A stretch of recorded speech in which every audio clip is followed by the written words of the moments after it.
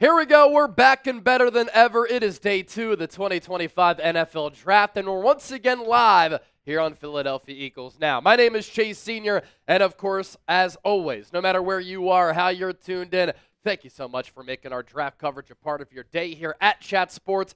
Alongside myself and producer Chip, we have Eagles fans rocking from every pocket of America and rolling with us from all across the globe. The best fan base in the planet. Already 170 people watching live as the Philadelphia Eagles will have 2 picks tonight in rounds 2 and 3. So coming up pre-draft here, we'll do a first-round recap here on the program. We're going to look ahead to day 2 of the NFL Draft. Again, rounds 2 and 3 tonight, and then rounds 4 through 7 as we get underway starting early tomorrow. So short rest, not a lot of sleep, but we're back at it because this is what we do. We will also be joined during our pre-draft show in the lead-up to the start of the second round by Pennsylvania Governor Josh Shapiro. We spent about 10 minutes with him a little bit earlier talking some Eagles, and of course we'll take a look at the top players available who the Eagles could draft. I do want to start off with this. Absolutely love what the Eagles did last night. Jihaad Campbell was a top 15 player in this class, in my opinion. He was a top 10 player on the Eagles' big board per Howie Roseman. The Eagles couldn't believe that he fell all the way to Philadelphia at 31. All they had to do was trade up one spot. They still have 3 fifth-round picks. So they gave up 1 to Kansas City. You'll do that, and they move up 1 spot to get a player who they really, really like. So I want you to grade the Eagles' pick of Jihaad Campbell down in the comment section. Let's give you some shout-outs. I see Gino and Joseph are going A. Who else? John Galt, A.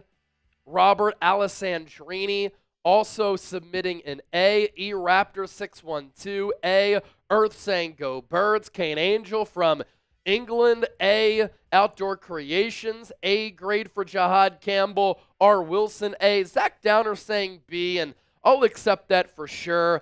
And a lot of A's continue to come in, including one from Big Dom. Stephen Carey upping it a little bit, going A+. And here's a look at Jihaad Campbell and what he'll look like in an Eagles uniform.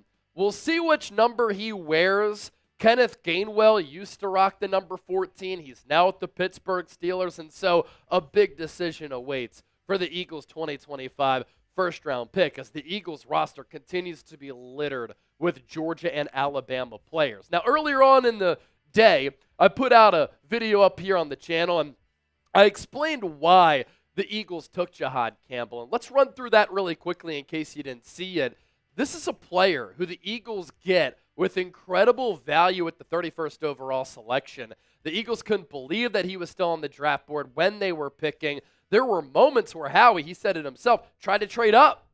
Jeffrey Lurie on the phone call with Campbell said, we were looking to trade up, and then we kept waiting and waiting and waiting after we got denied on those trade-up attempts, and you were there at 31, so we moved up 1 spot for Kansas City. I know a lot of people have said the Chiefs weren't going to take him, but you don't know if another team was going to trade with Kansas City and then take Jihaad Campbell. So Campbell, a top 10 player on the Eagles' big board. The Birds think that he is truly an elite player. I love his positional versatility, so too do the Eagles, and we discussed this last night. Now, I think that he's getting drafted more so as an off-ball linebacker, but once we did our instant reaction video, that was well before Howie Roseman and Nick Sirianni spoke to the media, they kind of talked about him as an edge rusher. Either way, he can do both, and I think that adds to the value of the player. And then as far as his athleticism, blazing sideline-to-sideline speed, he is a heat-seeking missile who's very aggressive, a thumper who doesn't shy away from contact. He's another chess piece for Vic Fangio, who has done wonders in developing the linebacker position. He was the best defender on that Alabama roster last year. What's interesting is that he was recruited as an edge, and so he has really interesting instincts on the defensive side of the ball. Another reason why I think the Eagles went this route, the future of Nakobe Dean is uncertain. One, he's entering the final year of his rookie contract. Two, he's coming off that knee injury that he suffered late in the year, and you don't know when he's going to be able to come back. And so Campbell alongside Zach Bond fascinates me. And you don't have a lot of linebacker depth on this team, either outside of Jeremiah Trotter Jr. And the Eagles said it themselves, right? This is a player who will impact the pass game. And we prioritize that as an organization, offensively and defensively. And so he can rush the quarterback and defend against the pass. There's no doubt that that shoulder injury is a little bit of a concern. He had a labrum tear that required surgery, so he could miss some time in 2025. But with where the Eagles are at, given how deep and talented they are, there's no rush to play Jihaad Campbell right from the get-go. Let's get to a couple of our sponsors, and then we'll get to your Super Chats. Continue to hang out here with us as round 2 and round 3. Our coverage is officially underway, but the official start of round 2 starts in under 44 minutes. Game time. Best seats at the lowest price guaranteed. Prices drop as the event gets closer. They specialize in last-minute tickets, and the more that you wait until the start of the event, the more that prices go down. Download the Game Time app. Create an account. Use the code CHATSPORTS, CHATSPORTS, for $20 off. Terms apply. First purchase only. You can see the view from your seat before you buy, so you know exactly what to expect when you arrive. Daily Fantasy Sports is also popping all across America, so rock with the largest independently run daily fantasy sports app in North America, our friends at Prize Picks. Right now, when you play $5, you get $50 instantly. You don't even need to win to receive that $50 bonus. It's guaranteed. You pick 2 or more players. You choose more or less on their projected stats, and right now you can win up to 2,000 times your money. There are also starting to be rookie more or less selections that you can choose from now that the NFL draft is underway. Pick more, pick less, pick Prize Picks. Run your game with Prize Picks. prizepicks.com/CLNS. Now let's get to some Super Chats here that are coming in. Johnny Bottles, $5 Super here at work. Just stopped in to say, go Birds! Also, Chase, please send the jerseys from yesterday in large if you could. Please and thank you. Johnny Bottles, I appreciate that. Johnny Bottles, Chip, one of our Super Chat MVPs. We have a few other Super Chat MVPs I think that we can show as well, as far as the people who greatly supported everything that we did yesterday. Bryce Blackwell was in the chat. He sent some Super Chats yesterday. Chase, my guy, strong pick. I say B+. Campbell can play a little bit. Can play. I have a little bit of a concern, I think he is trying to say, about the injuries, but I feel he'll be fine. I see a Dallas Goedert trade today.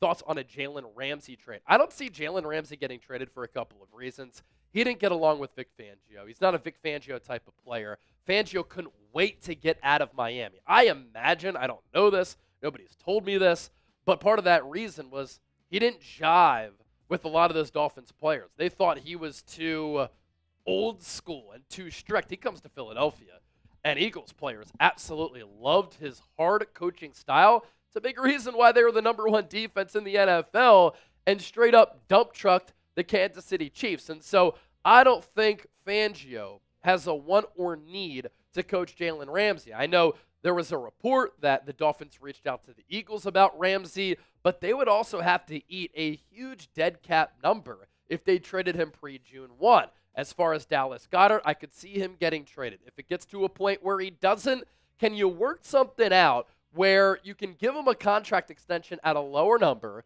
if you don't get a tight end who you really like and covet in this NFL draft, or do you have him play on the final year of his contract?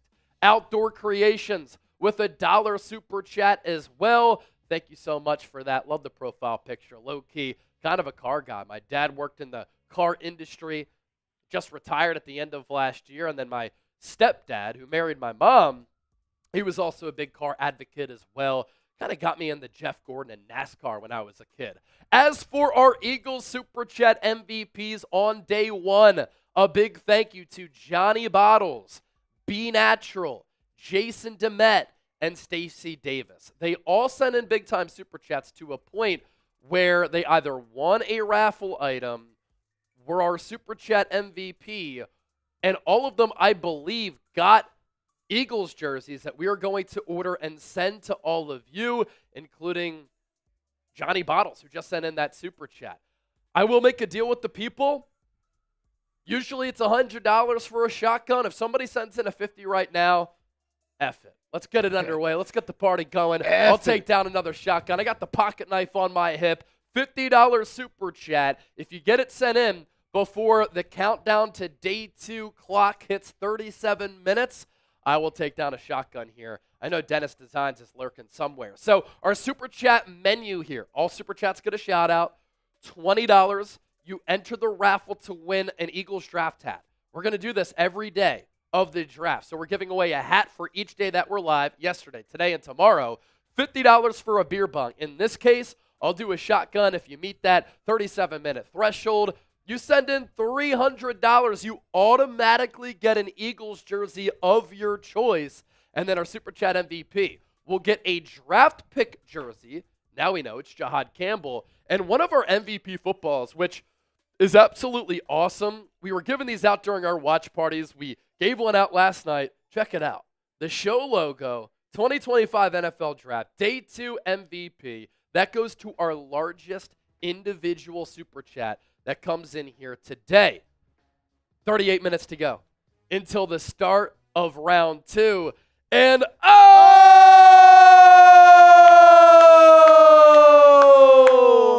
Don 76 is the Don. Making it rain, $50 Super Chat. Go Birds. Can't wait for the 2025 season. Let's run it back.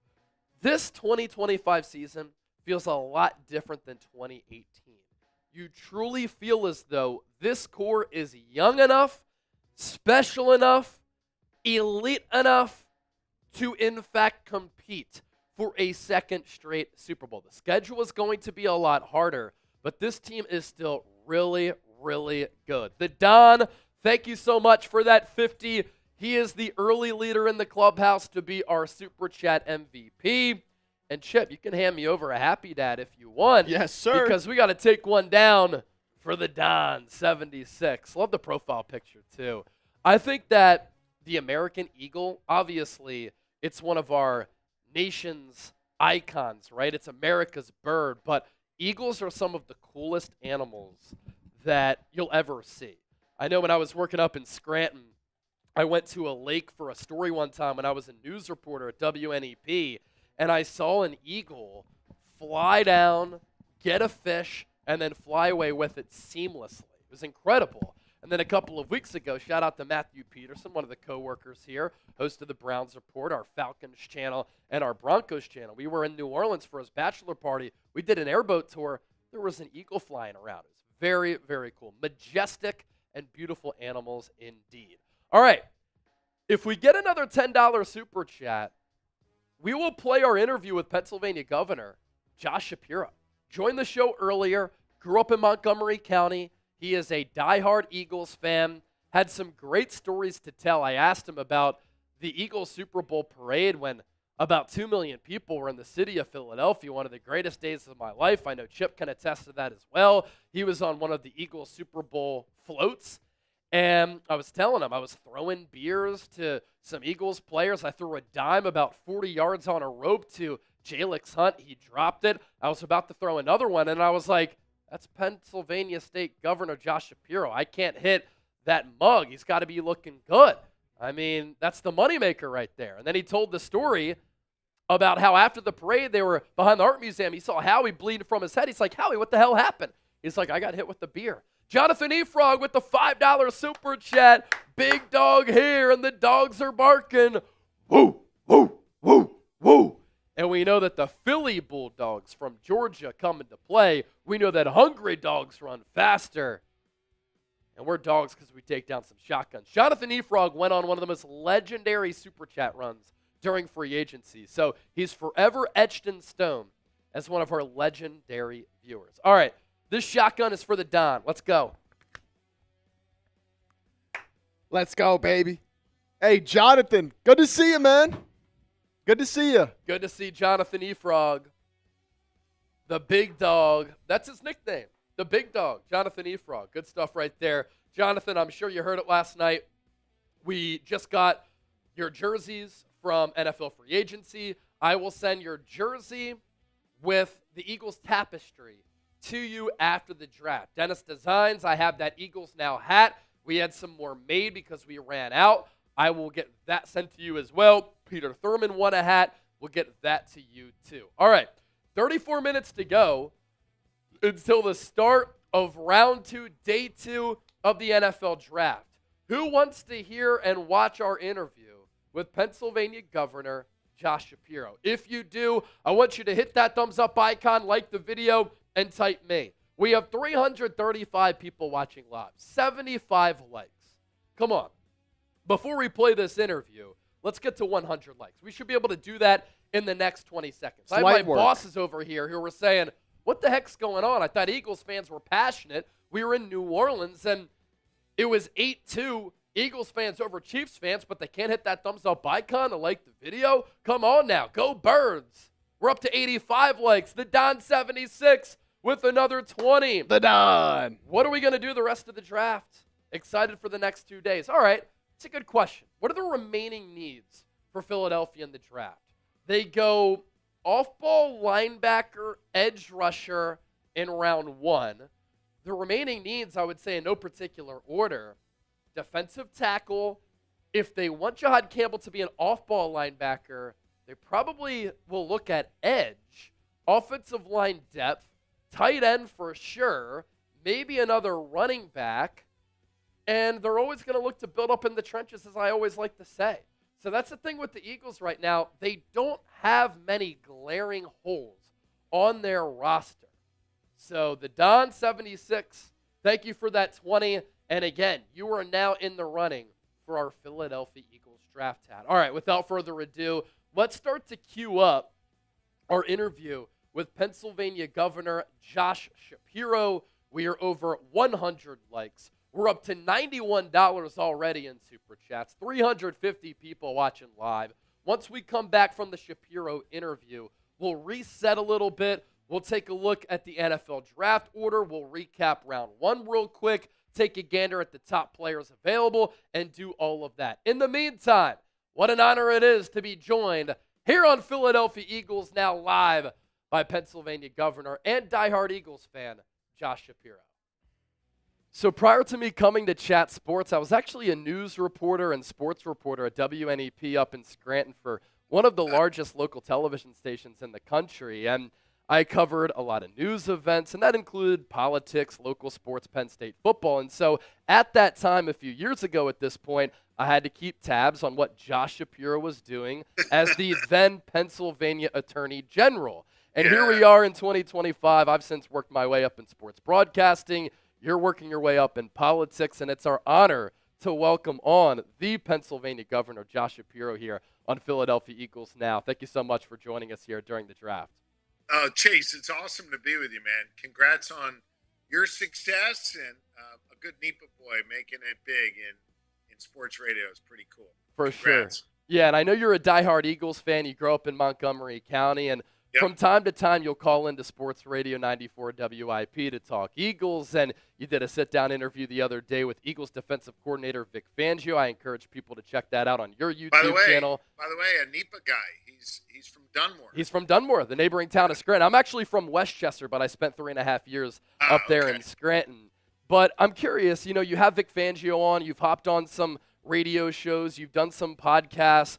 What is it about that you enjoy from a personal standpoint? And why is it important to kind of show people, hey, I'm not just a politician. We don't have to just talk state issues. I can talk shop and talk ball as well. I mean, first of all, I just love sports, right? So it's just who I am. It's how I grew up. I grew up as a 12, 13-year-old kid. I remember calling into sports radio for the first time. This is way back when it was on like 6:10 a.m. I don't even know if you remember that. I do. But it's just like how I grew up.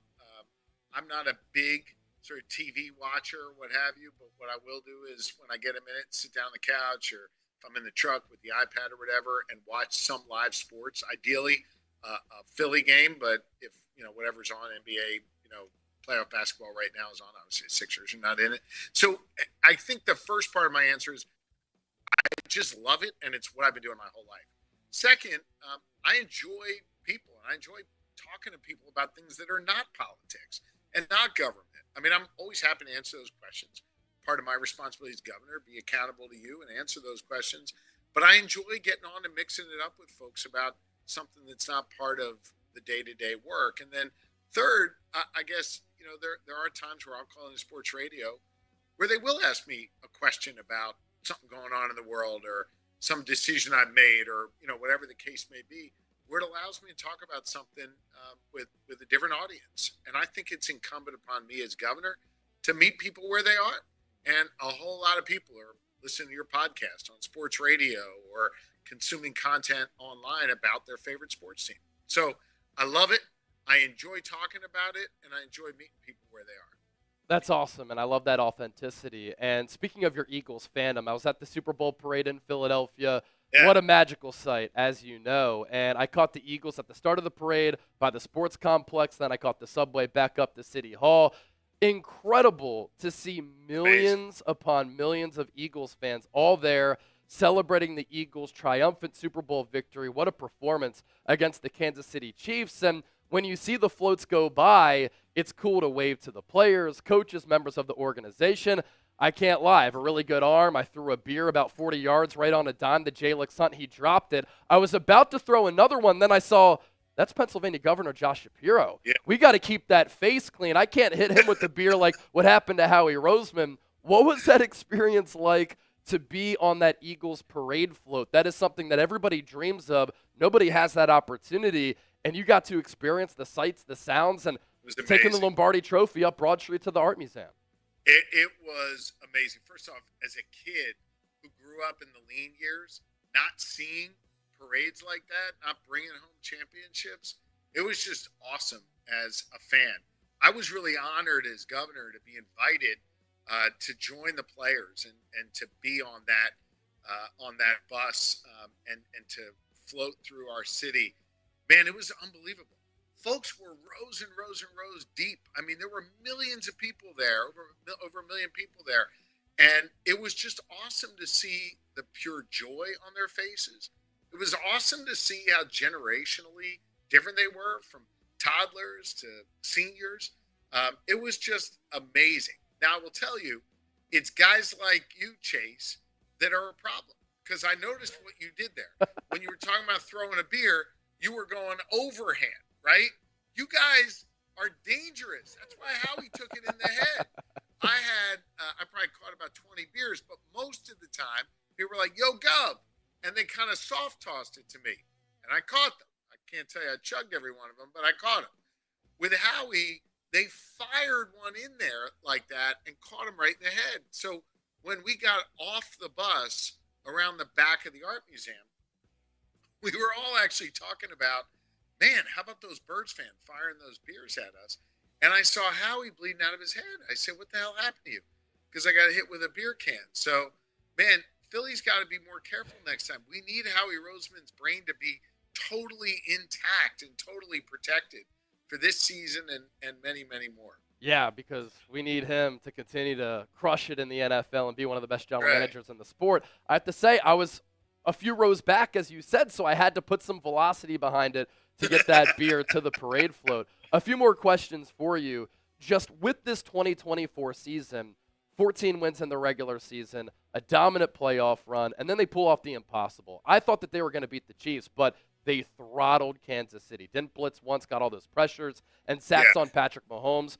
When you think back to this Super Bowl winning season, as the Birds win their second Lombardi trophy since 2017.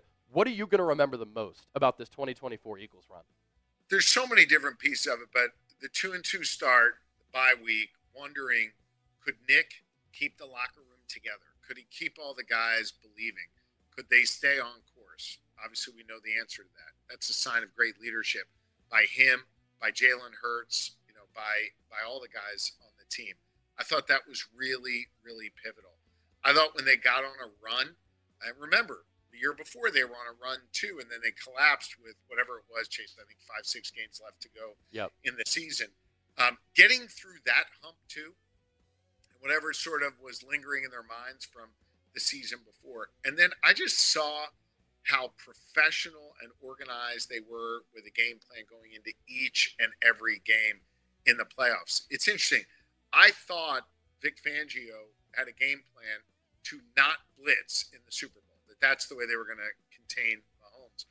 I had the chance to interview him the other day, good Dunmore guy. I thought it was important to highlight Pennsylvanians who do great things, and Vic is one of them.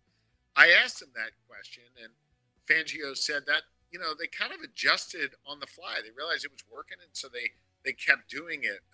I sort of thought that they had planned it that way. I think it was a little bit more organic.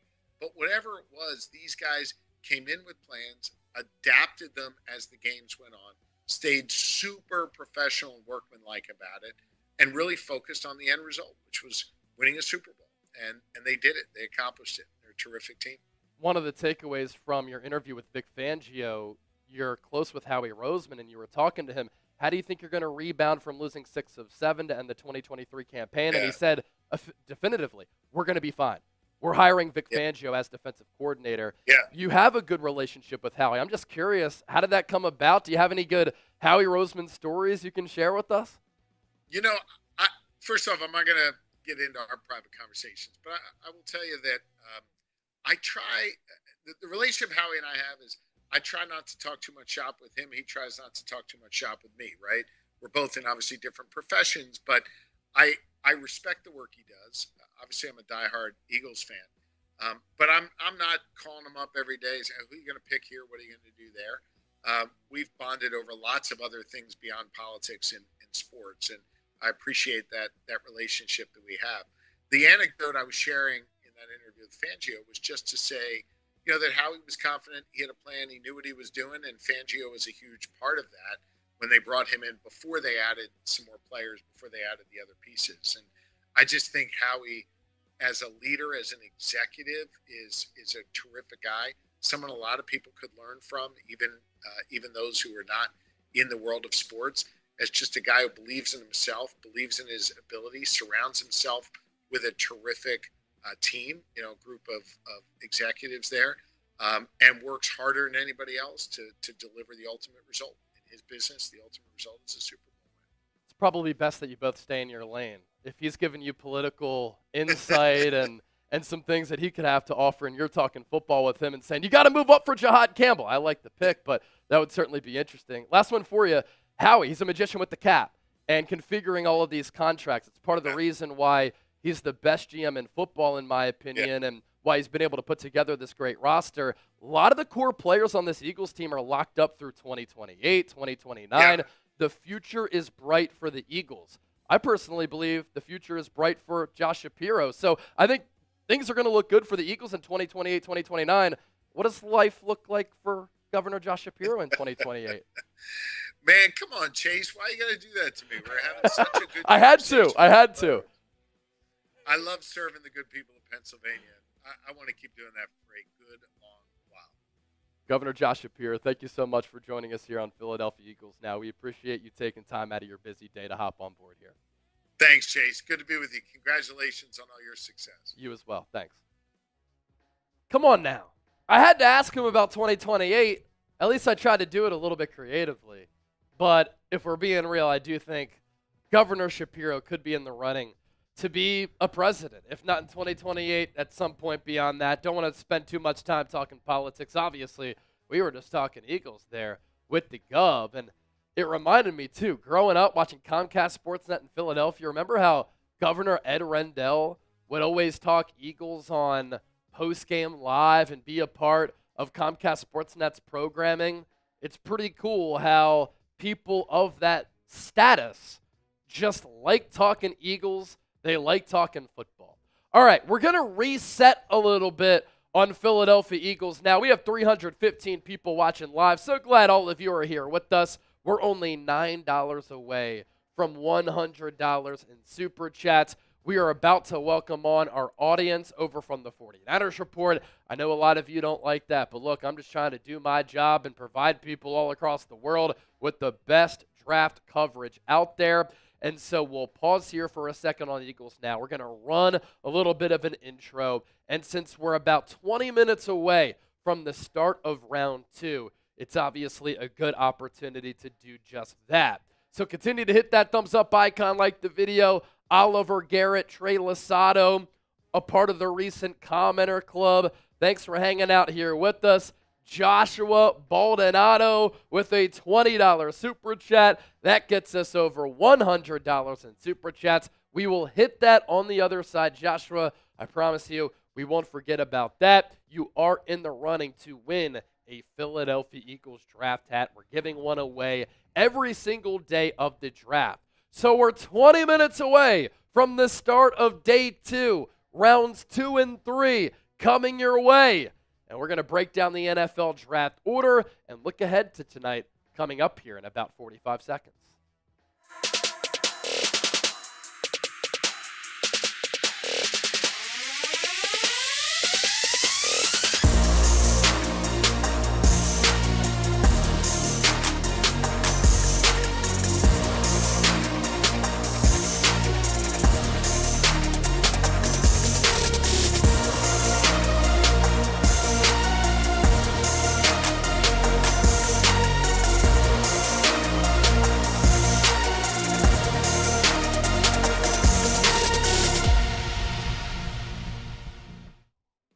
Here we go. Welcome into the show. It is day 2 of the 2025 NFL Draft. Rounds 2 and 3 coming your way. And we can't wait to talk about it all here on the program. We were live for about 6 hours last night for round 1 of the NFL Draft. And tonight, rounds 2 and 3, all getting started with pick number 33 in about 20 minutes.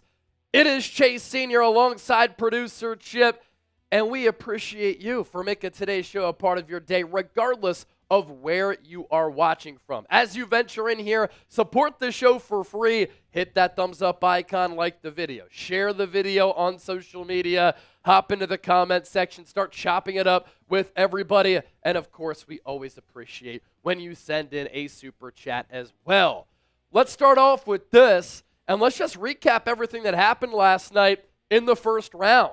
Really no surprises in the first 4 picks, in my opinion. I had Cam Ward, Travis Hunter, Abdul Carter, and Will Campbell going in the first 4 picks. But there was a wrinkle and a wrench thrown into those top 4 picks because the Jacksonville Jaguars, led by their young general manager, traded draft capital, including a first-round pick next year, to move up to number 2 to take Travis Hunter, cornerback and wide receiver out of Colorado. And so Cam Ward 1, Travis Hunter 2, Abdul Carter, Eagles fan, going to the rival Giants at number 3. He's my favorite player in this draft class. The Patriots go offensive line to protect Drake May with the 4th overall pick.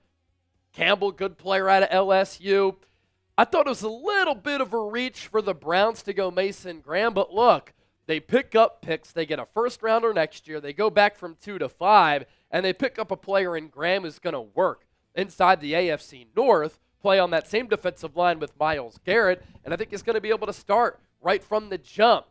Given what the Raiders have done this offseason, they clearly think that they can win or at least be competitive right from the jump in this new Pete Carroll era. They traded for and then gave an extension to Geno Smith. He's an excellent quarterback when he can operate off of play action, and so the Raiders draft Ashton Jeanty out of Boise State, who had nearly 3,000 yards rushing last year. And Jeanty is a player whose carries are going to matter right as soon as possible when he starts playing. And so the Raiders needed a player on the offensive side of the ball who could give them a spark. Jeanty's going to be able to do that. My favorite offensive tackle in this class, Armand Membou out of Missouri, going to the Jets at number 7. Some protection for Justin Fields after they gave him a 2-year, $40 million deal. I like what the Panthers did as far as bringing in McMillan, just adding a really promising weapon and a big-bodied wide receiver for Bryce Young, who played very well from about the midway point to the end of year 2. The Saints go Kelvin Banks, offensive tackle out of Texas at number 9. And this was an upset in my eyes. I'm a huge Tyler Warren guy. I like Colston Loveland. I'm just surprised that the Browns went Colston Loveland ahead of Tyler Warren. That screams Ben Johnson to me. Cole Kmet, I think the Bears are going to hold on to him, and they're just going to run a lot of 12 personnel because Ben Johnson liked to do that with the Lions the last few years. The San Francisco 49ers going with the uber-talented, freakishly athletic Michael Williams, edge rusher out of Georgia, good against the run, promising potential as a pass rusher, only 20 years old, and as a freshman, started on a Georgia team that won the national championship. So much information and analysis up on the 49ers report and talking about that pick. The Cowboys go Tyler Booker. I like the character, but the athletic testing numbers were dreadful, but they do have a history of hitting on picks along the offensive line. Kenneth Grant, thought he was going to last maybe until round 2, but the Dolphins need some defensive line help, so they get the boomer bust player out of Michigan in Kenneth Grant. Tyler Warren to the Colts at number 14. Excellent value there. Jalen Walker was the player who I wanted the Niners to take over Michael Williams. I like his versatility, but he's a little bit smaller, a little bit of a tweener. I do like the fit of him going to an Atlanta team that was dead last in sacks. As we know, Atlanta doubling down on defensive players in round 1.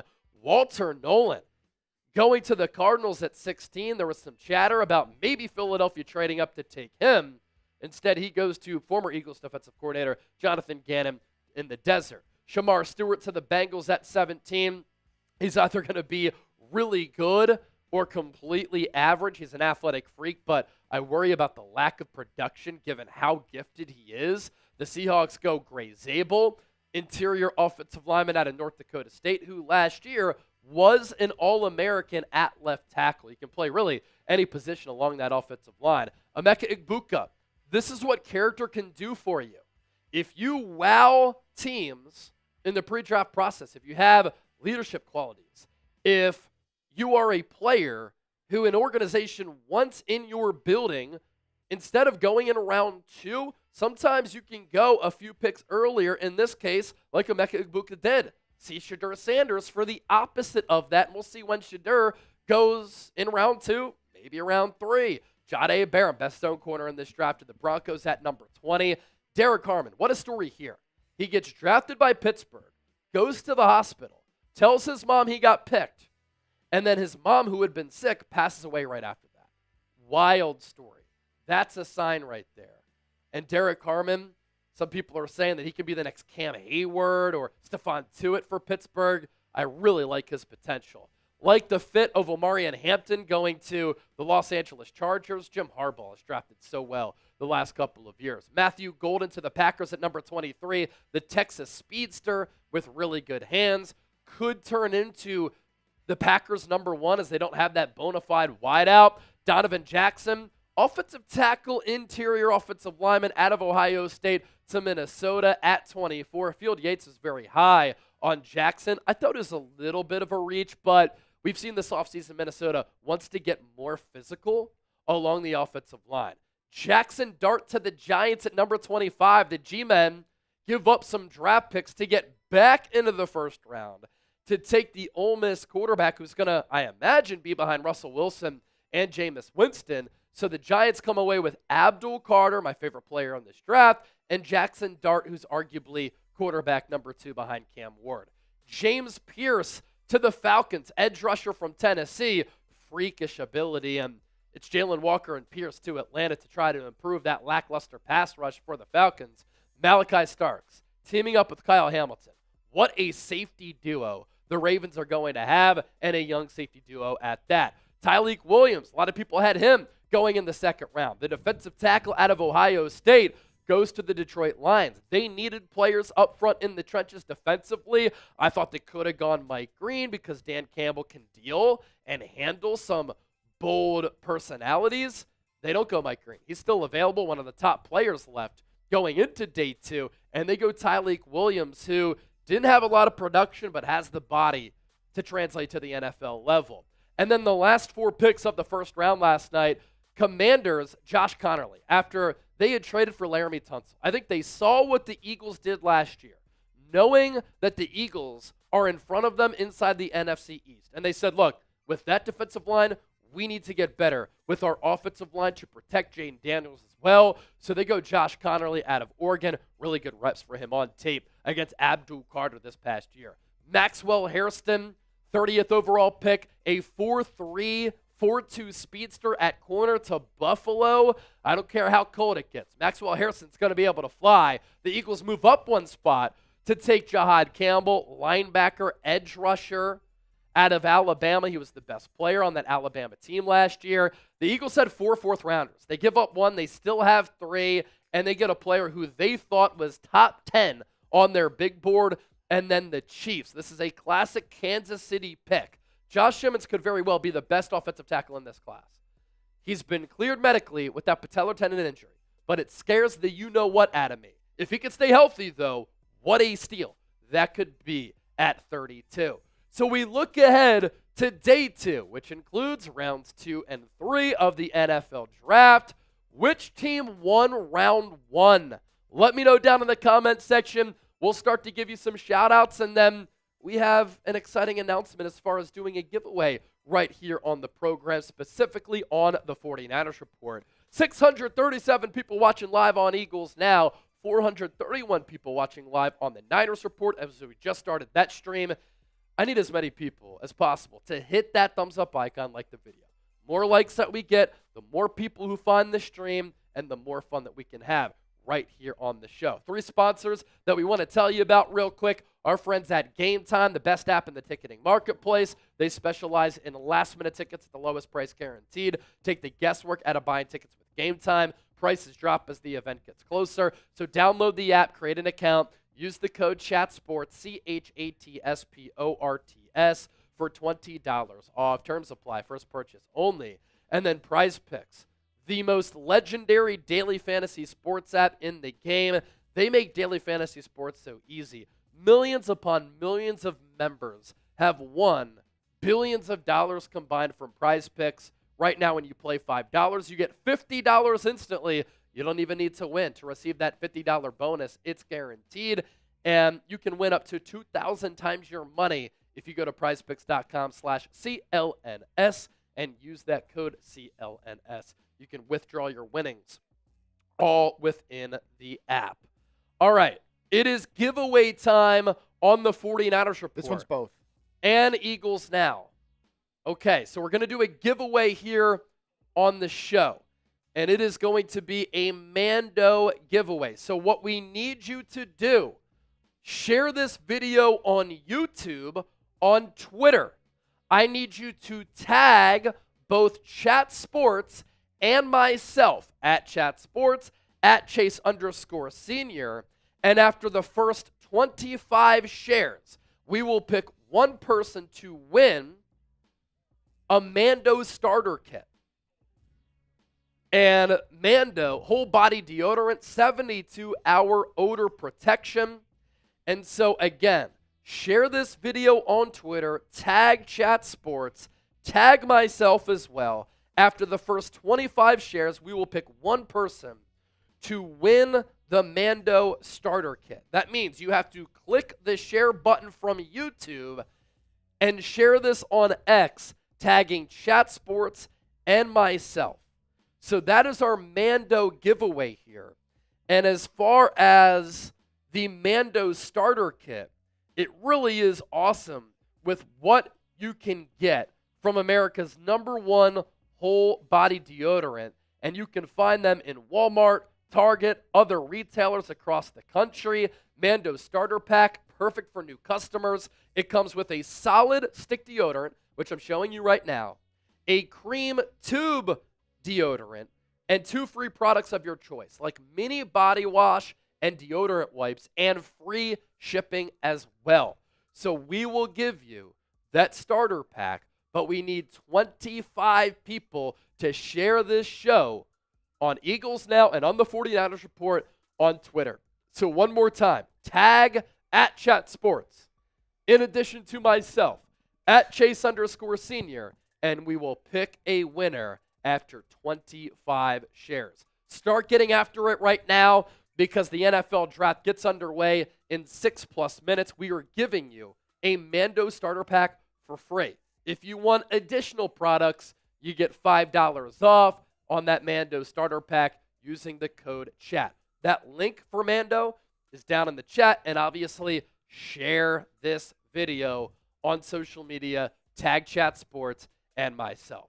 All right, let's get back to your super chats here. Joshua Baldonado with a $20 super chat. Thank you so much for your donation right there. And then Josh sent in another $10 super chat. Much love from California. And he says, go Birds. For those of you just joining the show, we're live on Eagles Now. We're live on the Niners Report. I host 2 NFL channels north of 100,000 subscribers. When you have 2 large entities like that are so successful, that reach millions of people every single month, we got to go live on both for a big event like the 2025 NFL Draft. And it's an honor to be your host on both programs. Our Super Chat menu, by the way, all Super Chats always get a shout-out. When you send in a Super Chat, $20 or more, you enter the raffle to win a draft hat from New Era. $50, I will do a beer bong.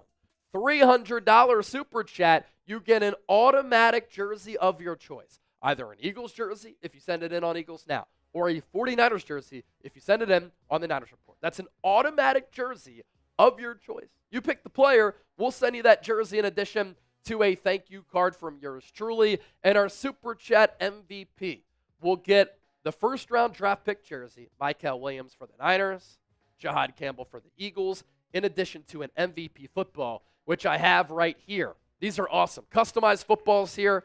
Eagles Now, Super Chat, Day 2 MVP, and then 49ers Report, 2025 NFL Draft, Day 2 MVP. I'll sign those for you, and we'll get those out to you as well. So that is our Super Chat menu. The draft is about 4 minutes away tonight. Rounds 2 and 3 live on YouTube on Chat Sports. Let's take a look at the upcoming picks. Now, Chip and I have worked so long together, he could just read my mind. Right when I was about to queue up the picks coming up here to start off the second round, he put it in the preview screen. I'm on it. And we're ready to rock. The Browns will get us started at number 33. I'm thinking they go young quarterback here. Will it be Tyler Shuck? Will it be Shadur Sanders? Could it be somebody else?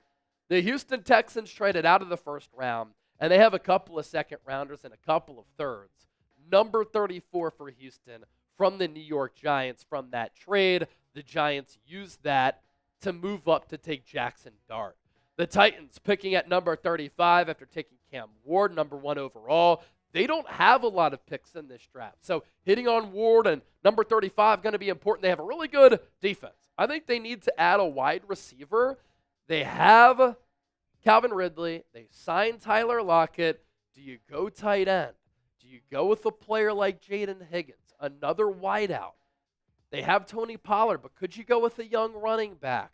Interested to see what the Titans do after bulking up the offensive line in free agency. The Browns have another pick, and number 36 overall came from that Jaguars trade last night when Jacksonville moved up from 5 to 2 and the Browns from 2 to 5. Cleveland, of course, getting a first-round pick next year from Jacksonville. The Raiders at number 37, Patriots at 38, Chicago Bears at 39, and the New Orleans Saints at 40. Then it's the Bears again after the Bears had gotten that pick from Carolina. I believe that was the Bryce Young, Caleb Williams trade in back-to-back years. The Jets are at 42. San Francisco 49ers finally on the clock there at number 43. Cowboys at 44.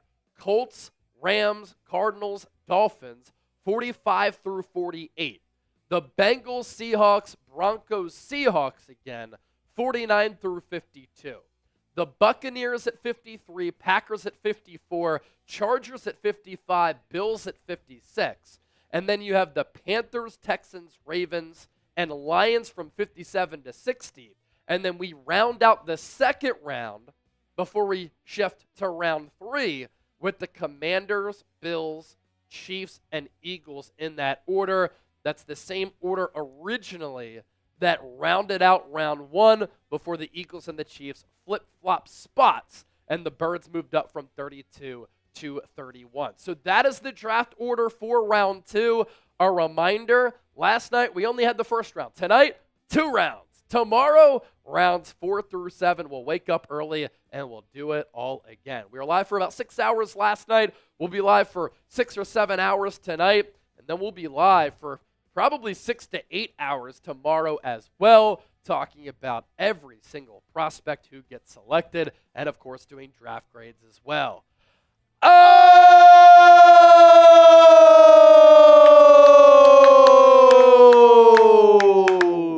There he is, Black Mask with the $100 super chat. He makes it rain. And how about that? That's the first super chat that we got on the Niners report. I also think Michael Williams is a lot like Alden Smith. Thanks for the Chubby's discount. Placed my order. Want to see the Niners draft a linebacker in round 2. Round 3, a couple of offensive linemen, not one. See, I like that strategy, and I tweeted this out. And by the way, you're welcome for the Chubby's discount. Thanks for using that. I tweeted this out earlier, and I think the Niners specifically could go in a couple of different directions here on day 2. The player who I would like to see the Niners draft the most at 43 is Ariante Ursary, the offensive tackle out of Minnesota. And I think a trade-up is even worth it if needed. Experience, massive size, great scheme fit for Kyle Shanahan's outside zone. He's powerful, comfortable getting out in space on pull blocks. He can replace Trent Williams down the road and maybe compete with Colton McKivitz from the get-go. You mentioned linebacker, though, Black Mask. And UCLA linebacker Carson Schweischinger could also be an interesting choice for San Francisco there at 43. Linebacker is a huge need. The Niners also need to address defensive tackle. So some players to watch in the 2nd and 3rd rounds at defensive tackle: Darius Alexander, Toledo; Omar Norman Lott out of Tennessee; Shamar Turner, Texas A&M; TJ Sanders, South Carolina; Alfred Collins out of Texas; and Aeneas Peebles out of Virginia Tech. Another need going into day 2 for the Niners is cornerback. And some interesting cornerbacks are also available and still on the board, headlined by Will Johnson, who a lot of people thought was a top 15 player in this class, but lower body injuries are definitely a huge concern. So Black Mask, thank you for the $100 super chat. He becomes our super chat MVP on Niners, and that's the number to beat. Dennis Design sending in a $20 super chat on Eagles Now. Hey, Chase and Chip. Chase, did you get my email? Great job last night. Go Birds. I haven't checked my email today. We are a Slack company, but let me check. Dennis. Good to see you, Dennis. Oh, okay. So Dennis, trying to meet Carol. Might meet her on my drive up to NYC. If you can forward her email, we can coordinate the meetup. You can confirm with Carol if you want. All right, Dennis. Let me send you Carol's email. Let me get that to you.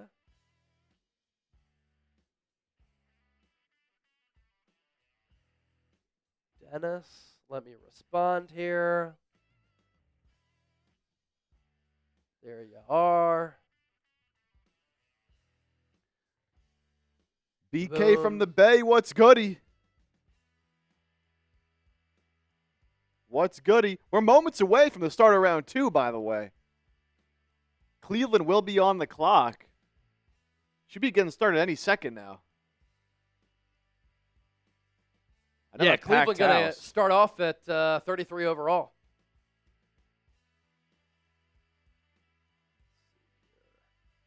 All right, we are all good. All good, all good, all good. All right, let's see how many people have shared this video, tagging me on social media. Peter Burke sharing the draft video. You love to see it. John Jensen, I see you as well.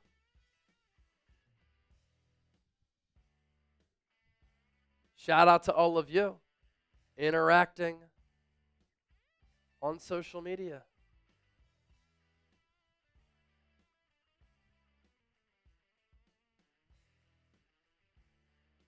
All right, good stuff. Roger Goodell taking the podium here as round 2 about to get underway. Uh-oh. That's Goodell up there, baby? Roger Goodell. You know what that means. You know, Roger Goodell always gets booed anytime he's at the NFL draft, so spam those boos in the comment section right now. Boo! Boo.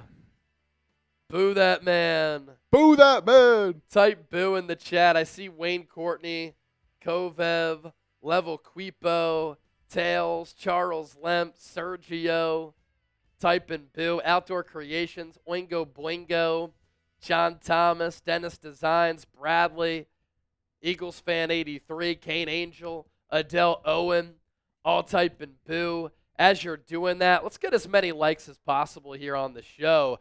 As Ernest Weaver sends in a $50 super chat, and Ernest makes it rain. We'll pop that super chat up here in a bit. What's cool about what the NFL is doing, a lot of former NFL players are making the picks for their respective teams that they used to play for in the NFL draft. And so a lot of those players up on center stage in Green Bay, Wisconsin, as once again, we have a great crowd for the NFL draft. There were more people on hand for the NFL draft last night in Green Bay, Wisconsin than people live in that city. It's by far the smallest market in the NFL and the smallest city for any major United States professional sports team. Incredible to see a sea of people outside Lambeau Field in Green Bay, Wisconsin. The NFL is king. Ernest Weaver, a $50 super chat, and he says, I think the Eagles need to start thinking about Lane Johnson's eventual replacement. You know, we always know that Howie Roseman is looking to build up the offensive line and defensive line. And just because Lane Johnson is still playing at an elite level, the best right tackle in football, that will not keep Howie from addressing that position at some point either this year or next year. Now, Lane Johnson did sign a contract extension, and so he's under contract through, I believe, 2028. The Eagles gave him a big pay bump. I will say this, though. If he were to get hurt, it would be a concern for Philadelphia. Their offensive line depth at offensive tackle is not great, and their win-loss record when either Lane plays or he doesn't is drastically different. And so some offensive linemen who could be available for the Eagles of their liking on day 2, Charles Grant out of William and Mary, Anthony Belton out of NC State. They are really, really good players. Oh!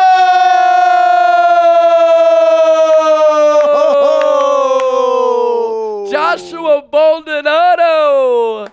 Right on cue. We're talking about the trenches, and he said, let's get more beef in the trenches. Go Birds, Ava. How about it? Joshua Baldonado with the 100. And hey, I did not forget for Black Mask, for Joshua Baldonado, for Ernest Weaver. The NFL draft, round 2, is officially underway. And we got to start taking down some shambong. So let me just rip a couple of these. Let's take one down here. Shout out to all of you. Make it rain, Joshua. Let's go. Joshua makes it rain. Earl had made it rain. Earl, this one's for you, my brother. And then lastly, Black Mask with the 100. Whew.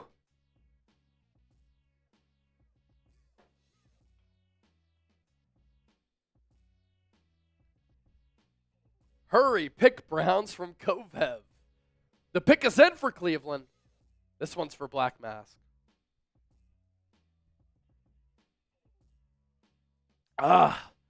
If somebody matches the $100 super chats from Black Mask, and then our guy, Joshua Baldonado, I'll take down another shotgun here. Shoot, if I'll somebody match you. matches that 100, I'm taking out a shotgun. And Chip, what'd you say? I'll match you. I'll do my first beer bong of the All night. right, Chip will do his beer bong if we get another $100 super chat, but it has to be before pick number 34. The pick is in for the Browns at 33, but the clock is on. Let's go.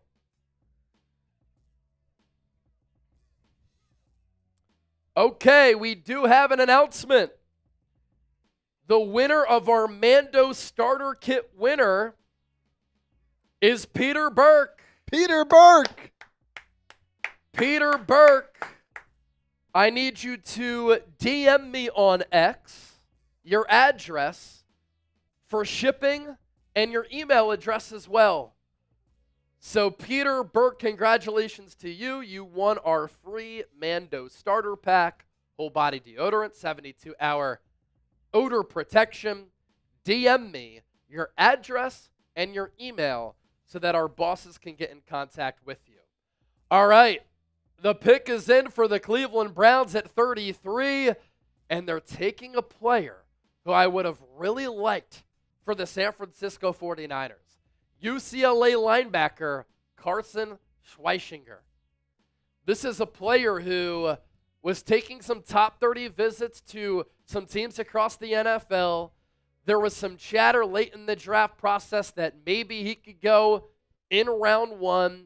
He becomes the first selection of the second round in the 2025 NFL draft. And so pieces of the puzzle for this Browns defense: Mason Graham, Myles Garrett, Carson Schweichinger. Garrett signed to a contract extension this offseason. Graham drafted at number 5. Schweichinger taken at number 33. He's a little bit undersized, but he's a quick and quality tackler who holds up very well in coverage. Great processing and feel for where the ball is going. In today's NFL, you can really get away with being a smaller linebacker because the game has become more finesse about speed and the offense spreading things out. Now, we've seen some teams counter that, like the Niners and like the Eagles, going physical and run heavy. But in coverage, this is a player who can really hold up well. Tackling machine last year for UCLA, 136 tackles, 9 TFLs, 4 sacks, if you want to include him as a blitzer, and then 2 picks. So the Browns continue to load up on defense, and they're going to play a lot of games next year that are going to be like 13-10, 16-13 in that tough, rugged, physical AFC North with a lot of bad weather. And who's going to be their starting quarterback? Is it going to be Joe Flacco? They traded for Kenny Pickett. They don't take Shadur Sanders here, but they're back on the clock here in a couple of picks. You have Houston coming up at 34, Tennessee at 35, Cleveland again at 36. Could they go Tyler Shugg? That is a possibility. As for the Texans, their pick is in. One of the good reasons why people continue to come to us for their draft coverage is we always have the picks prior to the selections actually happening. The only place you got to go. Look at that. Pick is in. NFL Network ain't taking down shotguns and shambongs and giving away items to our great viewers. And going to the Houston Texans, I thought they could go offensive line here. Instead, they get another wide receiver and weapon for C.J. Stroud as Stroud goes into year 3. This is another player who I am a big fan of. Jaden Higgins, the wide receiver out of Iowa State, plays like a power forward, can win the 50-50 balls. His comp, according to Daniel Jeremiah, is Nico Collins, and now he's going to be on the same team as Nico Collins. Of note, the Texans let Stephon Diggs walk. He got a bag from the Patriots. We're not sure when Tank Dell is going to come back. And the Texans under D'Amico Ryans. They play physical on defense. They're trying to play physical on offense now. Nico Collins and Jaden Higgins will help them do that. Great in contested catch spots due to the catch radius, the size, and length. Awesome hands. Only 3 drops over the last 2 years. Not really a quick route runner, but he's a savvy one. And he ran pretty well in the pre-draft process. A little bit faster than what you would think at that size. Here's the thing, too, with Jaden Higgins and why I liked him as a Niners target. He loves blocking. And he met in the pre-draft with San Francisco. Goes way earlier than when the Niners were on the clock. Last year, he was playing with Jalen Noel, the other wide receiver at Iowa State, and he still had 87 catches for nearly 1,200 yards, 9 touchdowns, average yards per catch of 13.6. And when you get a player that size who runs a 4.47, who is tough, physical, has good hands, who likes to run block, who has consistent production, whose size is going to translate to the NFL level, he's worthy of this second-round pick. Now, I thought he could last a little bit longer, but he goes to the Texans with the second pick of this second round. We have a trade alert. Trade alert! The Titans are trading out of 35. I had mentioned just moments ago they don't have a lot of picks in this draft. Of course, they took Cam Ward number 1 overall. They were slotted to pick at 35. Instead, they move back to 52 in the second round, and they pick up a third rounder at 82 to get some additional draft picks here. And so the pick is in for the Seattle Seahawks. Of course, of note for Seattle this offseason, sign Sam Darnold to that 3-year contract. All right, what direction does Seattle go? Took Gray Zabel in round 1. I mean, they traded up a good amount here. That's jumping nearly 20 spots, giving up a pretty valuable third-round pick. There's someone here that they're eyeing up. Yeah, and this makes sense for Tennessee, right? I mean, you're a rebuilding team. You're going to start a rookie quarterback most likely. Get some more picks to help streamline that rebuilding process. And the pick is in, and I can understand why they made this move here. This is a player. Okay. That This I is like. a classic Seattle pick. Oh, yeah. This is a classic Seattle pick. You think back to the Legion of Boom days when they had Cam Chancellor and Earl Thomas on that back end with Richard Sherman at corner. They were athletic. They were big, physical, fast, long. The Seahawks are taking Nick Emanwari, the safety out of South Carolina. Chip, we might have to grab the relative athletic score because it's one of the most incredible RAS scores you will ever see. This is a modern-day strong safety with truly elite physical traits, mostly showed growth as a tackler, has the frame to be elite there. Sometimes the issue is field diagnosing, overrunning plays, taking himself out of position to make a play. Sometimes he plays more finesse than he should at times. But think about where he's going. He's going to Seattle, rich defensive tradition, under Mike McDonald, who used to be on that Michigan staff under Harbaugh and on that Ravens staff with the other Harbaugh, right? Jim and John. And Emanwari, you watch him play, he's really a fun player to watch. And we're about to show you his relative athletic score because it's nutty. If you've been watching the show, you know all about the RAS scores by now. It is a scale of 0 to 10 on the athletic scale from MathBomb. Nick Emanwari earned a perfect 10 in Indianapolis, measuring in at 6'3", 220, 20 reps of the bench press, vertical of 43, broad jump of 11 feet, sub 4.4, 40-yard dash. And so I like what Seattle has done in the first 2 picks. Gray Zabel, round 1. Nick Emanwari, strong safety in round 2. And clearly, as Chip alluded to, they really like the player. That's why they're moving up the draft board to take him and making that trade. Man, you're talking about a guy who is 6'3", with a 43-inch vertical. This guy could probably win a dunk contest. Ridiculous. I wouldn't be surprised. Like this is like Zach LaVine. I mean, in terms of athleticism, this is nuts. Absolutely insane. Probably even faster than LaVine. Man, grade that pick. This is probably about the area you'd want him to go. So I don't know if I'd call this like an absolute steal, but I'd want to be the team to take him instead of the team who has to face him. I'll tell you that much. Now Seattle the Niners want to face him twice a year. Very good player. Could have gone in the first round. Yep. Richard Sherman announcing the pick for Seattle. Next is Cleveland, Las Vegas, New England, Chicago, New Orleans, Chicago, Jets, and Niners. Grade the pick of Nick Emanwari. B, B, D. People don't like it, huh? Now, I could see a lot of Niner fans not liking that because this is a player who you have to face twice a year. Yeah.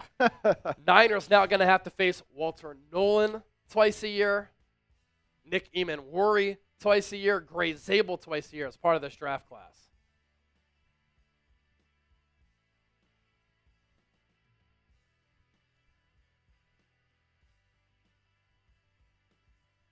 Some Eagles fans, Outdoor Creations, John Thomas Carroll, the DB Dragger, TLZ Riot, all go in a semblance of A. Craig Smith, D. Cardo, B+. The Bear of War, A. Pick is in at number 36 for Cleveland. Wow. So the Cleveland Browns move on from Nick Chubb in this post-Nick Chubb era, and they are taking his replacement. And it is Quinshon Judkins over Travion Henderson as the first Ohio State back to get drafted this year. That will surprise some people. And that is the evaluation that the Browns have made here to take Judkins over Travion Henderson. 5'11", 221 pounds. The Buckeyes forming a great running back duo this past year with Judkins and Henderson. 194 carries en route to the national championship, more than 1,000 yards, 14 touchdowns. Judkins has fantastic combination of size and speed with the ability to run with violence. Again, think about the division that he's going to be playing in. Really good initial burst, hard to tackle. Volume dipped with Ohio State in 2024. So did his efficiency. But still, he put up really, really good numbers. Yeah, and you said it, Chase. Him going before Travion Henderson. Definitely a bit of a surprise. But both very talented backs. Yes. Ray Rogers coming in with a $2 super chat. Now, this was when Emanwari got picked, so he's not talking about Judkins here. But said that's what wanted the Niners to pick when talking about Emanwari. I don't think there was, not that it's that far of a fall, but somebody was going to take him in that top 5-ish of the second round.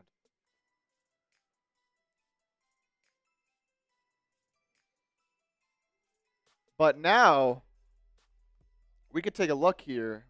Well, that's already 4 picks down in this second round with the Browns picking at 36. So we'll have the, let's see. We'll have the Raiders on the clock at number 37, followed by the Patriots, Bears once again via Carolina, the Saints at number 40, then Bears, Jets, then Niners. So about 7 picks away Yep. for the Niners right now. And still, Will Johnson sliding down the board. Mike Green still on the board. I don't think the Niners would double up there, but I mean, Mike Green's a guy that, talked about possibly taking round 1. Yes. Yeah, Mike Green's one of my favorite edge rushers. But I did say that under one condition, right? As long as the character stuff works out. Teams are clearly a little bit worried about that. It's not working. So upcoming picks, as Chip had mentioned here. Yes, we can go back to the ones. Browns at 36, Raiders at 37, Patriots at 38, Chicago at 39, New Orleans at 40. Then you have the Bears again, Jets, Niners, Cowboys. So closing in on the San Francisco 49ers, making their second pick of this draft. Another Super Chat coming in on Eagles now. We're up to $300 in Super Chats. Let's go. We also have a trade. Miami and Las Vegas. Oh! Was wondering why I was taking a little bit of time for this pick here.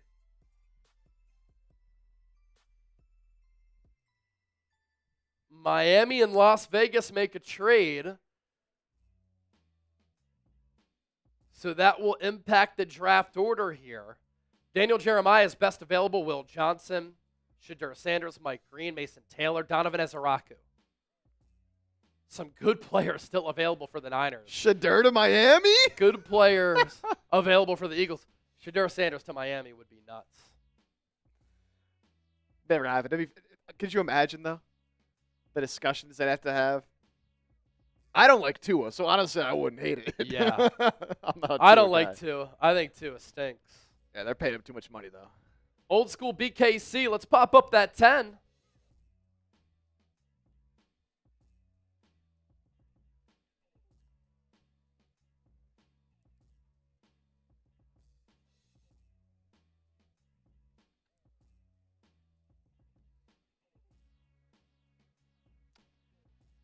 Old school BKC. Just a $10 Super Chat right there.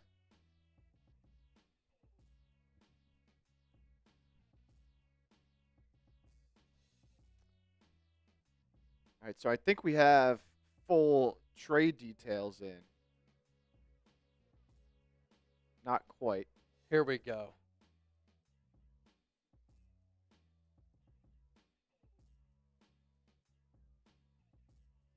Oh, that tweet makes no sense.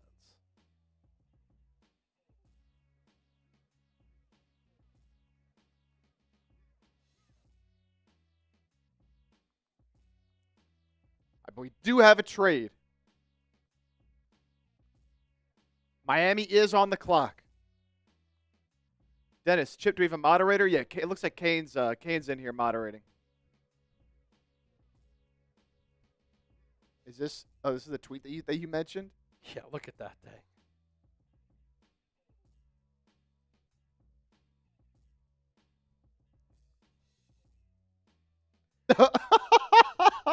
What? Okay. Dolphins make their pick and they address the offensive line.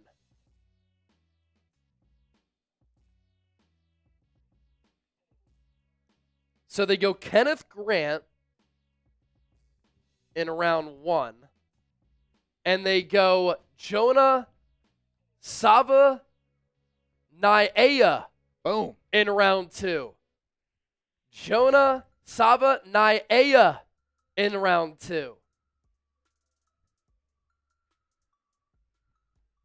Gonna be a guard at the next level. 6'4" and 1/8, 324 pounds. Did give up 4 sacks last year. One of Tet McMillan's teammates and one of the few Arizona players who's going to get drafted this year. Good frame, fantastic length, especially for a move to guard. So he did play offensive tackle at Arizona, but that's just not going to fly at the next level. And that is why some of his Pro Football Focus numbers were down last year. He can absorb and engulf defenders in the run game with the size. Does struggle to recover once he gets beat, but that's at offensive tackle. And so you slide him to the interior, and you like the mass and the girth that he can bring to the Dolphins at guard and trying to protect Tua Tagovailoa and get that run game going, for Mike McDaniel. 75.9 overall PFF grade. Now, it's interesting. He was an oversized offensive tackle, too slow for that spot, but his pass blocking grade was really good at 82.7. But getting out in space, which is something that you probably have to do under Mike McDaniel, he did struggle at tackle. Don't have to move as much as a guard. So the run blocking grade there, 64.2. Here are the trade details. So the Dolphins received 37 overall and a fifth-round pick at 143. The Raiders moved back from 37 to 48, and they get a third-rounder at 98 and a fourth-rounder at 135. I like that for Las Vegas. I like it for Miami. There's one thing about Miami which has been a really consistent theme with that team for a long time, especially the last couple of years. They are so soft.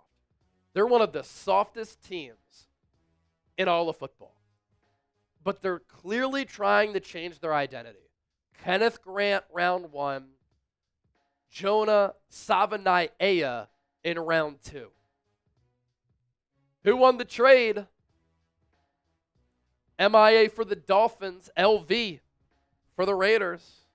I don't mind this for the Raiders, man. No, I like it. I mean, you're getting a third to move Yeah. back from 37 to 48 and a fourth. Yeah, I like it. Because people have talked about in this draft, too, like, the difference between, the 35th best player and the 50th best player isn't all that different. So you move back 11 spots, still going to get a similar player here. And you pick up number 98, another top 100 pick. I'm going to go LV. And it seems like a lot of people agree. Good trade for the Raiders. Sacred Intuition, though, going with Miami. Big Bory, it was fair. I do think it's relatively fair in terms of the compensation. I wouldn't say, that the Raiders fleeced them or anything.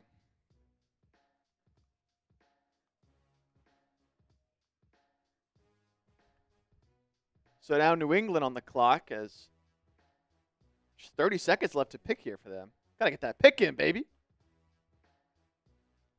I mean, Will Johnson's still on the board. Ariante Ursary to the Niners. Injected into my veins.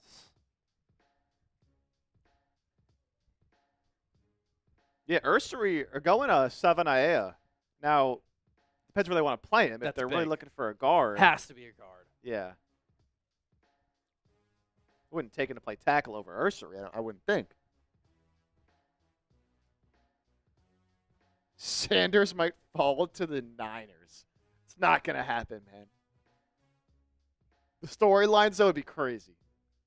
If the Niners took Shedeur Sanders. Oh. What if New Orleans can just get Shedeur? I think Here they in should. 3 picks. I think they should.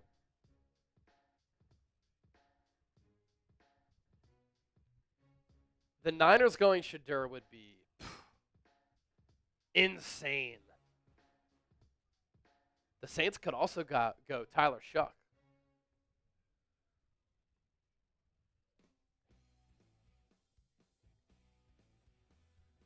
All right, New England pick is in.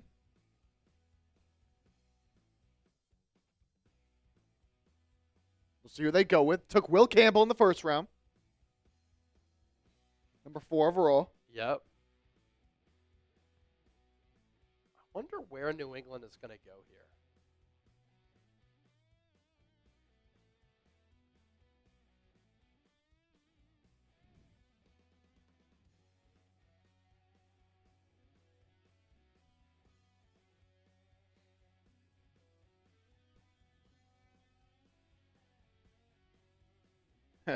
I like this from Carroll. No, Patriots. You can't have A.J. Brown.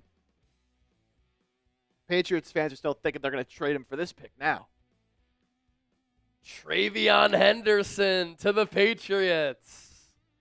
Drake May gets a weapon. So you go Will Campbell, 4th overall, offensive tackle. Some people have concerns about the shorter arms. I don't really. to protect Drake May, and then you get a running back for Drake May to hand the ball off to, and Travion Henderson, who, in a little bit of an upset, went as the second Ohio State running back behind Quinshon Judkins. Henderson was extremely productive throughout his entire Ohio State tenure. 5'10", 202 pounds, not as built or sculpted as Quinshon Judkins, but Ohio State had two running backs who both went over 1,000 yards last year. Henderson, probably more of an explosive big play threat who has the juice and offers plenty of pass catching value too, so he's different from Judkins in that way. Really thrived in Chip Kelly's gap run calls last year. Chip Kelly, now the OC for the Las Vegas Raiders. Some spotty vision and pacing, won't be a churner through tight run lanes, but you put him out on a wheel route, he's comfortable catching the ball, and he's a good pass protector, which of course is important to put him in that backfield alongside Drake May. Production excellent last year, 144 totes for more than 1,000 yards, 10 touchdowns, and he became very well known at Ohio State over the last few years, being a highly productive player who played in a bunch of big games and performed extremely well. He had over 1,000 yards in 2021, 1,200 with 6.8 yards per carry. That led the country 15 touchdowns. Only played 8 games in 2022, but averaged 5.3 yards per carry. In 2023, 926 yards, 5.9 yards per carry. And then this past year, over 1,000, 7.1 yards per carry. 42 touchdowns in 47 games over his career for Travion Henderson. Let's get back to your Super Chats here. Seymour Butts 82. Love the username right there. Yeah. Everybody loves a good butt. Thanks for all the Niners content you put out for us, Chase. What direction do you think the Niners go with this pick? They can go all types of ways. I hope that Ariante Ursary is available for the Niners, but the Bears concern me as they're on the clock. They could go offensive tackle. New Orleans did go Kelvin Banks, but shoot, Trevor Penning stinks, and they had an offensive tackle retire, so they could double up. They could go Shadur. Chicago's on the board again. If the Bears get Ursary, man, I'm going to be bummed out because I don't think the Jets go offensive tackle again after going Armand Membou, and then the Niners are on the board. So I think the Niners, in some way, shape, or form, they either go offensive tackle, linebacker, or defensive tackle in no particular order. Austin Scarberry, $10 super chat. What's up, guys? It's been a while. Austin, I hope all is well with you. Those of you who watch the show know that Austin is a legendary super chatter. Oh, yeah. He has sent in so many big-time supers. And Austin, now that you're here, hey, man, I'll offer this up to anybody. $100 super chat. I'll do a shotgun and chip. We could put up our super chat battle if we want. Yeah, it's a good one. Because Eagles now is at 300. Niners report is at 116. Can the Niners report close that gap a little bit? Let's see. Pick is in for Chicago. I'm worried this is Ursary.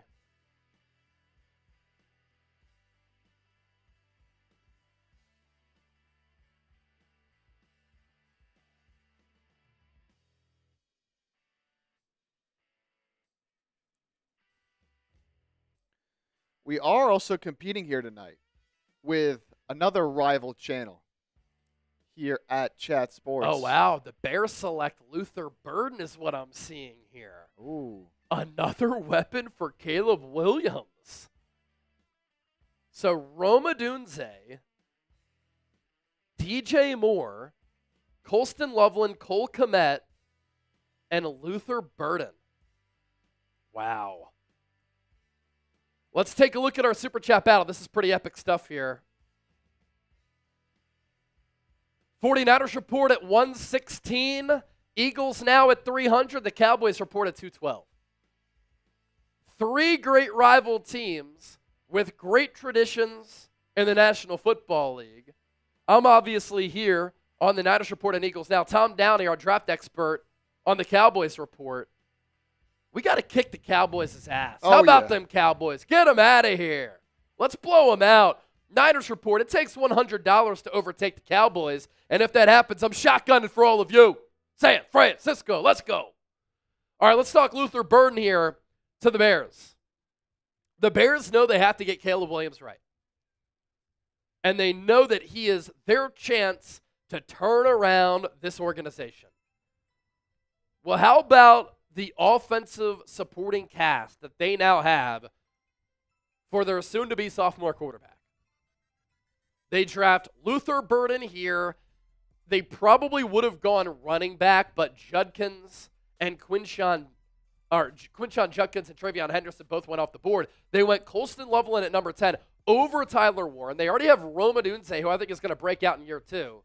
And they have DJ Moore. And they loaded up the offensive line. I like what Chicago is doing here. So Luther Burden, I thought he could have been a first-round pick, but he had an okay 2024. If he would have came out last year as a loose athlete, dynamic yak guy, he could have been a first-rounder. Excellent picking up yards after the catch, as I mentioned. Makes players miss. Strong in contested catch situations as well. Heavily used in short areas. Questions about his route tree and ability on the outside, and that's why NFL teams had Missouri send them clips of Luther Burden running routes while at Mizzou. 80 targets this past year, 61 catches, 676 yards, 6 touchdowns, 11.1 yards per pop. His NFL comparison from Daniel Jeremiah, Jaden Reed. Not a bad one. You can get him the ball on bubble screens, and then you can throw it up to him, and he can come down with it. Oh!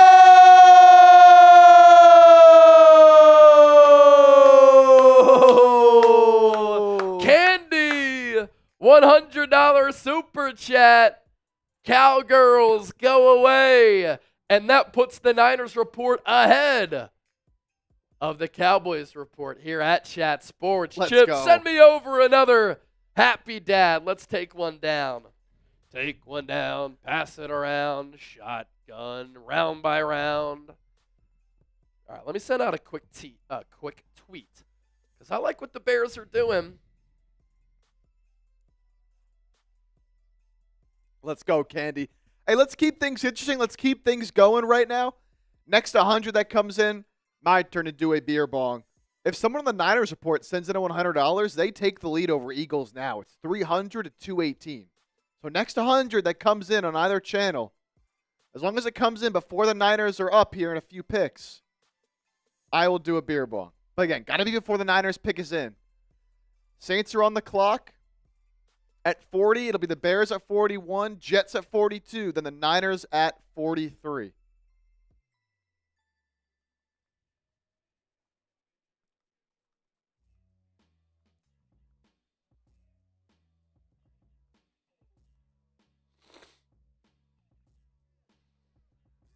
So Saints on the clock. The Saints go quarterback here.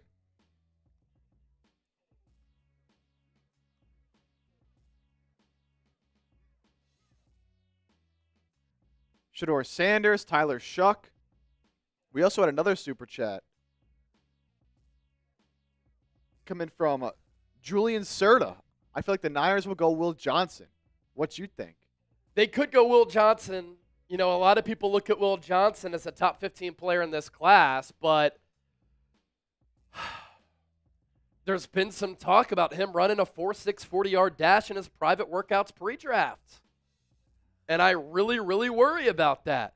Oh!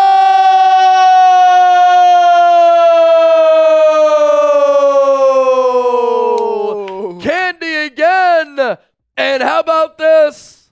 This is huge. The New Orleans Saints draft a quarterback, not Shador Sanders. Whoa! Tyler Shuck. He's going to the Saints at number 40. Polarizing prospect in this class. He is a 7th-year senior.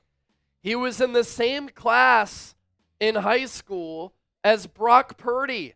They both grew up in Arizona. Ladies and gentlemen, Brock Purdy is entering year 4 of his NFL career. Now for Shuck, he has a good arm, excellent size at 6'5" and 1/8.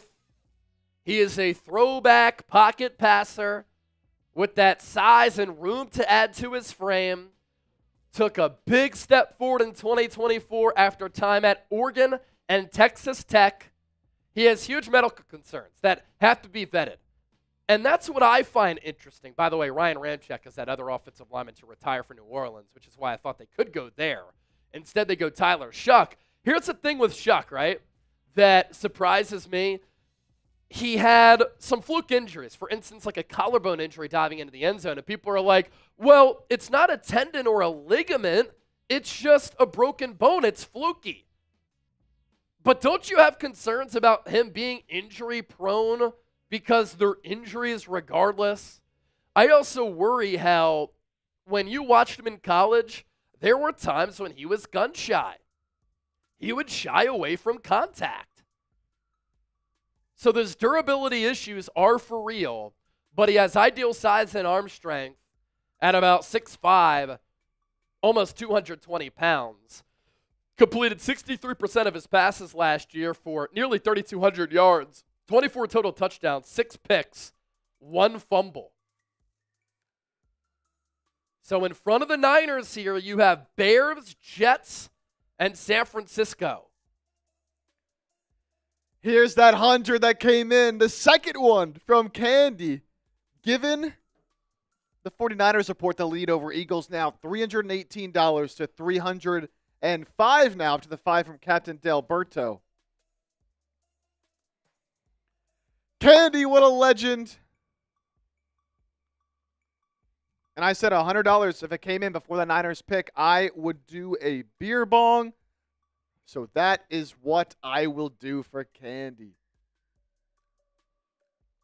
Let's go.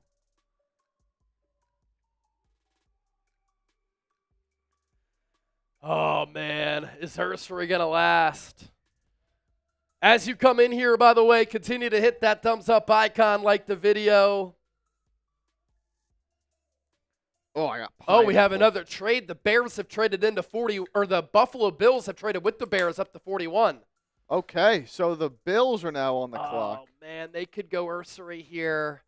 His size fits that division and playing in Buffalo to go opposite of Deion Dawkins. They've loaded up on defense in free agency, and then they went Maxwell Hairston in round 1. Don't be Ursery. They've won 5 straight AFC titles, longest streak in team history, but they can't get over the hump against Kansas City, which could change in 2025. Because are the Chiefs now vulnerable? The Bills will make their pick in under 3 minutes. We'll have that pick prior to that.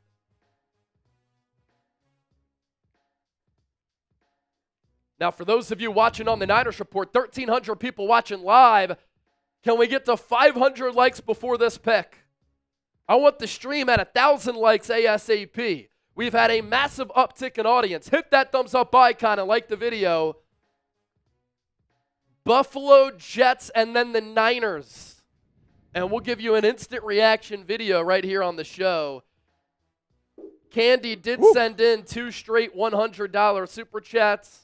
She's our Super Chat MVP right now. Yeah. She got a bunch of raffle tickets also. Oh, yeah.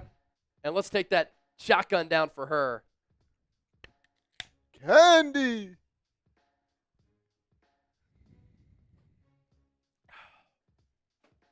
The Bills have been so active this offseason. Can we take a look at their team profile by chance? Absolutely. They signed Joey Bosa, signed Christian Benford to a 4-year contract extension, drafted Maxwell Hairston round 1, offensively added Laviska Shenault, Joshua Palmer,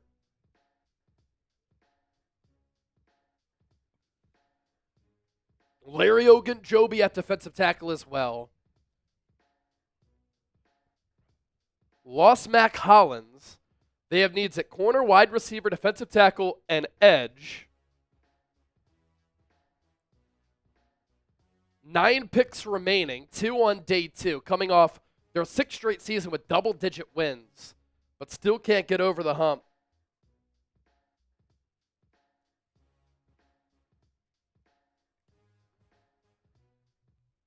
If the Bills don't go Ursery, he could be there for the Niners because the Jets went Armand Membou in round 1, and they took the Penn State offensive tackle last year. Pick is in. They went corner, so they're not going to go Will Johnson. They're obviously not going Shador Sanders. Nope. Doubt they go edge. I mean, they added Joey Bosa, but they could, I guess. Not going to go tight end. Donovan Ezaraku, Mason Taylor, Mike Green, Shador Sanders, Will Johnson, the best players available. Trey Amos at corner. Pick is in. Pick is in. Who is it? Oh, is it Ursery? They go defensive tackle. TJ Sanders out of South Carolina to the Buffalo Bills. Almost 6'4", 305. I kind of liked him as a Niners target as well. Rotational player early with the upside of an impactful starter. He's only 21 years old, plays bigger than his weight, able to shed blockers with his length. Sometimes plays too tall, fails to finish at times, but we know that Sean McDermott is a really good defensive mind and coach to try to maximize a player like Sanders. In 2024 for South Carolina, 50 tackles, 7 TFLs. 4 sacks, 33 pressures.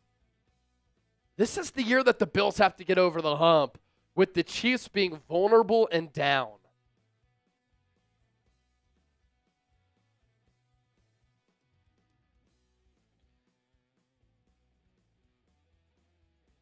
All right, so with that being the pick, we have the Jets on the clock now, 42. Niners up next at 43. And Jets, as you mentioned, went Membou, so not going to go tackle again. Yeah. Jets, Niners, Cowboys, Colts. Let's take a look at the Jets offseason profile here. More on Sanders, versatile, quick off the ball. But again, those pad level issues. Definitely plays a little bit bigger than being around 300 pounds. For the Jets, signed Justin Fields to that 2-year, $40 million deal. Added wide receiver Josh Reynolds. Andre Sisco, another notable pickup at safety. 14th in cap space at 27.56. Lost Devontae Adams. He went to the Rams. Hassan Reddick signed with the Bucks. DJ Reed got a bag with the Lions. Javon Kinlaw got way overpaid by Washington, and then Morgan Moses departing as well. Their draft needs, they took Armand Membou with the 7th pick, 7 picks left, 2 today. Offensive tackle, defensive tackle, wide receiver, and safety. I think it's too early for safety here. Wide receiver, Jalen Knoll, Alec Ayumanor. Is it too early for a player like that? Defensive tackle, maybe a Darius Alexander. They went Armand Membou number 1 as noted. So that trade between the Bills and Bears, by the way, Bills moved up to 41. Bears trade back to 56. Bills additionally get 72 overall in the 3rd round and a 7th rounder. The Bears had received 56 and 62 from Buffalo. Again, they just don't have a lot of needs, so they can afford to do that. And then a 2025 4th rounder as well. Best players available here. You have Will Johnson. Mike Green would be interesting to the Jets. Can Aaron Glenn make that work? He's a strong personality. Mike Green is a hell of a player. Donovan Ezaraku, another edge there for New York potentially. Xavier Watts, the safety out of Notre Dame.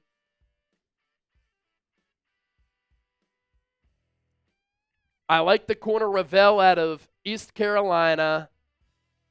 Could they draft Shedeur Sanders to back up Justin Fields? It's funny because I was actually just thinking the same thing. Yeah. Trey Amos, the corner out of Ole Miss. The Jets, they go tight end. Mason Taylor out of LSU. A popular player for the Eagles. He goes early, and now the Niners are on the clock. 1,600 people watching live. If you ain't subscribed, you ain't alive. Hit that sub button right now for coverage every single day. Long-form videos, live shows, watch parties. Anytime I'm in front of the camera, I want to give you content that is informative, insightful, thought-provoking, entertaining, where you have a voice. So hit that subscribe button. I like Mason Taylor a lot. Now, he is in a different class compared to the top two tight ends in this class in Tyler Warren and Colston Loveland. Of course, the upset, or at least one of the upsets night one, was that Loveland went before Tyler Warren. Loveland to the Bears at 10, Warren to the Colts at 14. But Mason Taylor is definitely the third best tight end. 6'5 and a quarter, the son of Jason Taylor, the Hall of Fame defensive end for the Miami Dolphins in the early 2000s. 246 pounds, 55 catches last year from Garrett Nussmeier under Brian Kelly, 546 yards, 2 touchdowns.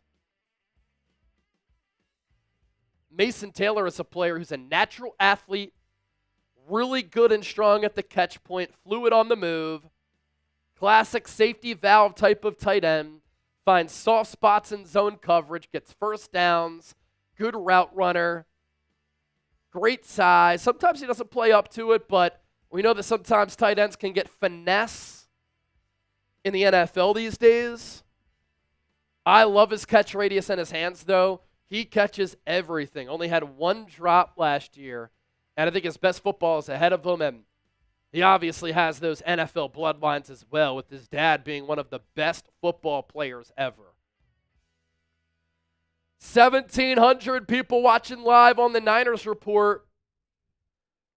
I think we got to 160,000 subscribers. Let me check here. We did surpass 160K. Continue to hit that sub button.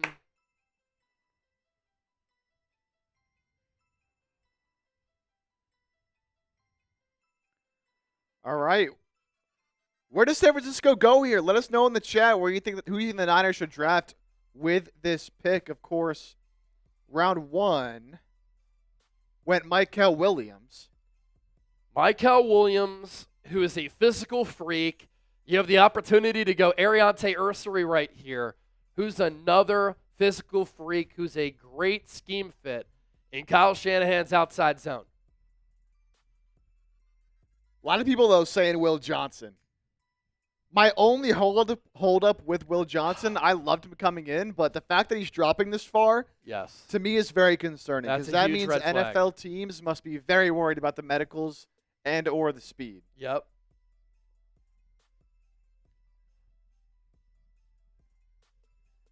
And I would say Mike Green, but you already took Mykel Williams.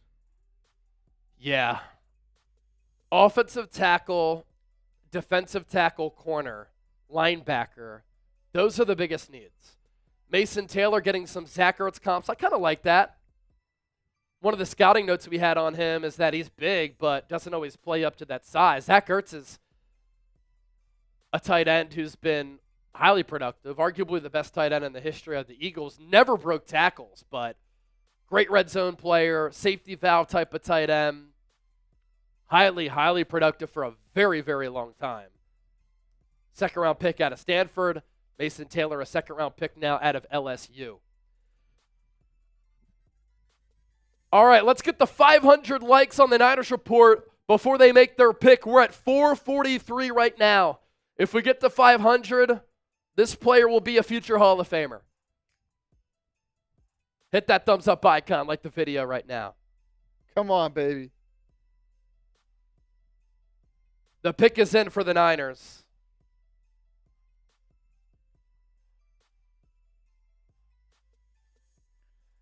Who is it going to be?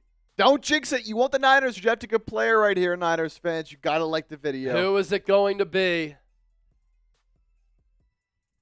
We're going to get the announcement right here.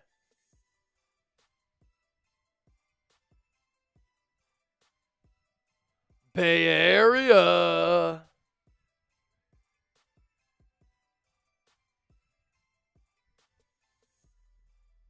Julian Peterson, 16th overall pick by the Niners in 2000, announcing this one.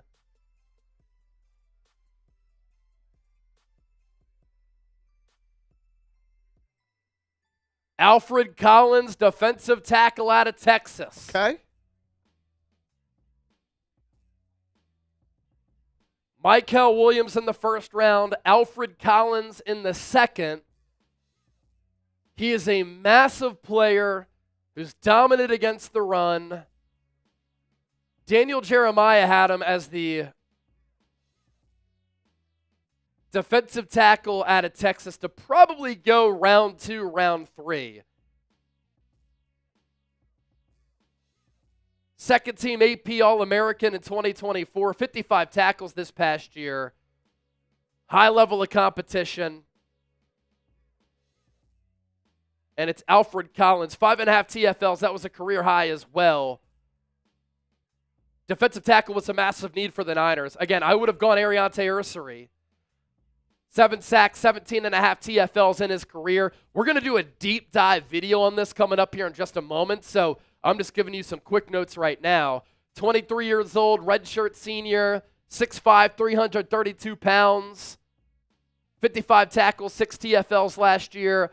Fantastic run stopper with great power. Has the knack for getting his hands up and knocking down passes. The pass breakup numbers, something that I talked about in the pre-draft process. Pass rush plan doesn't really exist behind effort and some push.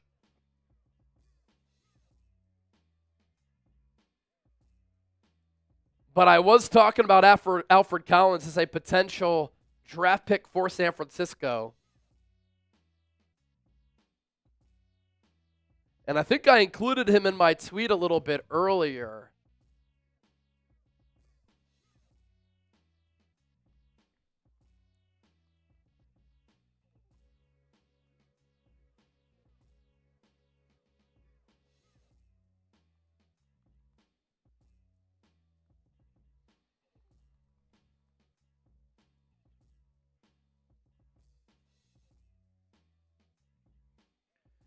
Great to pick for us right now, Niners fans. A, B, C, D, or F. Getting some good grades right now in the chat. A lot of A's and B's. Yep.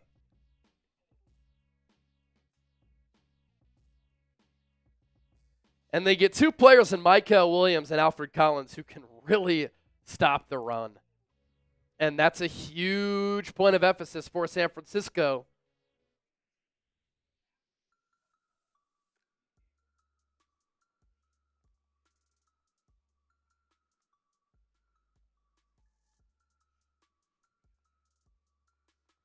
Just sending out a tweet, and then we'll do a long-form video on this in a moment.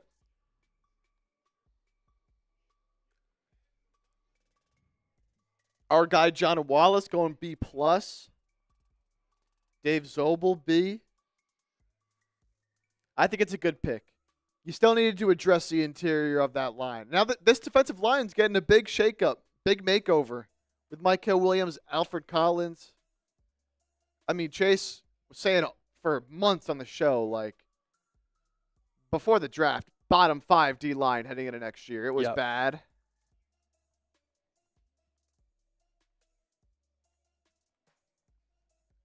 So Niners go edge with Michael Williams and now D tackle with Alfred Collins.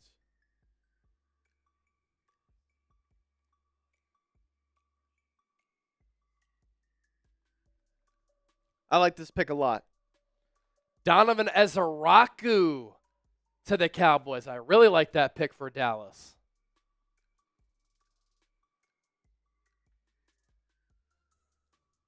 All right, full breakdown coming up.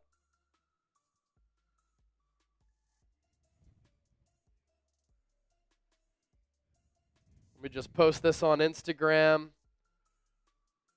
Almost 2,000 people watching live on the Niners Report. Continue to hang out here with us.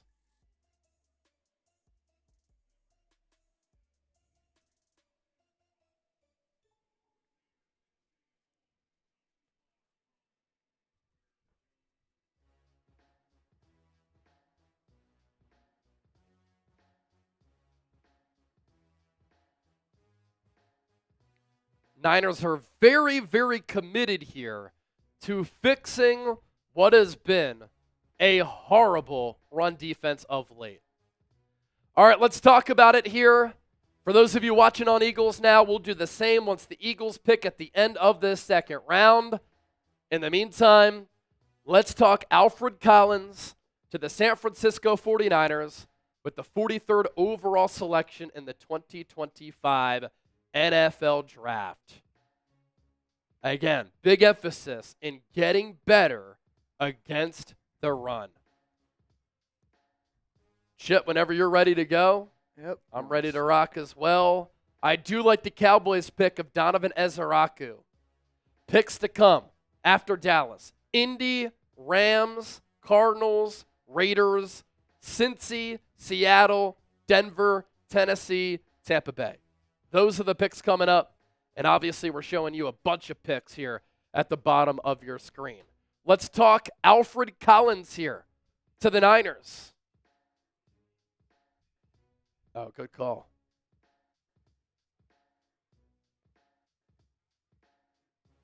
Prize picks. Interesting. All right. All right, here we go. Alfred Collins to the Niners. Let's talk about it. It is clear here as we stand here on day 2 of the NFL Draft in round 2 that the San Francisco 49ers are clearly committed to fixing what has been a porous run defense. The Niners in round 1 with the 11th overall pick went with Mykel Williams, the defensive end and edge rusher out of Georgia. Mykel Williams is a player who's really good at setting the edge, and with his massive, unique one-of-one size, is excellent as a run defender. And we knew going into the draft that the Niners had a bottom 5 defensive line as it stood prior to the draft.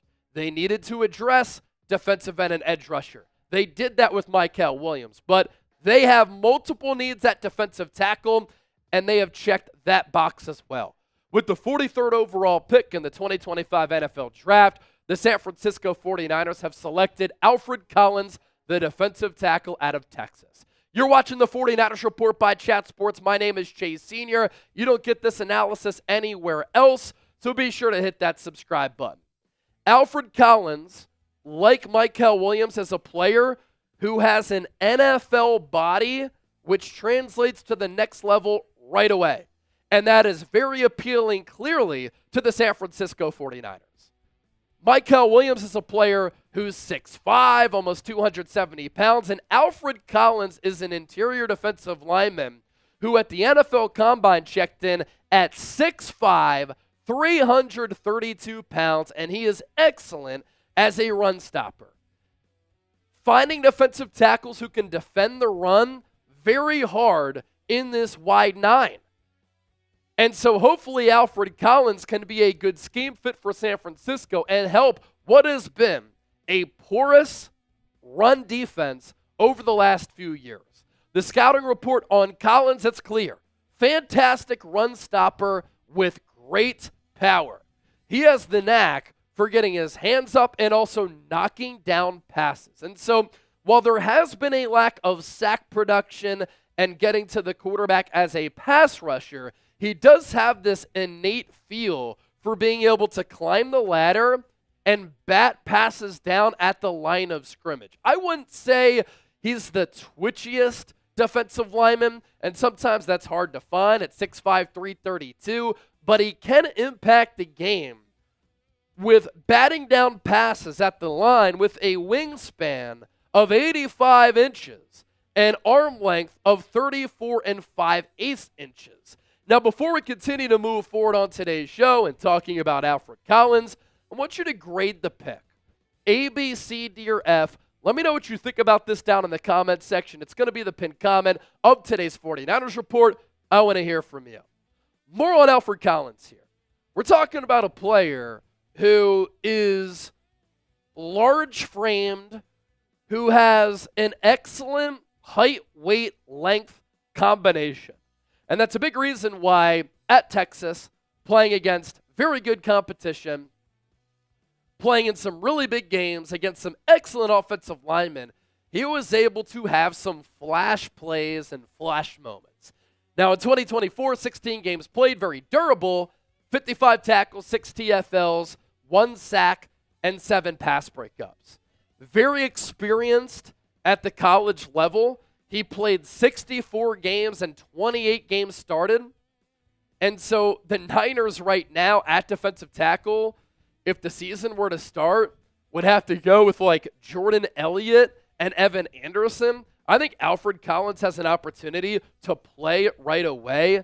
He's able to create a lot of movement and real estate with natural power. And when you watch him, you'll see these swats and strikes that he will use to his advantage. Has a really wide base, good body control and long arms to leverage blockers off balance to make some plays against the run.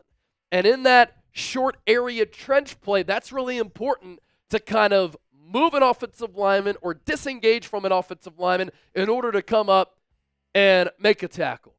Now, the Athletic's Dane Brugler is an NFL analyst who I really like. I think he's excellent at what he did. He had a second or third round grade on Alfred Collins. I would have loved if the Niners went Ariante Ursary with this pick because I think offensive tackle is another massive need, and I think he's a great scheme fit. He can help replace Trent Williams down the road. But again, defensive tackle was a huge need.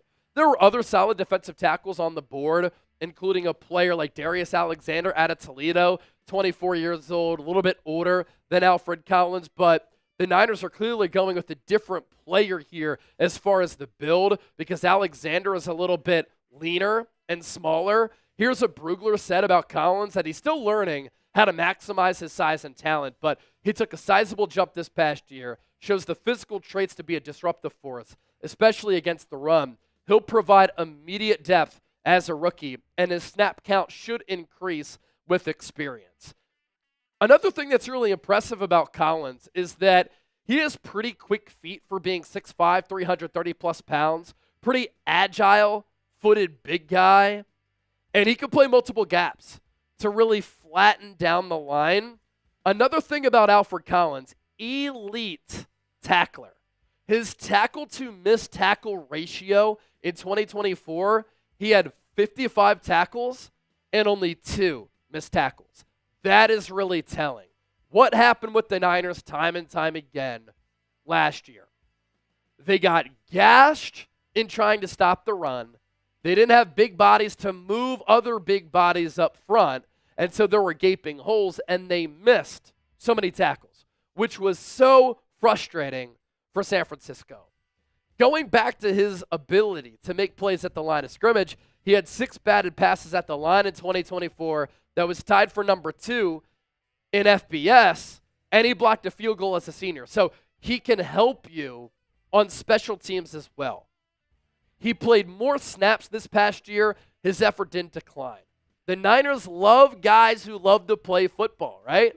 And Alfred Collins is a player who loves to play football. Even though he played more snaps, his effort did not decline. And another big thing for a big boy up front at defensive tackle, he played in 64 of 65 games during his 5 years with the Texas Longhorns.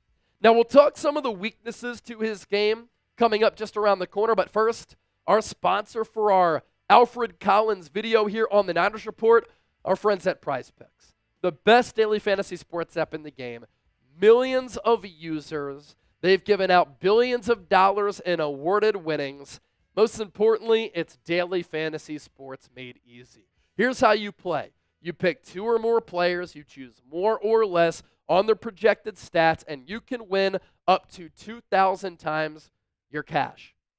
Another cool thing is that if you play $5, you get $50 instantly. You don't even need to win to receive that $50 bonus. It's guaranteed. Think about where we are here in April.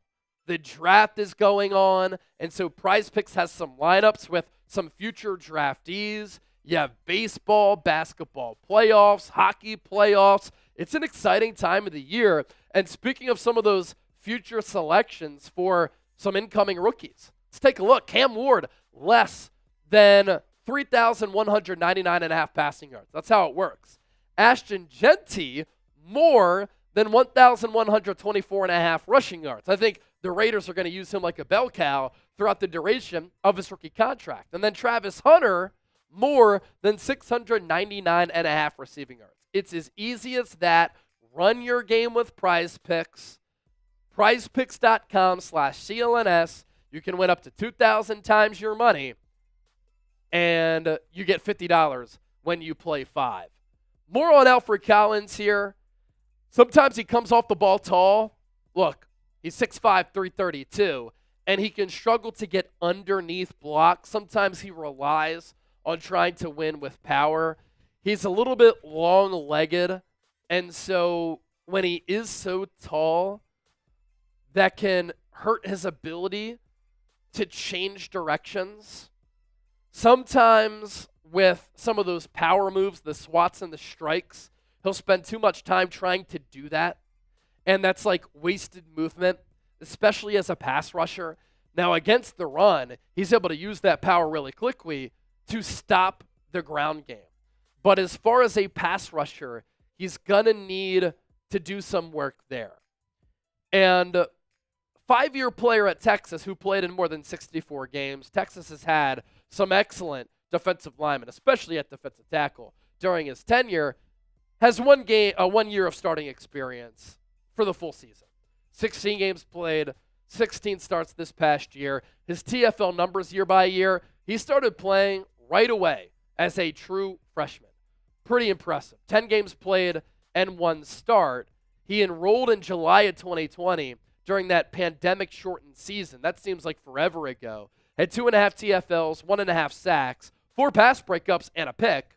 The following year, 12 games, 4 starts, 5 TFLs, 2 sacks.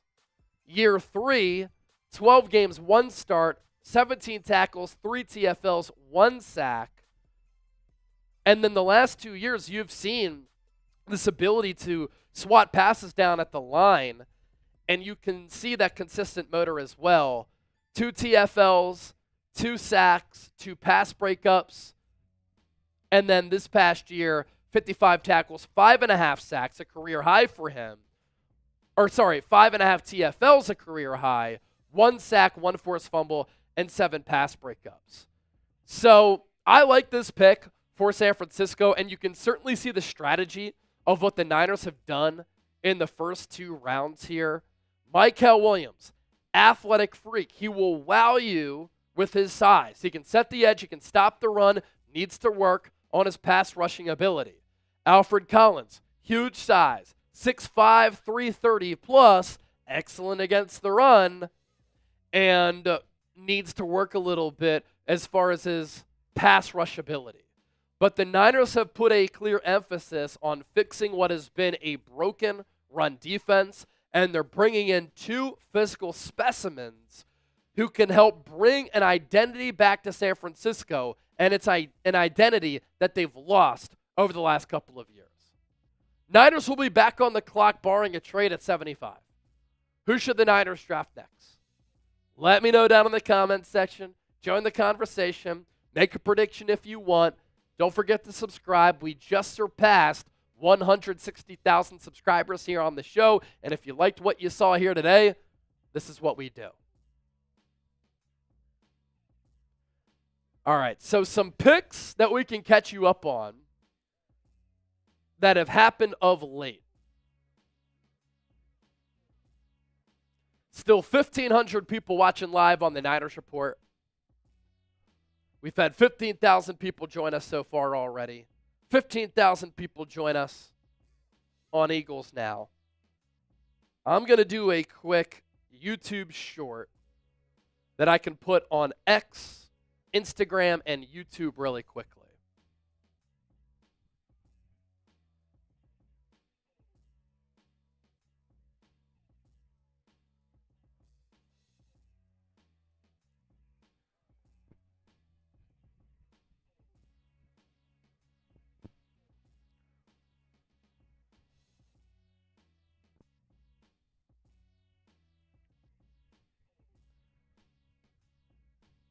We're live here for day 2 of the NFL Draft on the 49ers Report. Come join me on YouTube. But here's my instant reaction video of the Niners taking Texas defensive tackle Alfred Collins with the 43rd overall pick. I was hoping that the Niners would address offensive tackle with a player like Ariante Ursary out of Minnesota, but defensive tackle is also a massive need for San Francisco. And one thing has become very clear with the Niners' approach in the first 2 rounds of the draft. They want to fix what has been a broken rush defense the last couple of years. Mykel Williams out of Georgia can set the edge. He's good against the run. He's an athletic freak. And Alfred Collins is a player who has massive size, 6'5", 332 pounds, and he is an elite run stuffer. Couple of things that I like too, an elite tackle to missed tackle ratio, 55-2.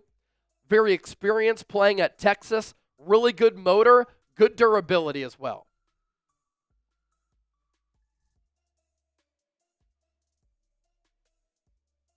All right.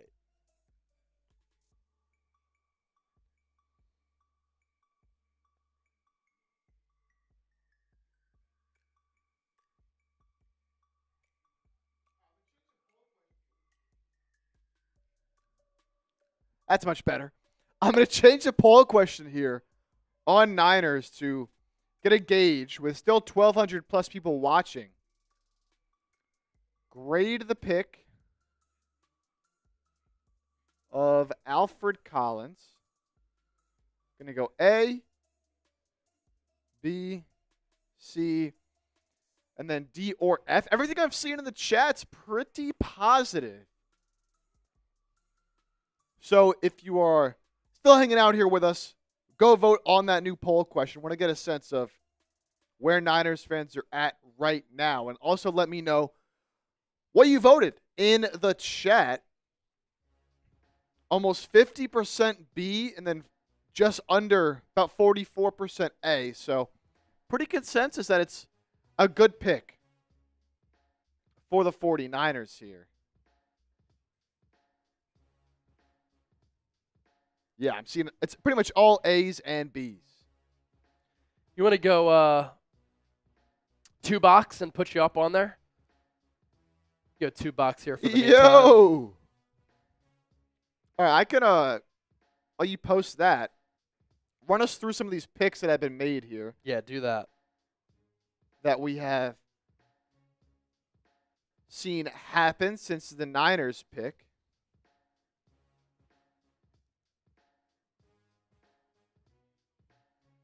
So I want to just run through the entire second round so far for those of you who need some catching up.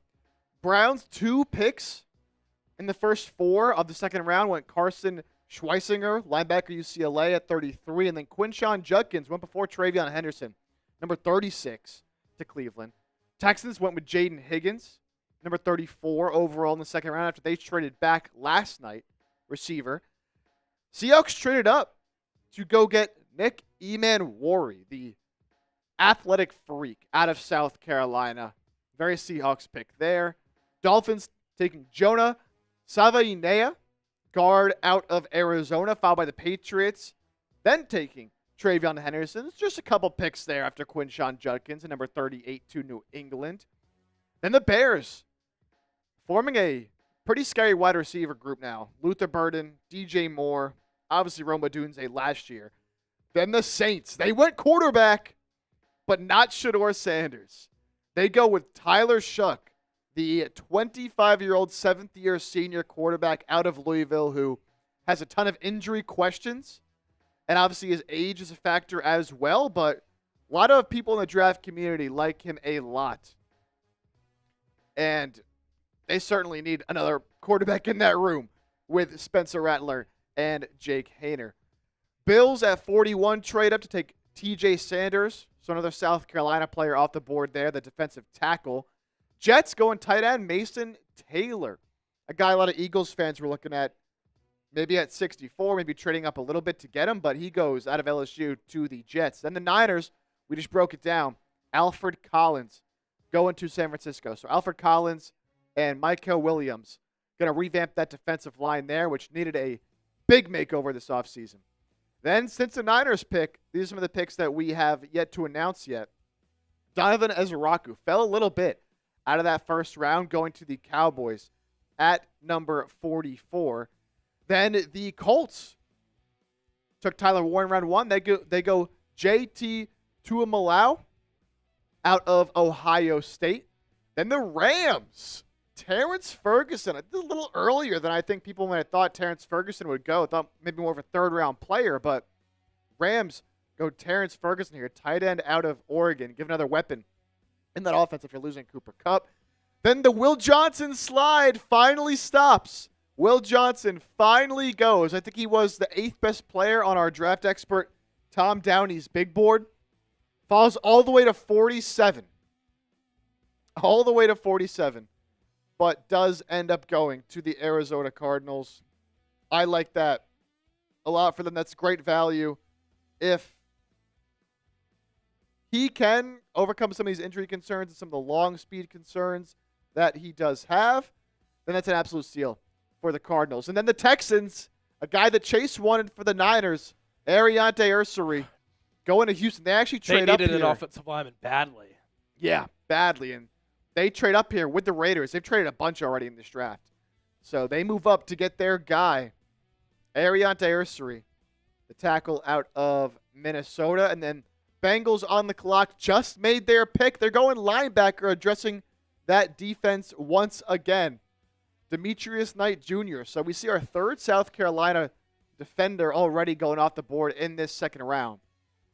As the Bengals went round 1, they took Jahdae Barron. No, that was the Broncos. Who'd the Bengals take round 1? It's slipping my mind right now. They went Shamar Stewart. Shamar Stewart, yep, Yeah. out of Texas A&M. Yep, so now they go Demetrius Knight. And that leaves Seattle now on the clock at number 50, followed by Denver and Tennessee. So, look, Shedeur Sanders is still out there on the board. I don't think any of these teams go that direction. So, how far could he slide? The Saints was really that. The Saints were really that team you thought maybe. B-Doc just totally got me because B-Doc types in the chat, Philadelphia Eagles just traded up. I'm like, oh my God. And he says to draft Jake Chipper. Let's go, Chipper. Ah, that's funny. B-Doc, he got me. B-Doc. Good one, brother. Here, you want to pop yourself up? Let me use the bathroom real quick. Yeah. You know, if I never got hurt in high school, I could have been this pick here. You never know. Elite athlete. You never know. All right. What O-linemen are left, Chip? John Wallace. We could take a look at the O-linemen still on the board as Ariante Ursary, kind of like, from him, kind of a drop-off to some of the next best O-linemen. So we can take a look. Let's take a look first. Let's just go to the best available offensive linemen. So at that tackle spot, again, a pretty big drop-off. Ozzie Trapillo, Cameron Williams, Logan Brown, Charles Grant, the small school guy at William & Mary. We've talked about him a good amount on Eagles and Niners as a potential third-round target. So, I mean, Niners have 2 third-round picks. Still have to address that offensive line. Certainly could be a target there for the Niners and the Eagles as well, possibly. You go to the interior. I still like Tate Ratledge and Marcus Bowe to go in this second round, but if either of them drop, could be good picks as well for the 49ers as they looking to beef up that O-line. A little bit farther down the board, Wyatt Milam, Miles Frazier. I like Dylan Fairchild as well, Caleb Rogers, Jalen Rivers, and then Emory Jones out of LSU. All good options. If you want to go to the center spot, Jared Wilson out of Georgia, Drew Kendall. I like Seth McLaughlin out of Ohio State. I actually got to listen to and do his interview at the NFL Combine, and I thought he had a very, very good interview, and lots of Ohio State teammates really raved about him. So a player that I think, could flex out to guard if you need. Jake Majors, another player we've talked about down the board for the Niners if you want to go at that center spot. Do have a super chat we want to get to here. As, let's see, latest pick was Cincinnati at number 49. They went Demetrius King. But do you want to pop up the super chat we got? I think we have a couple that we have to catch up on Eagles as we were going through that pick there for the Niners. So be sure to get to those.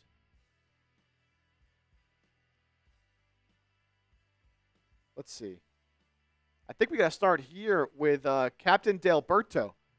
Finally clocking out of Amazon hell, delivered all of Reading City. Wanted to die, got a pounding headache from heat and stress, just need home and weed. Captain Delberto gonna have a nice chill evening. Watching the draft. Hopefully the Eagles don't stress you out too much with whatever pick they end up going with. Thank you. Real one, Captain Delberto. And then Steve Livingston, $20 super chat. Looking buff in that profile picture. Man, I'm trying to be like you, my boy. He should get drafted. Stink. You said what? He should get drafted. Yeah, draft Steve Livingston. He says Niners stink. Fly, Eagles, fly. Thanks for that 20. That gets you a raffle ticket to win an Eagles draft hat. Again, $20 gets you in that raffle. And then we got a $2 from Outdoor Creations. Do you think Harold Fanning goes in the 3rd round? I could see 3rd or maybe 4th. A lot of production, but questions about his athletic ability. Still, though, when you put up the numbers he did, over 100 catches, setting records in college, like, the production speaks for itself at some point. As the Seattle Seahawks at number 50, the pick is in.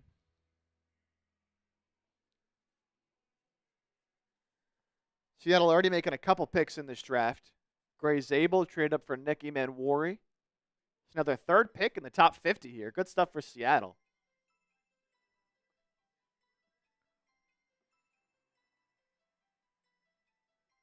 The second round is plugging along.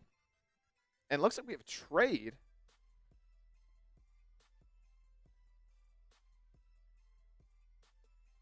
Elijah Arroyo to Seattle. That Seam was- stretching tight end. Butcher of a pronunciation there Yeah. by the announcer. Oyero by, I think that was Sean Alexander. Yeah, so this was actually a trade.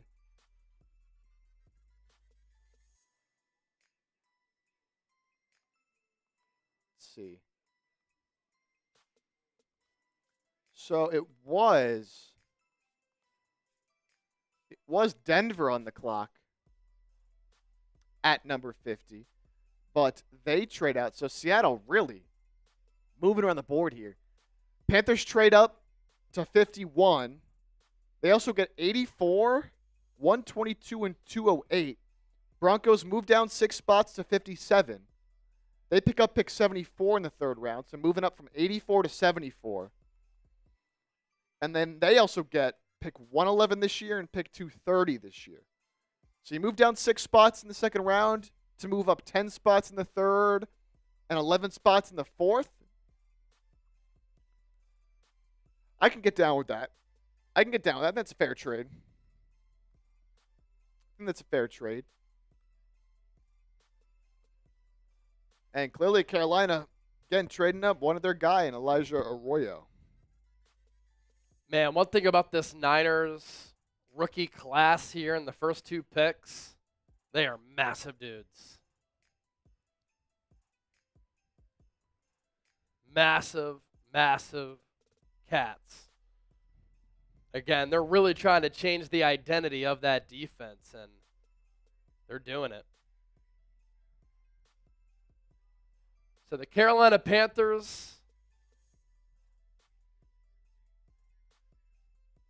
making the pick here at 51. Chuba Hubbard announcing that selection.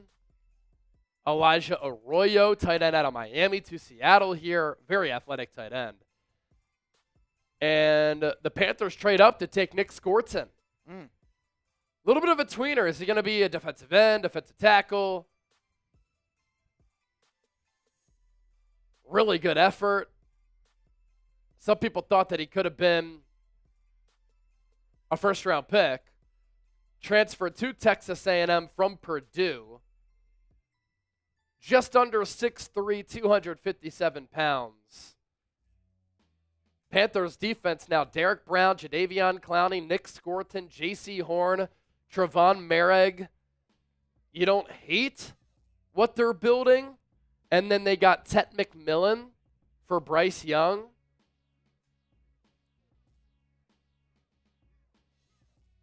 Scorton from Bryan, Texas. Young player, only 20 years old, too. We've seen a lot of 20-year-olds get drafted in this class, making life-changing money.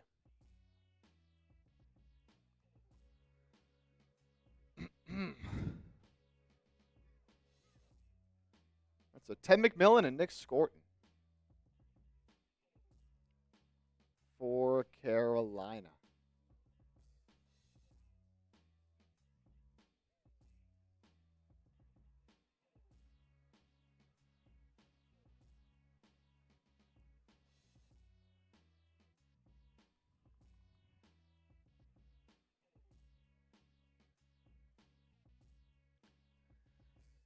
Trucking along, pick 52, so 12 picks away from the Eagles at 64, assuming they don't move.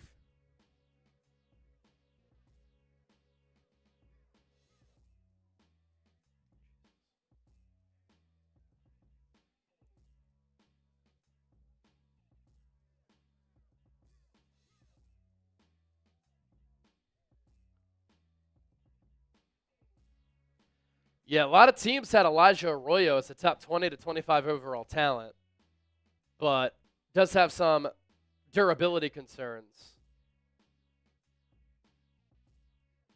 Ian Rappaport on Will Johnson, who Chip obviously said went to the Cardinals a little bit earlier.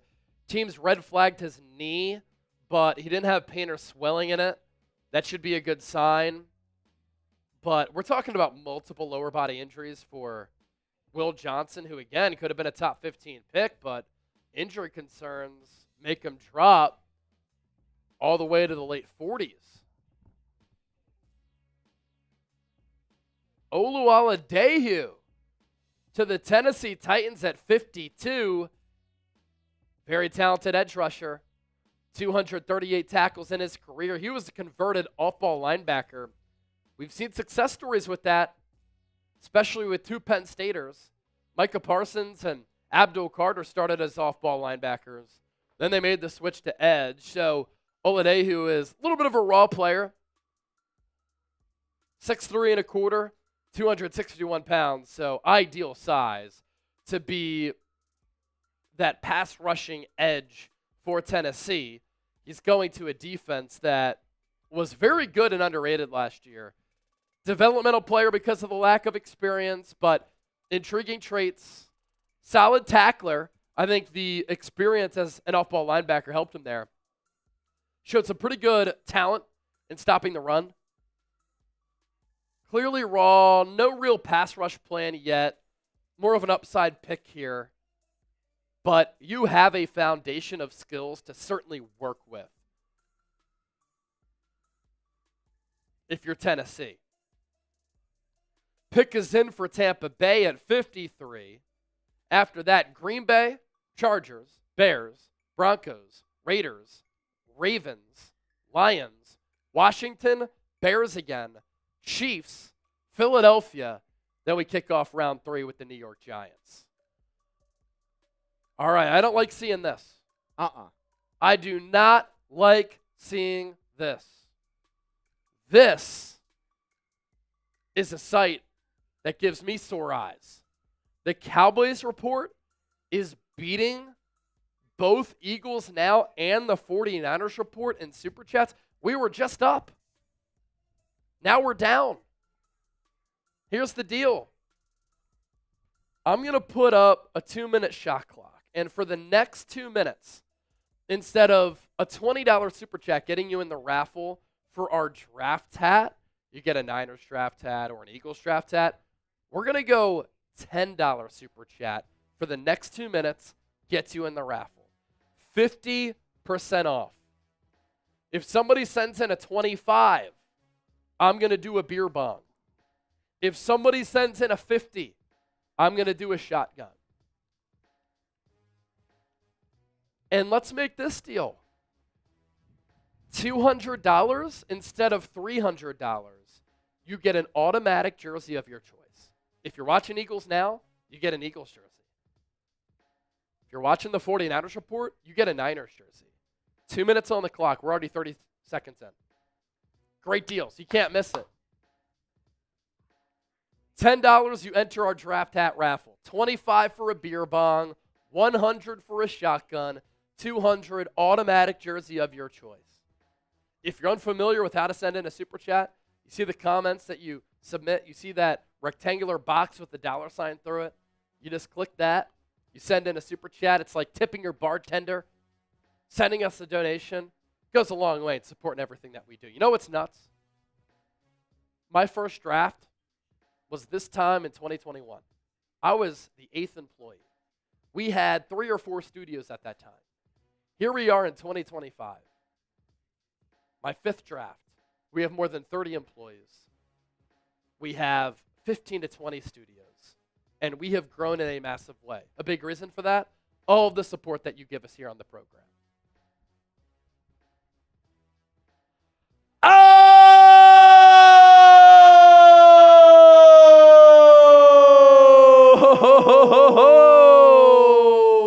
Steve Livingston, a $200 super chat. E-A-G-L-E-S Eagles. How about Steve coming in with the 200? Steve, we're going to pop up my email at the bottom of your screen. I'm going to need you to send me an email with your address and your jersey size. Chase@chatsports.com. Everybody clap it up for Steve. He makes it rain. We'll, of course, give you some raffle tickets as well for the draft hat. And he just beat the buzzer. 225. Steve, thank you so much for that, my brother. Tampa Bay Buccaneers going Notre Dame cornerback Benjamin Morrison. Plant and drive corner, 6 foot and a quarter, 193 pounds. He can really track the ball well. He finds it with good awareness and eyes. Good explosion and burst to close on the football. Really good awareness. Missed the final 10 games with a hip injury. Maybe caused him to slide a little bit. But you know what position Todd Bowles played? DB. And so Benjamin Morrison goes to a Buccaneers team with an already really good defense, really good coaching staff. Very smart guy because there are academic standards at Notre Dame. And I like the destination and the defense with where he's going. Man, shout out to Steve. Oh, this is cool too. Morrison's father, Daryl, was a teammate of Todd Bowles in Washington. Another player who slipped because of a medical, according to Albert Breer. But look, if he could stay healthy, man, really, really good value all the way here at 53. The pick is in for Green Bay at 54.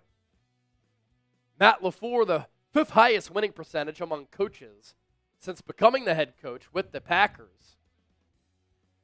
Couple of super chats coming in on the Niners report.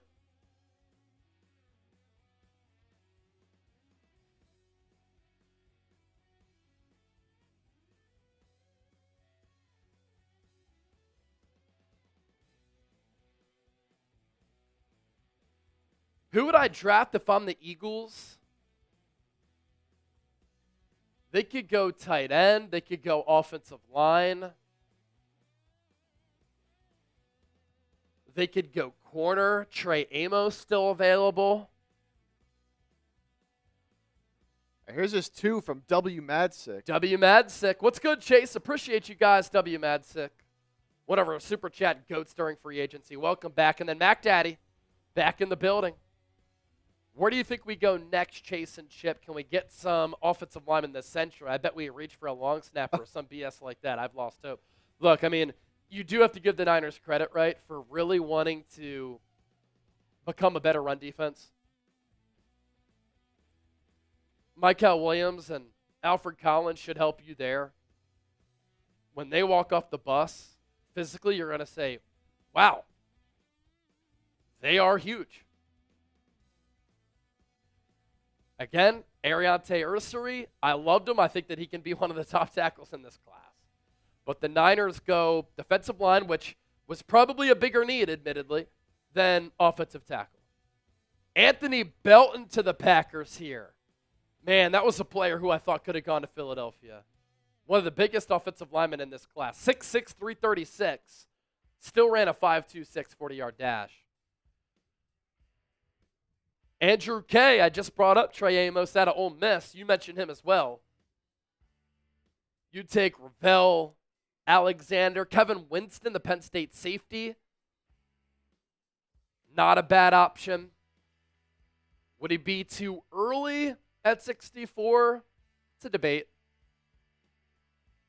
But I do like Trey Amos. 4-4 corner. Can make plays on the football. DJ D'Amico, a $20 super chat. You know, that came in after the 2-minute clock, but I'm going to give you a little shambong here. I'm thirsty.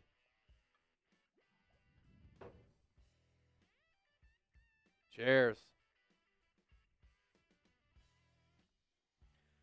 Eagles at 64. Niners' next pick is 75. And then they will also pick tonight at 100.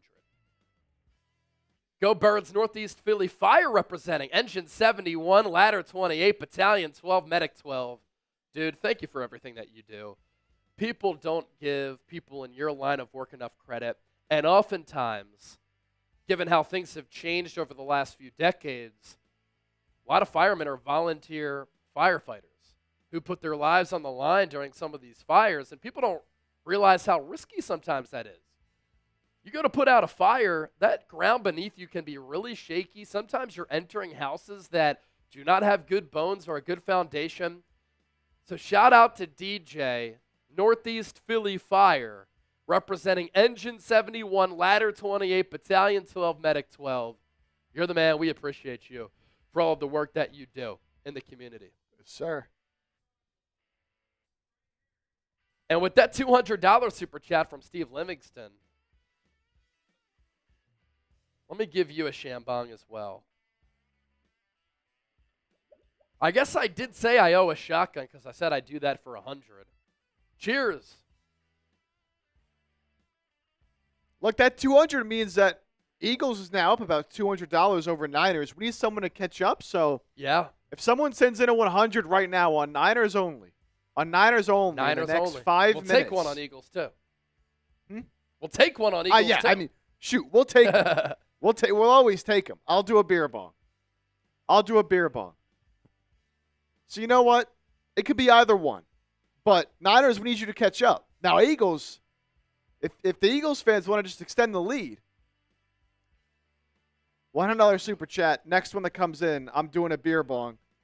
Got to be, I'll say we're at pick 55 on the clock right now. I'll say by the time that pick 58 is made. Yeah. By the time pick 58 is made. That's my cutoff for the $100 beer bong. Okay.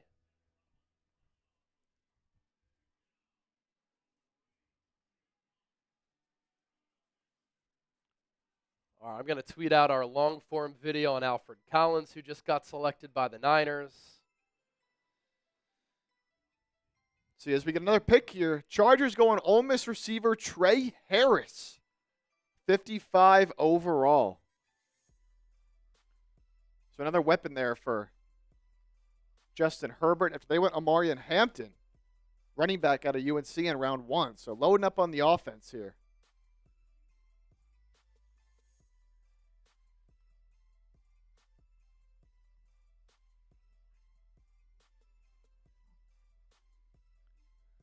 A few more super chats coming in.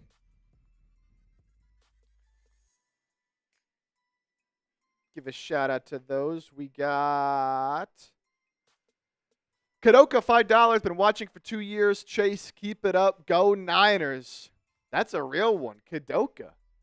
Been watching the Niners report for 2 years. Thank you so much, Kadoka. We're not worthy. We're not worthy. But we appreciate you. It's always cool to hear from people, too, who have been watching the show for a long time but never really comment or send in a super chat. That's fine. We just love to hear from you. So, Kadoka, thanks for supporting the show. And W. Matzik, once again, $2, driving and tuning in. Hoping for Cam Skattebo in the 4th. I think at this point, Cam Skattebo could fall to the 4th round. And the Niners could take him there. Now, 75 on 100. Maybe you go wide receiver with one of those. Maybe you go corner. Maybe you go offensive line.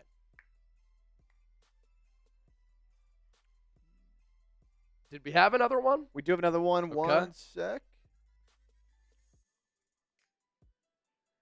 We go Nitro Eagles. $20. Shout out to all those fighting fires in Michaud State Forest right now here in South Central PA. Hopefully I pronounced that right, but yes. Strength, good vibes, and positivity and prayers to all those firefighters there. I didn't hear about that, but hopefully they stay safe. Come back to your homes and your families, please. Another pick is in. Ozzie Trapillo. Tackle out of Boston College, going to Chicago. So the old linemen continue to go off the board. Yep. And again, as I've said a couple of times, big dip between Ursery and everybody else. Charles Grant is a player who I really like, though. I would kind of put him close to that Ursery category.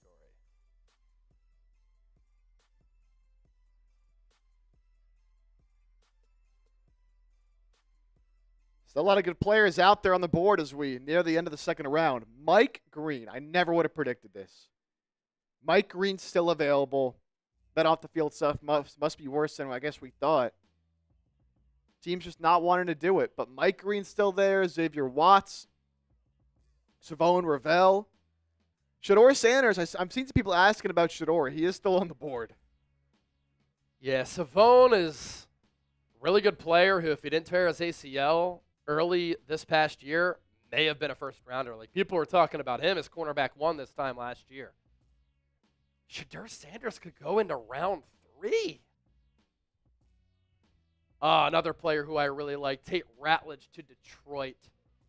Man, he fits the Motor City, that is for sure. Athletic interior offensive lineman who can run. Nasty player. And at the NFL Combine, he was showing off a beautiful mullet.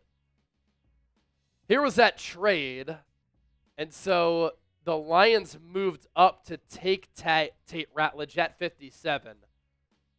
They gave up 60, so they moved up from 60 to 57. They got a 7th rounder as well, and they give up a 4th rounder at 130. Yeah, Tate Ratledge is a really big interior offensive lineman. Older player at 24 again. I don't always worry about that. I think people make too big of a deal of that now. When you draft a player who's 20 and you think about them getting a second contract at 25, if they steadily improve, that's intriguing to me. But you take a player at 24, you're hoping that he's great for the next 4 or 5 years, and that's when he's in his athletic prime. 6'6.5", 308 pounds, 1 sack allowed, good hands, power along with strong awareness, smart guy, showed solid athleticism on tape. The testing numbers were even better. He's definitely taller for a guard. Because of that, he can lean a little bit too much, but our draft expert, Tom Downey, had him as the number 3 guard, 50th overall player, and the Lions get him at 57.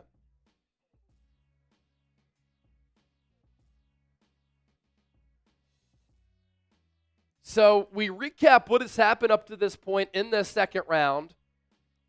The Browns got us started with Carson Schweichinger, first round in round 2.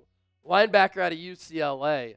Very smart, instinctual player who really reads the offense well and anticipates at that second level.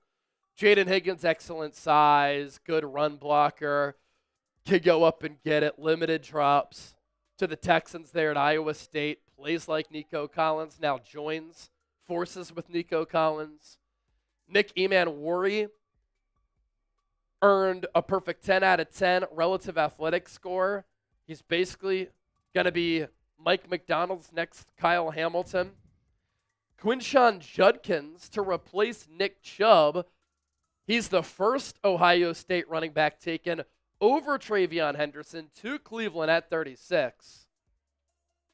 Jonah Savanea, the guard out of Arizona to Miami.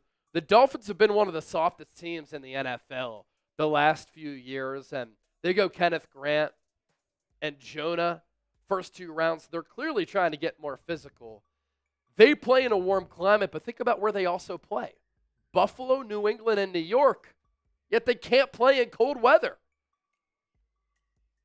Judkins went earlier than Henderson, but Travion Henderson, dynamic player. Awesome college production.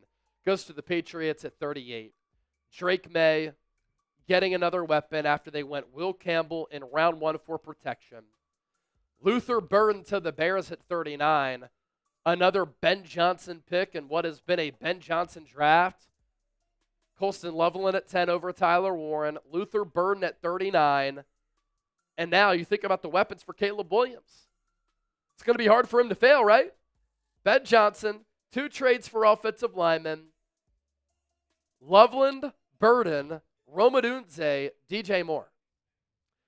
Tyler Shuck to the Saints at number 40. He's 25, 7th-year senior, injury concerns, but is an old-school pocket quarterback for Kellen Moore. I don't like how he's been gun-shy, and the injuries scare me, but the arm talent is definitely there with the size. TJ Sanders, quick defensive tackle out of South Carolina to the Bills. They continue to add to that defense in the draft and free agency. The Jets draft Mason Taylor, a Zach Ertz-like tight end at number 42. They went Armand Membou in round 1.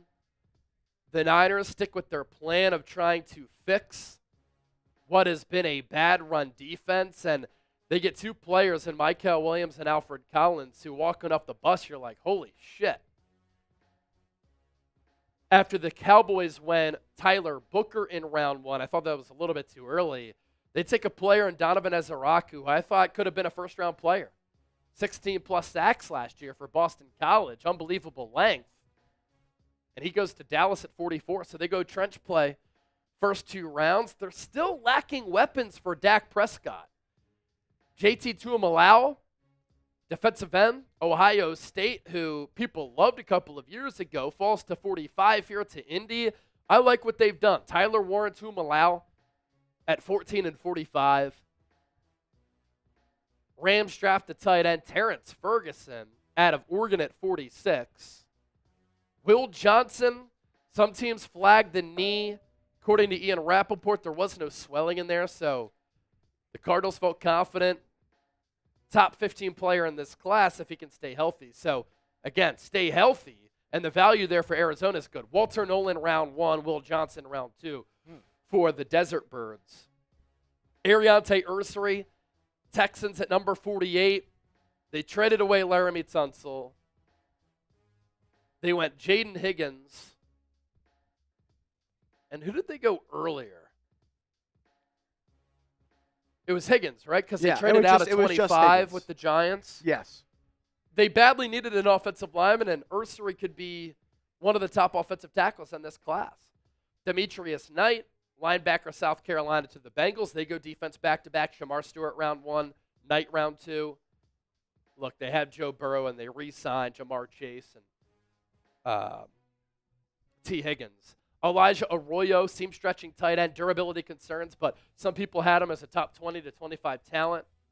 Nick Scorton, I like the player. Would have liked him for the Eagles potentially, but he goes to the Panthers at 51. Olu Aladehu going into the pre-draft, maybe a Niners target, but the Titans get him at 52. Off-ball linebacker, converted edge. Benjamin Morrison, Notre Dame corner, to the Bucs at 53. Hip injury, missed the final 10 games, but he's a really good player. Anthony Belton, massive dude, 6'5", 6'6", 330 pounds, and ran just over a 5-second 40-yard dash. Trey Harris, Ole Miss wide receiver, to the Chargers. Ozzie Trapillo, offensive tackle, Boston College to the Bears. Tate Ratledge, talked about that, to the Lions. Jack Beck, wide receiver out of TCU, who has Jawan Jennings comparisons to the Raiders there at 58. This is the most Ravens pick ever. Oh, yeah. Foundational pillars there in Baltimore. Great culture. Always a defensive-oriented organization. They have taken chances on players with character concerns. And they take a player who's a top 10 player in this class, in my opinion. I got to tweet that out.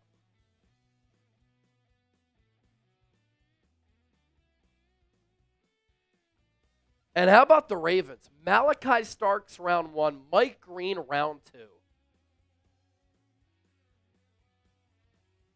There's just no doubt about it.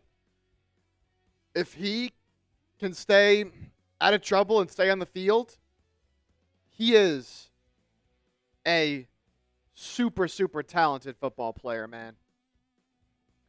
And he is going to be really good for the Ravens. Candy! $50 super chat! Let's go. I also owe a shotgun, so we'll do that for the $200 super chat that came in earlier, and then Candy as well.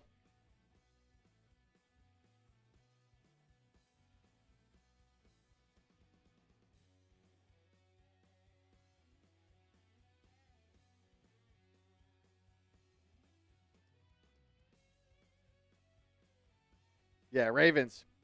Having a great draft, as some people in the chat are talking about right now. No doubt. Here's Candy with the 50. Making it rain. Thank you, Candy.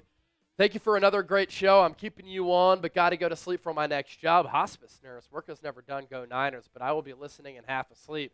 Candy. Another one of those people. You work a job that makes society better. Hospice nurse.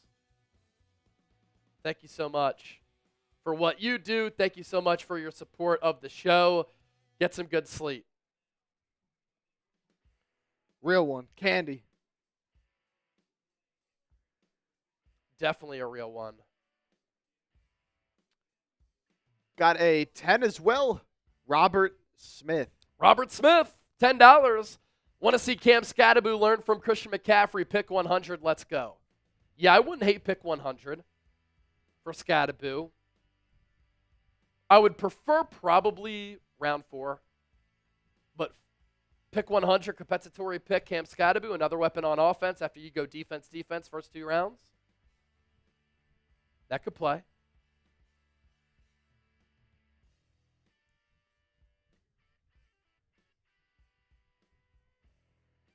All right, if you're having a good time hanging out here with us watching the NFL draft, hit that thumbs up icon. We got to get these like numbers up, baby.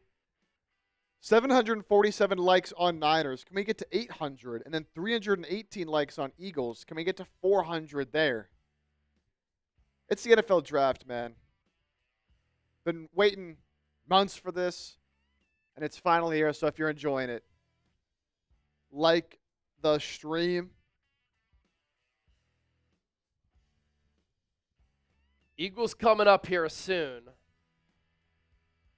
We're a couple picks ahead from where the NFL Network is, it looks like. Yeah. Because we had Jack Beck to the Raiders. We've already had Mike Green to the Ravens. Denver, Washington, Chicago, KC, Philadelphia to round out round 2. Mm-hmm. Pretty good pace here. I mean, it's 9 o'clock Eastern, 8 o'clock Central, 6 o'clock Pacific. Third 7 round, o'clock Mountain. Third round's quicker, too. Yeah, third round is quicker. I like the pace that we're on right here.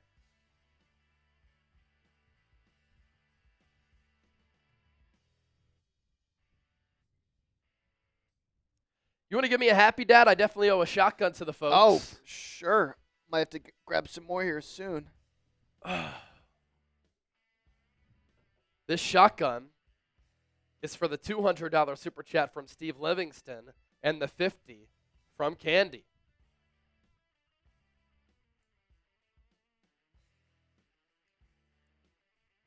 Man, Mike Green of Baltimore.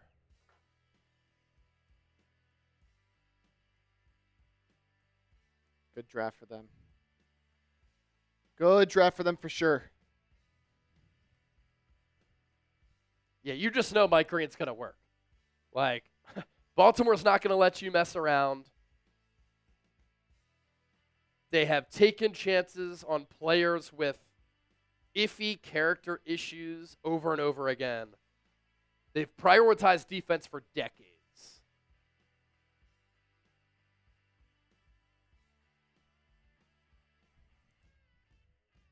All right, cheers. Let's go.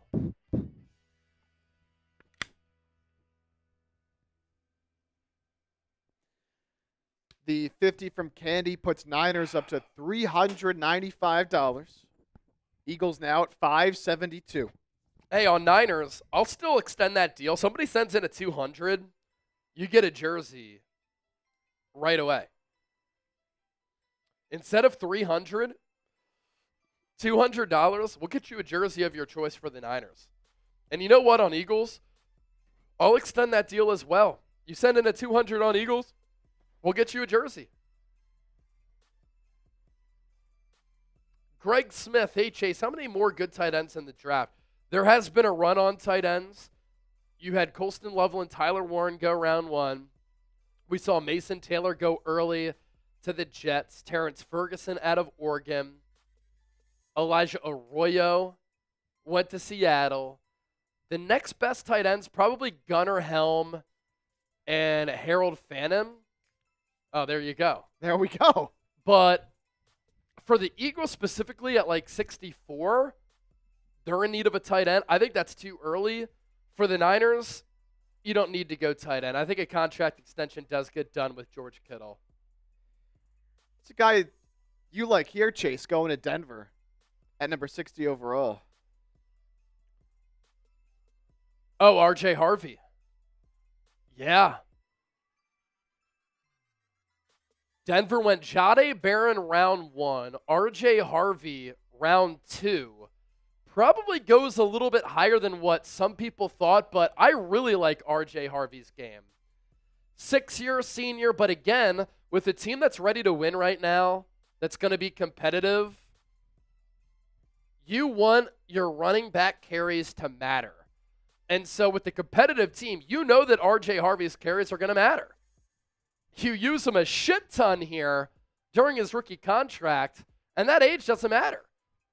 Dual threat back too. Creative shifty runner who likes to bounce outside, hunts the big play, compact frame despite being a little bit undersized. He does lack some elite power, but look, I actually think he's pretty good at catching the ball out of the backfield. I do think that he has some ability there. One thing with him, great ball security.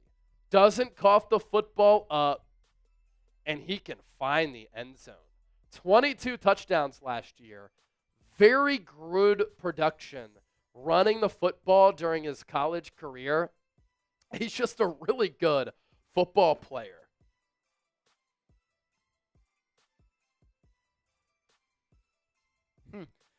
Leonard Ramirez Jr. If I was Chipper, I'd be plugging in posts for shots for Chase Sr. Let's get Chase lit. Hey, we just did the shotgun for the big super chats. That's good stuff.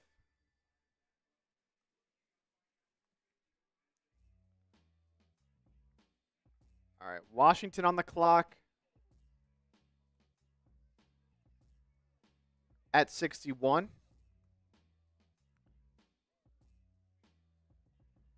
Bears 62, Chiefs 63, Eagles 64. So Eagles fans, picks coming up soon. What was that Mike Green pick? What number? 59, right? Yeah, yep.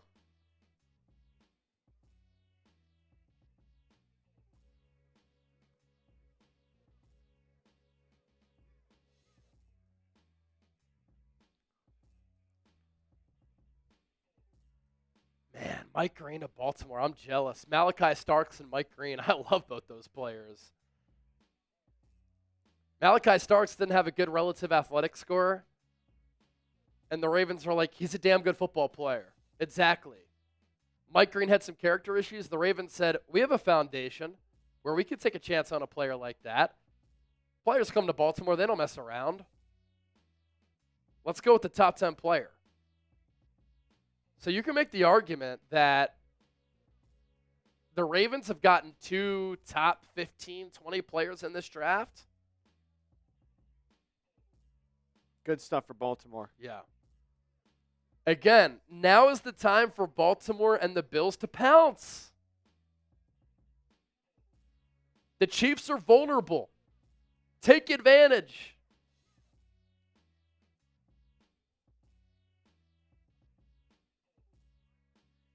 Hey, we're way ahead of NFL Network here. Mike Green crying. 21st overall pick, according to Daniel Jeremiah, third best pass rusher. Extremely emotional as he gets the call from Baltimore. I think he's going to be so good. Twitchy, speed to power, effort and chase. 6'3", 251. Doesn't really have a frame to add more weight, but look, TJ Watt's 250-plus pounds. That's fine. Plays tough. Variety of moves. Excellent in the Senior Bowl. He was so good in the Senior Bowl, he didn't even play in the game. There was a rep where he bulldozed Josh Connerly, too. That went viral on social media. All right, we have Washington's pick. Washington's pick is in. I like the selection for the Commanders. A threat in the NFC, no doubt about it. The Commanders are taking Trey Amos, cornerback out of Ole Miss, at pick number 61. 16 pass breakups in 2024. Read and react corner who makes plays on the ball. Good size at 195 pounds. He can run 4.4 40-yard dash. Quick hips and feet. Outside corner who will get in your mug. Has pressability.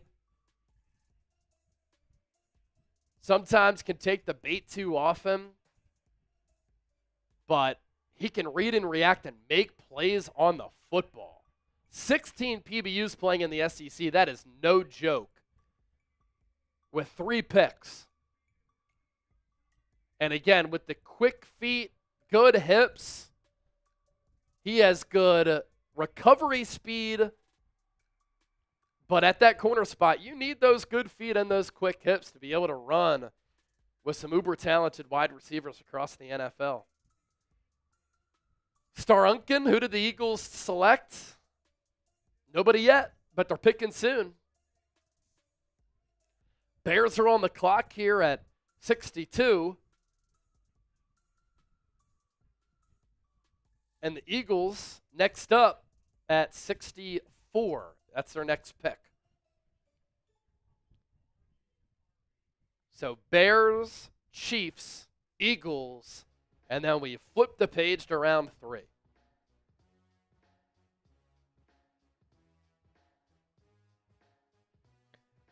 Couple good players going off the board, I think, a lot later than they should have. Mike Green, Trey Amos. Yep. You can even include Will Johnson in there, Yeah. Benjamin Morrison. Those latter 2 players because of injury concerns. The Broncos now, interesting little squad that they have going on in Denver.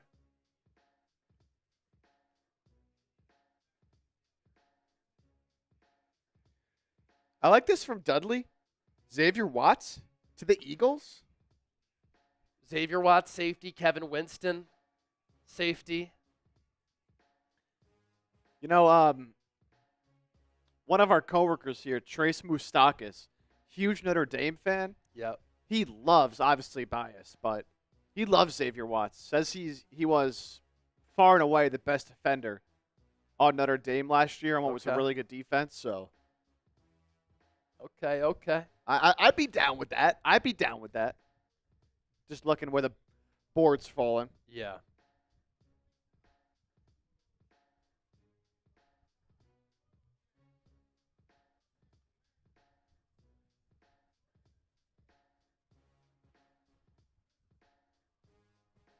Yeah, so we're a little bit ahead of the NFL Network here. NFL Network announcing Trey Amos to Washington. We have the Bears on the clock there at 62. Bryce asking if we need a mod. Been here a few years, just not chatting. Active a time man, the Buckeye. I can mod. Bryce, you know what? If you want to ban the bots over on Niners, don't have a mod yet over there, I got you. Yeah, make him the mod. Just ban those bots, Bryce. I'm active a time and the Buckeye. I love that, man. Yeah. Roy's Place and Bro, Chase, we need a corner, don't we? Yes, Niners need a corner. Niners need a corner, no doubt.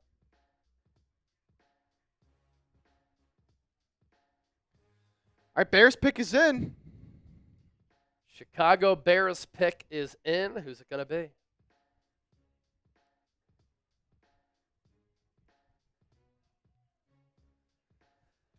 Shamar Turner. Shamar Turner to Chicago. Another Texas A&M defender along the defensive line getting taken. That joins Shamar Stewart, Nick Scorton, and now Shamar Turner. Smaller defensive tackle at 6'3", 290.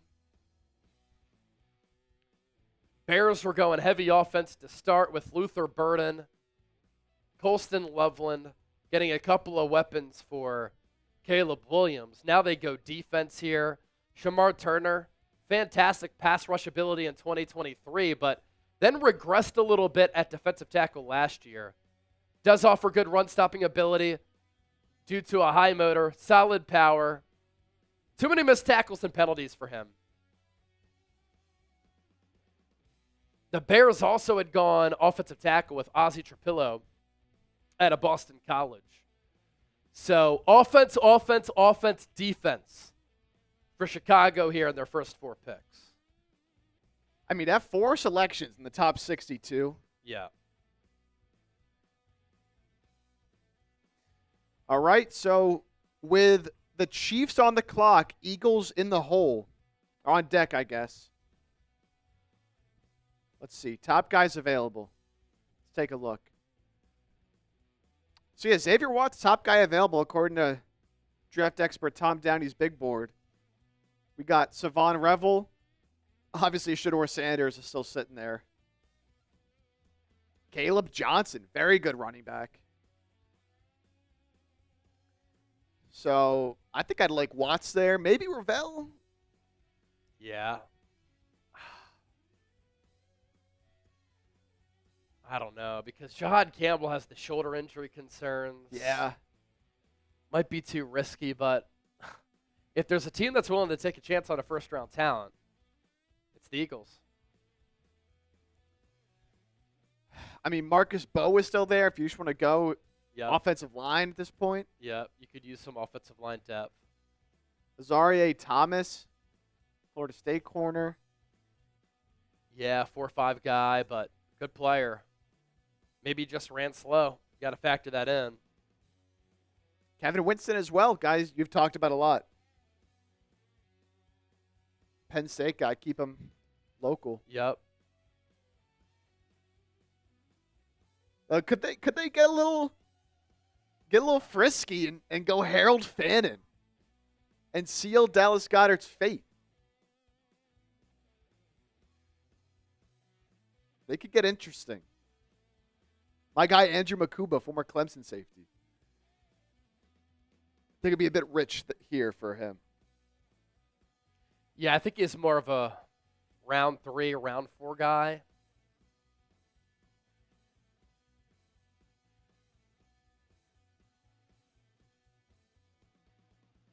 Now, I'm looking back at some of the content that we've done on the Niners report. We had our mock draft reaction from the 3-round 2025 mock draft. That was the one from Mel Kiper and Field Yates.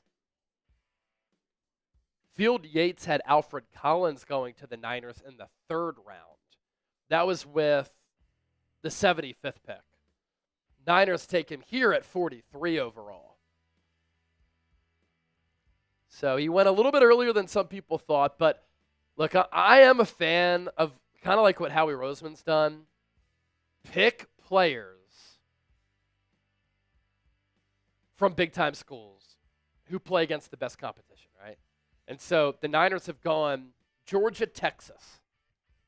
The Eagles have just littered their roster with Georgia and Alabama players. It's worked. They're the best players going up against the other best players playing in the biggest games. And you know what? I'm going to give myself a pat on the back.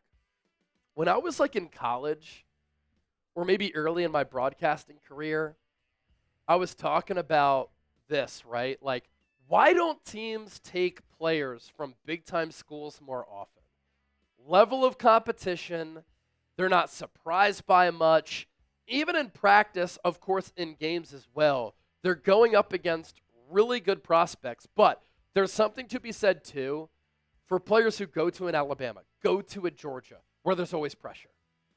And you're in these communities that aren't quite like a pressure cooker town like Philadelphia, New York, Boston. The Niners are a little bit like that because San Francisco fans are very intense. So they go from those towns where football means everything, and then they're not that phased at the NFL level. Whereas if you go from, let's talk about Jalen Reagor, TCU, Fort Worth, luscious campus, green grass everywhere, great-looking females. And then you go from Fort Worth to Philadelphia, you're like, holy shit, not only did I get overdrafted, I don't know what this place is like. When they're expecting you to be an impact player right from the jump, and then those players just crater mentally. You get these players who go to Georgia, Alabama, Texas, these big schools. Austin, Texas is a massive city these days. They're just not that phased by anything at that next level.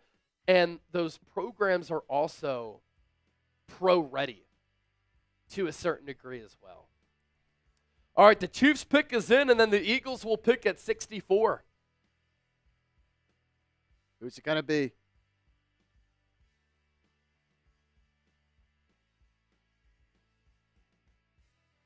Ooh. Dante Hall. Dante Hall, one of the best special teamers ever.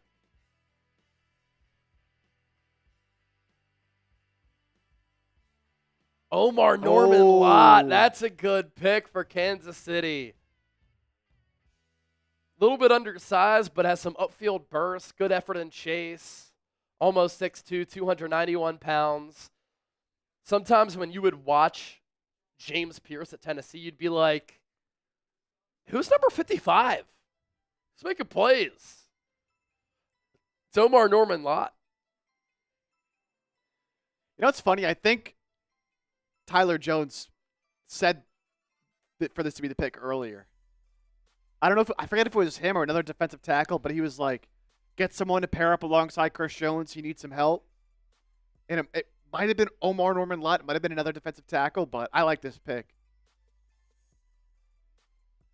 The Chiefs saw the Eagles destroy them on the defensive line. They said, you know what, we need some more of that. Yep.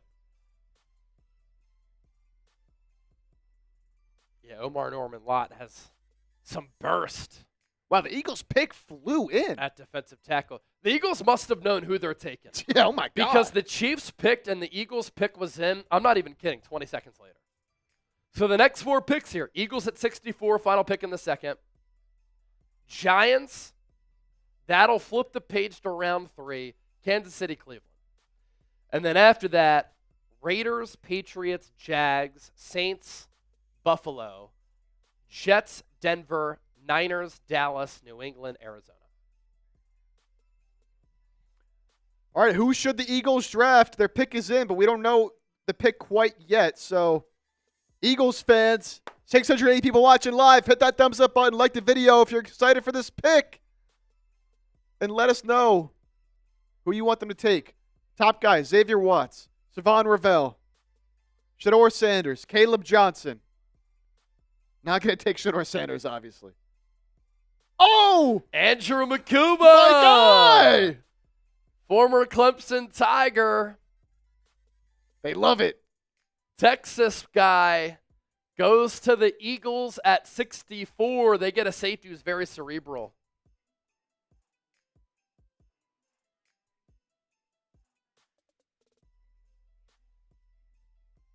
Wow. I like Makuba because I'm biased because he went to Clemson, but over Watts? Yeah. Wow. And they flew this pick in. Wow. Andrew Makuba to the Philadelphia Eagles there. If you're watching us here on Eagles Now, we've had an uptick in audience. We have this pick well before the NFL Network or ESPN has it.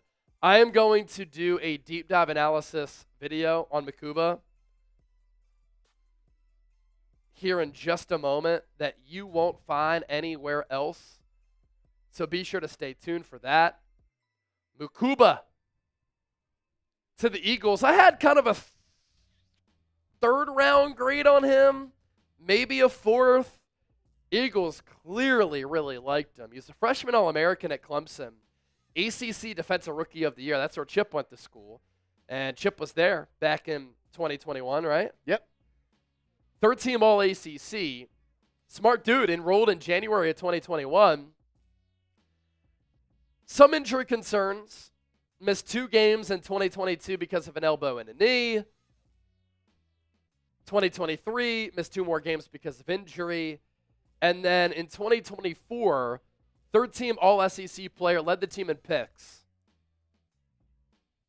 At the Combine, measured in at 5'11", 186, 4.45, 40-yard dash. Shot out of a cannon when going downhill on runs. Good feel for the run game. Good leverage, calm feet. Drops his pads to tackle low and hard and take out the feet of a ball carrier. He's very calculated with how he tackles guys. Good route recognition. Tracks the eyes of the quarterback. Good closing burst. Confident as a ball hawker. That showed up on tape as a senior. 50 career games played. Made plays on kickoff, return, and punt coverages in 2024, so he can play special teams. A little bit undersized at 5'11", 186. Has the body type of a corner, shorter arms. Grade 1 MCL sprain in his left knee in October of 2024 that sidelined him for a game. Dislocated his elbow as a sophomore, sprained MCL in 2022. But ball skills, excellent angles, a little bit of an inconsistent tackler. While sometimes he is calculated with how he tackles, can make some plays against the run, can read and diagnose there. Grade the pick on Eagles Now of Andrew Makuba to the Philadelphia Eagles there at 64. 5 picks, tied for 4th in FBS in 2024.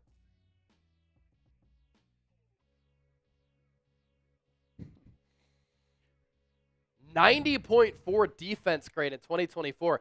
That was second among power safeties. 212 tackles in his career. 6 INTs, 23 pass breakups.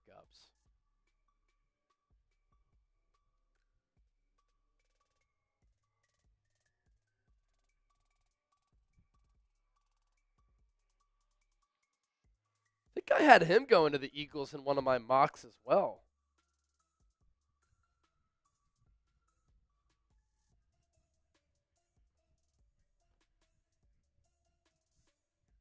Yeah, 90 overall grade. Coverage grade of 89.7.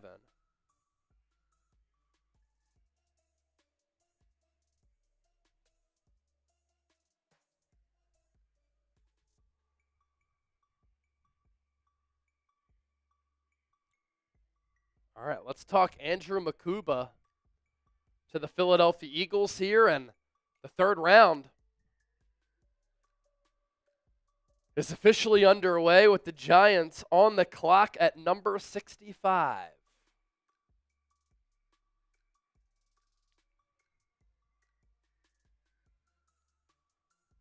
Eagles miss out on Malachi Starks in the first round, but they go Makuba in round 2 with the final pick. All right, here we go. Our coverage of the 2025 NFL Draft continues here on Philadelphia Eagles Now by Chat Sports. Chase Sr. here with you, and Philadelphia adding to their secondary with the final pick in the second round with a player who I had mocked to the Eagles in one of my mocks in the pre-draft process, and a player I've seen you all in the comment section, all of the real ones out there who Eagles fans really like. Philadelphia is selecting Andrew Makuba, the safety out of Texas, who started his college career at Clemson and then transferred to Texas. And I'm very fascinated by this pick. And this was a position of need for the Eagles. They missed out on Malachi Starks in the first round as he went to the Baltimore Ravens. The Baltimore Ravens, by the way, how about what they've done so far in this draft? Malachi Starks in round 1.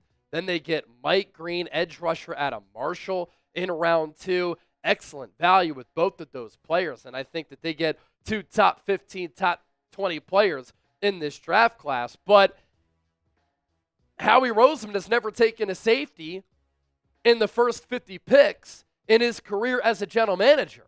Second and third round is where he's targeted a lot of safeties. And Makuba is a very interesting player for a variety of reasons. This past year, he had a Pro Football Focus grade of 90. That was top 5 among all DBs in college football. He also has a long track record of making plays on the football, 28 pass breakups in 50 games and 43 starts in his college career. Makuba fits what the Eagles are looking for on that back end. He might be a little bit undersized, but you can get away with that in this spacing out, offensive-laden, pass-happy era of football. And his lack of size, he makes up for it with the high football IQ. He reacts very quickly in coverage. He has a very good feel for what's happening. Even though he has that cornerback size at 5'11", 186 pounds, he can really run 4.45 40-yard dash at the NFL Combine. The closing speed really does show up on tape. He seemed more comfortable at Texas playing deep rather than playing in that box safety role. And so the Eagles are looking to replace C.J. Gardner-Johnson, who, when he came to Philadelphia originally in 2022, was a slot nickel corner who played a lot in the box. And then the Eagles converted him to safety, but they used him in that versatile role where he played in the slot, around the line, and deep safety. Makuba is a player who doesn't really like to play in the box a lot. He's more of that read and react safety who can read, diagnose, make plays on the football, come through with interceptions and pass breakups as that deep center field type of safety who plays on that third level, who really thrives against the pass. Now, he can make plays against the run because the football IQ and the character is certainly there, and he sniffs out some plays. But I like this pick for Philadelphia. You have a need at safety. He makes plays on the football. I like his pairing alongside Reed Blankenship because of both of their abilities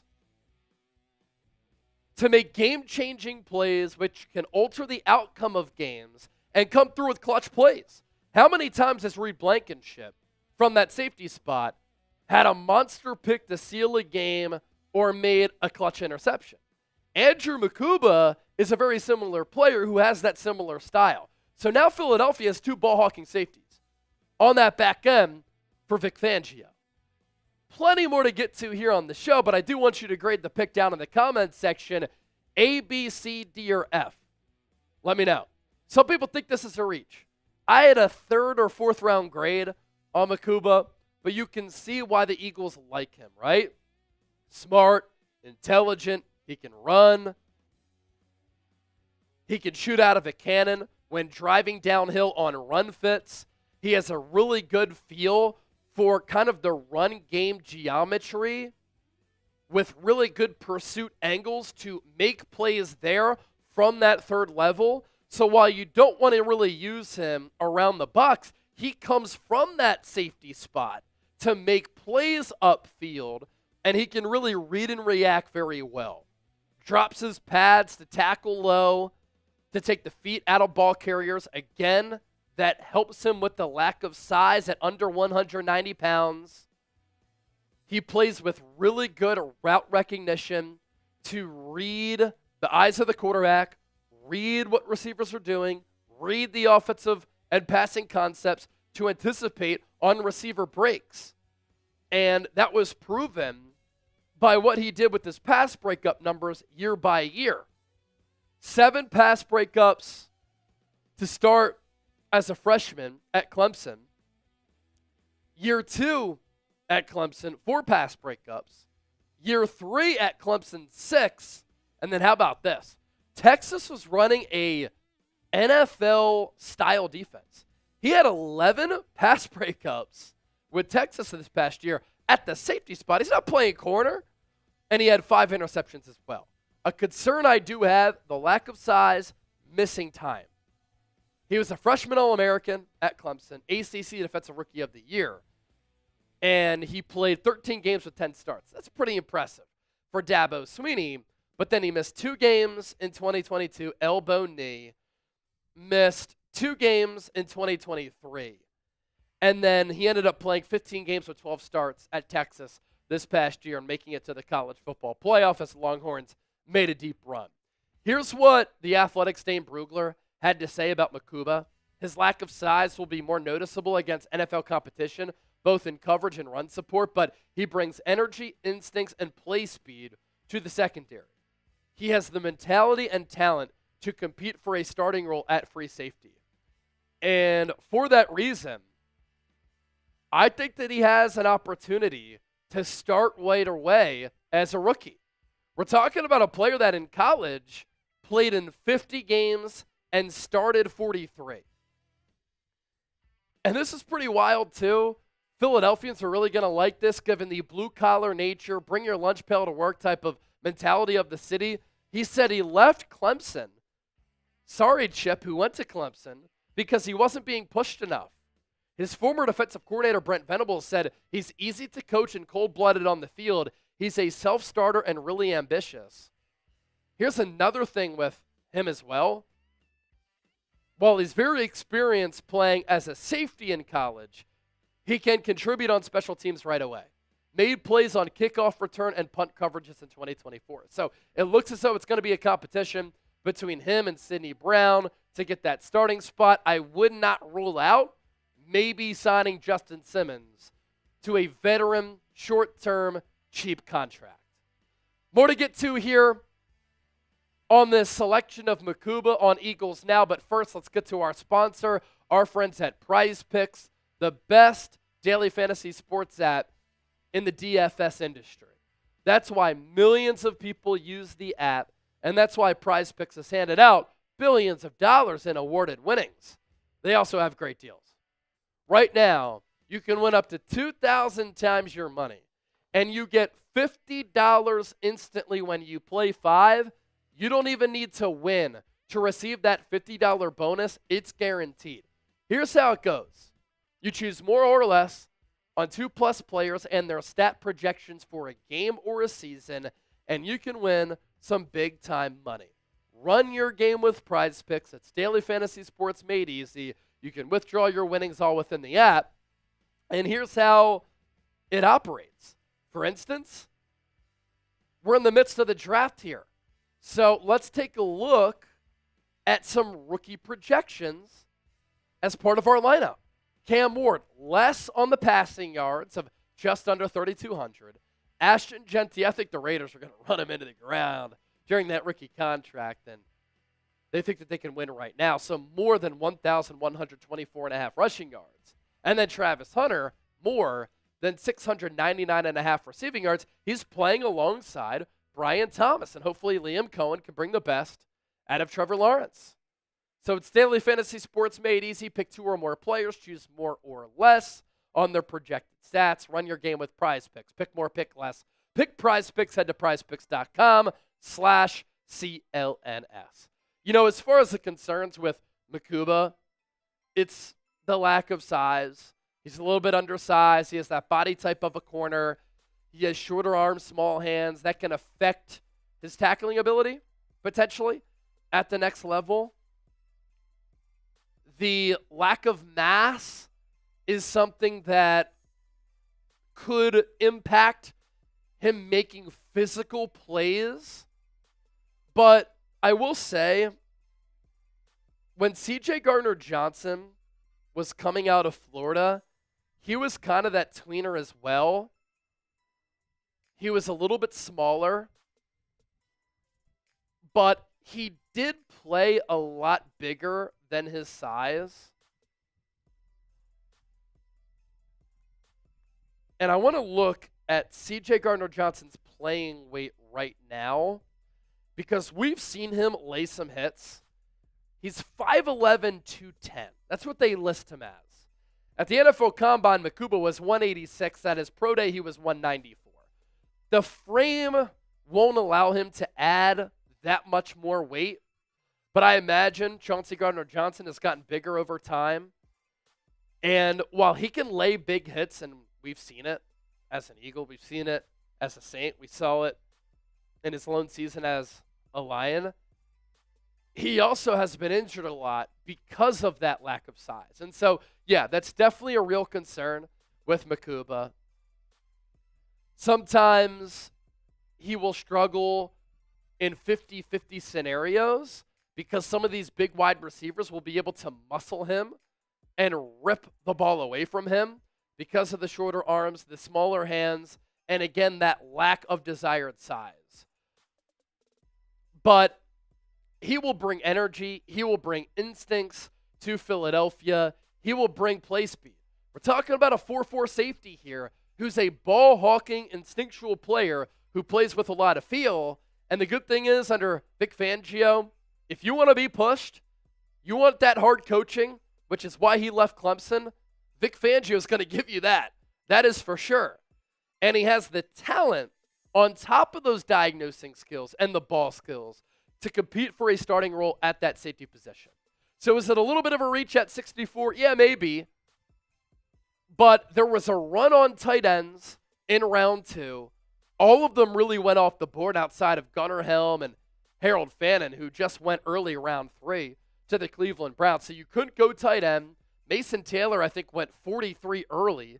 Or no, somewhere in the early 40s to the New York Jets. I think that was at 42. And so the Eagles couldn't go tight end. They would have reached, I think, for a Harold Fannin. I don't think that he was worthy of a second-round pick, even in early third. And outside of that, the Eagles don't have a lot of needs. But safety is one of those needs. He fits the building. He fits the culture. And I think Vic Fangio will really be a fan of a player like Andrew Makuba. Most importantly, it got Producer Chip's stamp of approval. And Producer Chip knows ball. He watched and scouted Makuba while he was at Clemson. So who should the Eagles draft next? As you saw, back on the clock at 96 in this third round. As always, join the conversation down in the comments section. We always appreciate you for watching the show.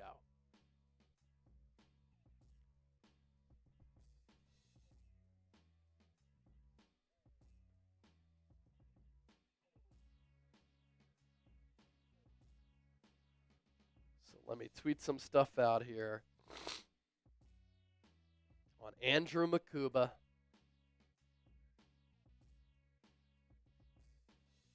Right now, 46% B in our poll question for grading the pick.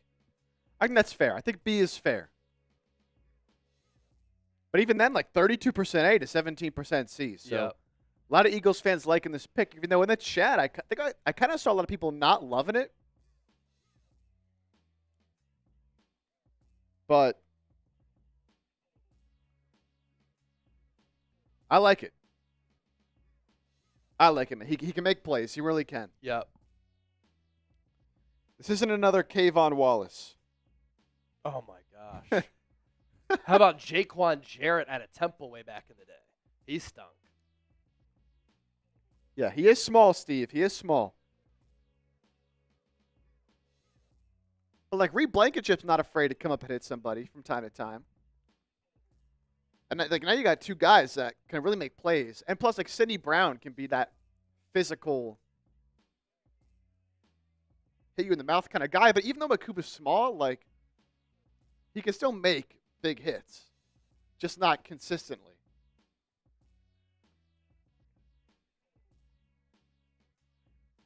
But you want to talk about a coverage safety in this era of the NFL. I like it. Did not think he was going to go here, though. But I like it.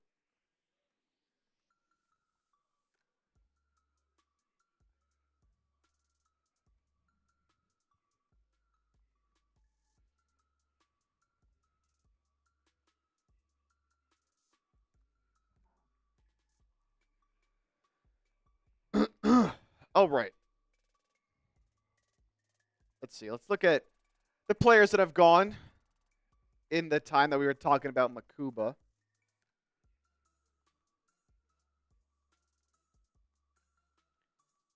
As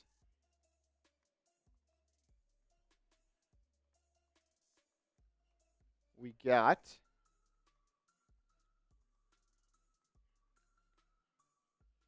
let's see here.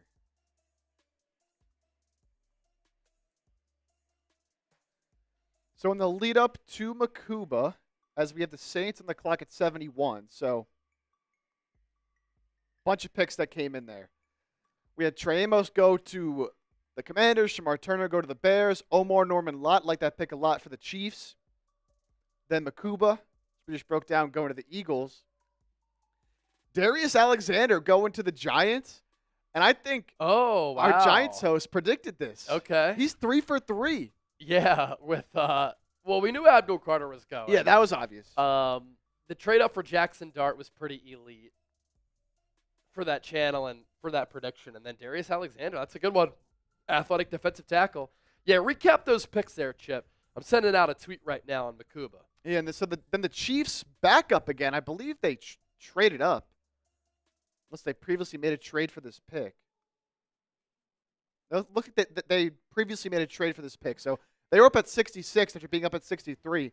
They go Ashton Gelote, edge out of Louisville. Hadn't seen his name too much in the pre-draft process, but they get another edge rusher. They have to go in defensive tackle just a couple picks before. So revamping that defensive line. And the Browns, Harold Fannin Jr. with David Njoku on roster already. So that's interesting. But continue to add to that offense. They went Mason Graham. Then they went, let's see. They've gone Mason Graham, Carson Schweisinger. So defensive first 2 picks. And then offensively, they added Quinshawn Judkins and now Harold Fannin Jr. So I like these picks the Browns have made so far. They're bringing in some really interesting players, that's for sure. Yeah. Then we got the Raiders going Darian Porter, cornerback out of Iowa State. They certainly need corner help, so like that selection there for the Raiders. And then Kyle Williams, Washington State wide receiver, going to New England. So continuing to get some more help for Drake May. So the Patriots now obviously went Will Campbell in round 1. They went Travion Henderson round 2, and now Kyle Williams in round 3. Yep. So revamping that offense. Then the Lions taking a player right in front of the Saints, who I know our Saints host, Trizzy Trace. A lot of you know Trizzy Trace. Really wanted this player, of course, being an Arkansas guy. Isaac Tesla, receiver out of Arkansas, going there to Detroit. So he'll be paired up with Amon-Ra St. Brown, Jamison Williams, who just had his 5th-year option picked up. Now Isaac Tesla, the receiver out of Arkansas. And then the Saints go Vernon Broughton, defensive tackle out of Texas. So the second defensive tackle out of Texas today. Selected here in rounds 2 and 3. Leaves the Bills on the clock at 72. And look, Xavier Watt's still on the board. Savon Ravel still on the board. Shedeur Sanders still on the board. I'm kind of surprised Caleb Johnson hasn't been picked up yet. I think he's a very talented running back out of Iowa. He was very productive for a team that everyone knows is not throwing the ball. So still some good players. Alec Iomanor, who could fall to the Niners, who are going to be up pretty soon. They're 75, right? Yeah. So we have New Orleans at 71. We have Buffalo, the Jets, Denver, and San Francisco after that. So, I mean, we already got to start looking now here at guys the Niners could take. Like, they obviously went Micah Williams, Alfred Collins. I'd like Marcus Bow here. Marcus Bow? All right. Let me record a YouTube short here for Makuba. I'll use the bathroom, then we'll be back for that Niners pick at 75. Marcus Bow could be interesting for San Francisco. Good player along the interior. All right, let me record this short as the Eagles take a very interesting player in Andrew Makuba at 64. We're live on Philadelphia Eagles now for night 2 of the NFL Draft. Should join us here on YouTube. But here's my instant reaction of a very interesting pick for the Philadelphia Eagles with the final pick in the second round at 64 as the Eagles are taking Texas safety Andrew Makuba. And some of my scouting notes on him, he is a ball-hawking deep safety who really plays well from that third level, whose ability to make plays on the football is really impressive. He had a 90 overall Pro Football Focus grade in 2024 with 11 pass breakups and 5 picks. He can run really well, clocking a 4.45 40-yard dash at the NFL Combine. He's a high-character player who can read and diagnose plays in the pass game, but takes good angles in making plays against the run. The concern with him is a lack of size. He looks like a corner, 5'11", 186, but he'll have a chance to start right away. And the ball-hawking nature of his game, interesting alongside Reed Blankenship. All right, let me use the bathroom here, and then I'll be back, and we'll get to the Niners pick at 75. Stay tuned. Why would you go anywhere else? Best draft coverage here on YouTube. Let's go. All right, so the Bills pick came in during that time. They go Landon Jackson, the edge out of Arkansas. I like what the Bills have done so far here. That's a good pick for them, going Landon Jackson, adding to the defensive line after they took T.J. Sanders earlier in the second round at number 41, the defensive tackle out of South Carolina. And they went Maxwell Harrison, the cornerback out of Kentucky, so really bolstering that defense.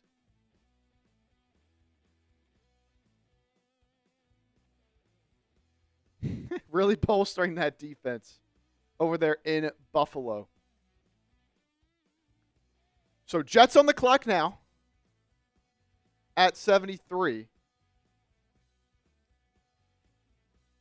It'll be Broncos at 74, Niners at 75. So we can take a look again at who is available as the Niners pick gets closer and closer.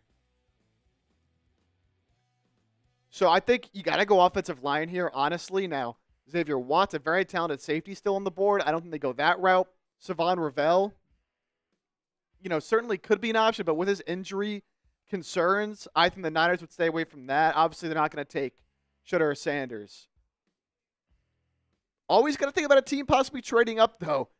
But at this point, I don't think anyone's trading up for him anymore. Kind of too late for all that. Caleb Johnson, a very talented running back. We know the Niners love to go running back in the third round, so I wouldn't mind Caleb Johnson. I think he should have gone in the second round, honestly. Very, very talented running back. A lot of production at Iowa. Princely McMillan, edge out of Ole Miss.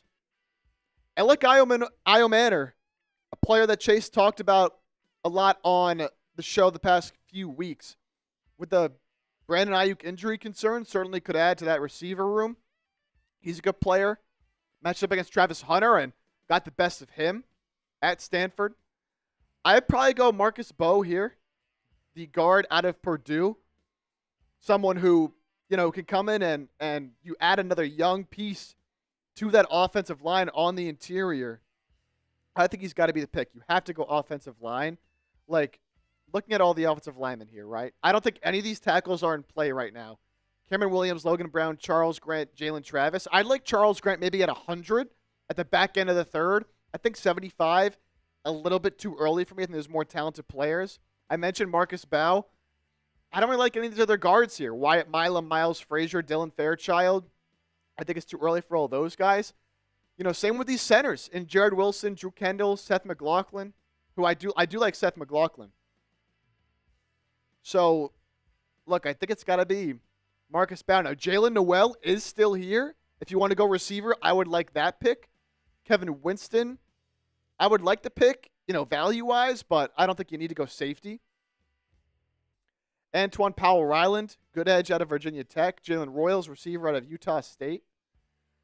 Jacob Parrish could also be an intriguing option here at corner. Another guy that Chase has talked about a lot that he likes quite a bit.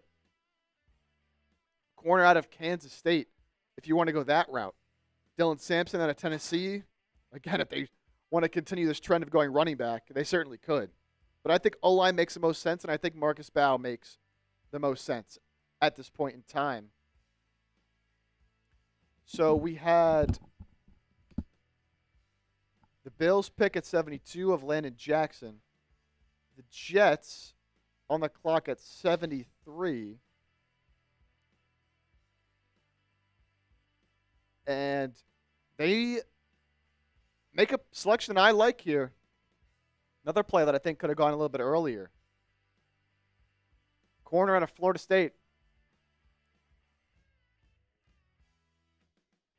Azaria Thomas. So you have Sauce Gardner. They held on to DJ Reed, right? No, he was the Lions. Lions. So yeah. DJ Reed replacement here. Good player. Obviously a horrible year for Florida State, but he's a good player. I like that, pairing him up with Sauce Gardner. So Denver on the clock at 74, and then the Niners up at 75.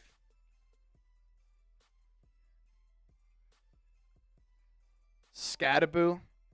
People are calling for Scattaboo.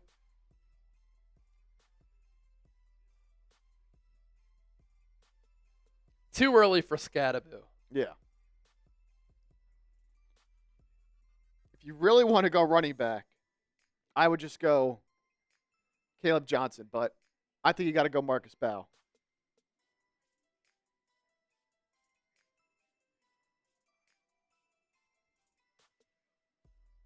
right, let's see here.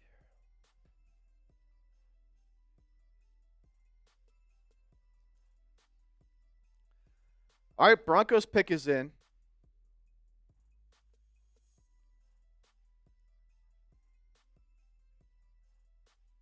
And they go Pat Bryant, wide receiver out of Illinois. So another receiver, but it's not Jalen Noel. It's not Alec Ayumanor. It is Pat Bryant. Niners on the clock. Niners on the clock. Here we go. All right, Niners fans. Give me a name. Let's go. Who you want the Niners to take right here at 75?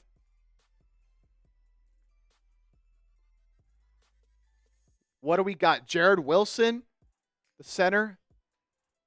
Xavier Watts, Jordan Birch, Jalen Noel. Timothy says Shador Sanders. Joe Mama, anyone but a kicker, please. That'd be hilarious. Kyle Williams is off the board, Wet Noodle. He just got picked by the Patriots. I'm seeing Scattaboo. Kyle McCord. Could you imagine they go Kyle McCord over Shador Sanders? How about that? I'm seeing a lot of Jalen Noel.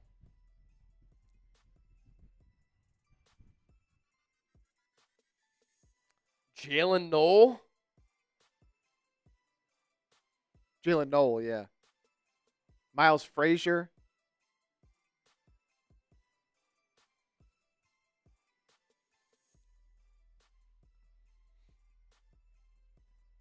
Any good offensive lineman. That's why I think they should take Marcus Bell. Seriously, Marcus Bell would make some sense here, unless the Niners just decide to go defense again, which I won't hate. But at some point, you need to bulk up the offensive line, right? Shador Yolo.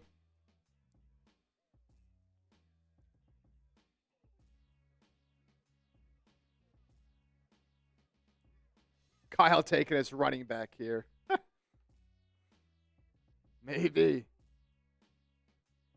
All right. 1,100 people watching live on the San Francisco 49ers Report. Chip's talking a little bit because obviously I had to push out some social media videos here. So thanks for bearing with me. Alfred Collins to the Niners at 43. Niners next up at 75. And then they have another pick tonight at 100. And so the Niners have gone with two massive athletes in the first two rounds. Mykel Williams at 11. Alfred Collins at 43. Two very good run-stuffing defenders. Remaining needs, you still have another one at defensive tackle and edge rusher. Offensive lineman, linebacker, cornerback. The other needs for San Francisco here. And the pick is in for the Niners. And let's see what this pick is. Don't forget to hit that sub button. We're 160 people away from 1,000 likes. Come on now. Hit that thumbs up icon. Like the video right now as Julian Peterson makes another pick for San Francisco. With the 75th pick in the 2025 NFL Draft, the Niners take Nick Martin, linebacker out of Oklahoma State. He runs like Dre Greenlaw. He's very fast. He did miss 7 games in 2024 because of a knee injury, but he had 140 tackles in 2023, which was 7th in FBS. You can use him as a blitzer from time to time. Even though he missed 7 games, he still had 7.5 TFLs.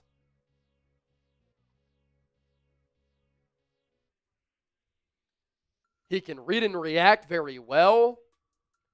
And so Nick Bosa, Alfred Collins, Mykel Williams, Fred Warner, Nick Martin, Diamador Lenore, Renardo Green, and Malik Mustafa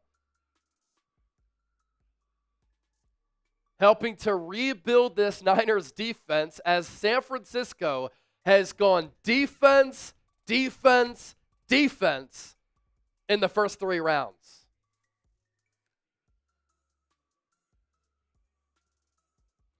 For those of you watching on the 49ers Report, I'm about to do a deep dive video on Nick Martin.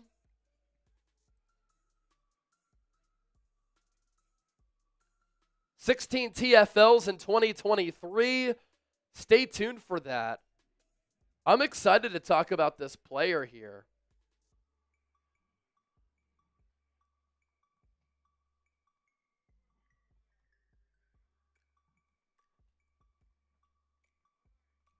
Wow, quick pick for the Cowboys.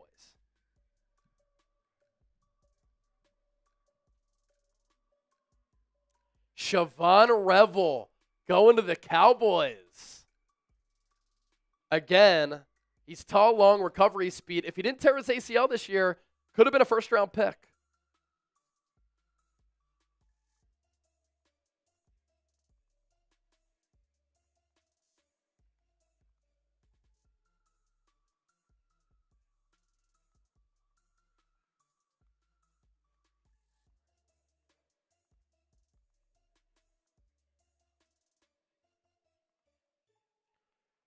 Just sending out this tweet here.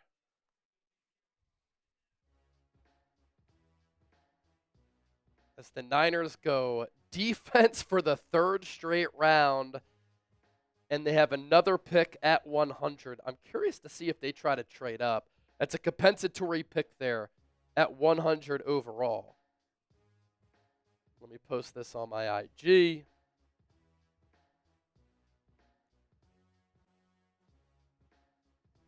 I think Niner fans going to have a fun time watching Nick Martin.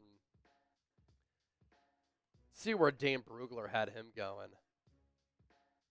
Dane Brugler had him as a 5th-round player. 5'11", 221, so he's a little bit smaller.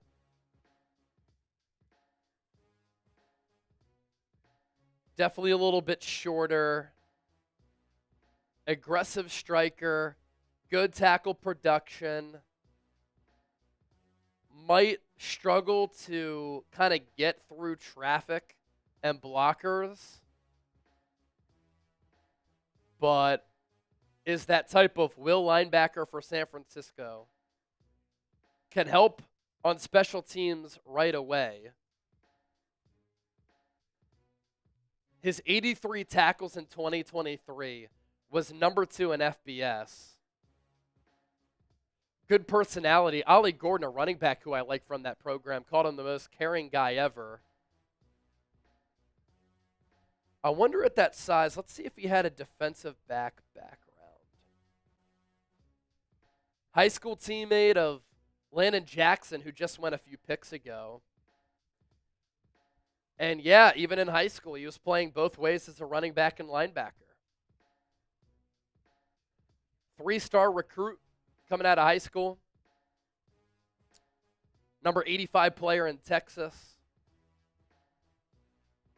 Got his first scholarship from UTSA in 2019. And then offers from Arkansas, Kansas, SMU followed. Final choices between Kansas State, Oklahoma State, and Texas Tech. And then he committed, to play under Mike Gundy at Oklahoma State. All right, so let's talk about it here. Grade the pick of Nick Martin to the Niners at 75. Maybe a little bit of a reach, but let's talk through it and sift through it right here on the show with 1,200 people watching live. This is why you rock with us here on the Niners Report by Chat Sports.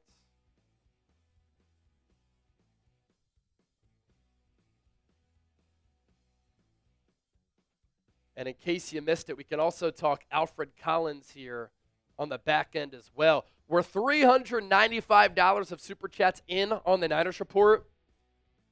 $5 away from 400. Who's going to get us there? And I'll make another deal. $50, I'll do a beer bong or a shotgun after we record this segment on Nick Martin.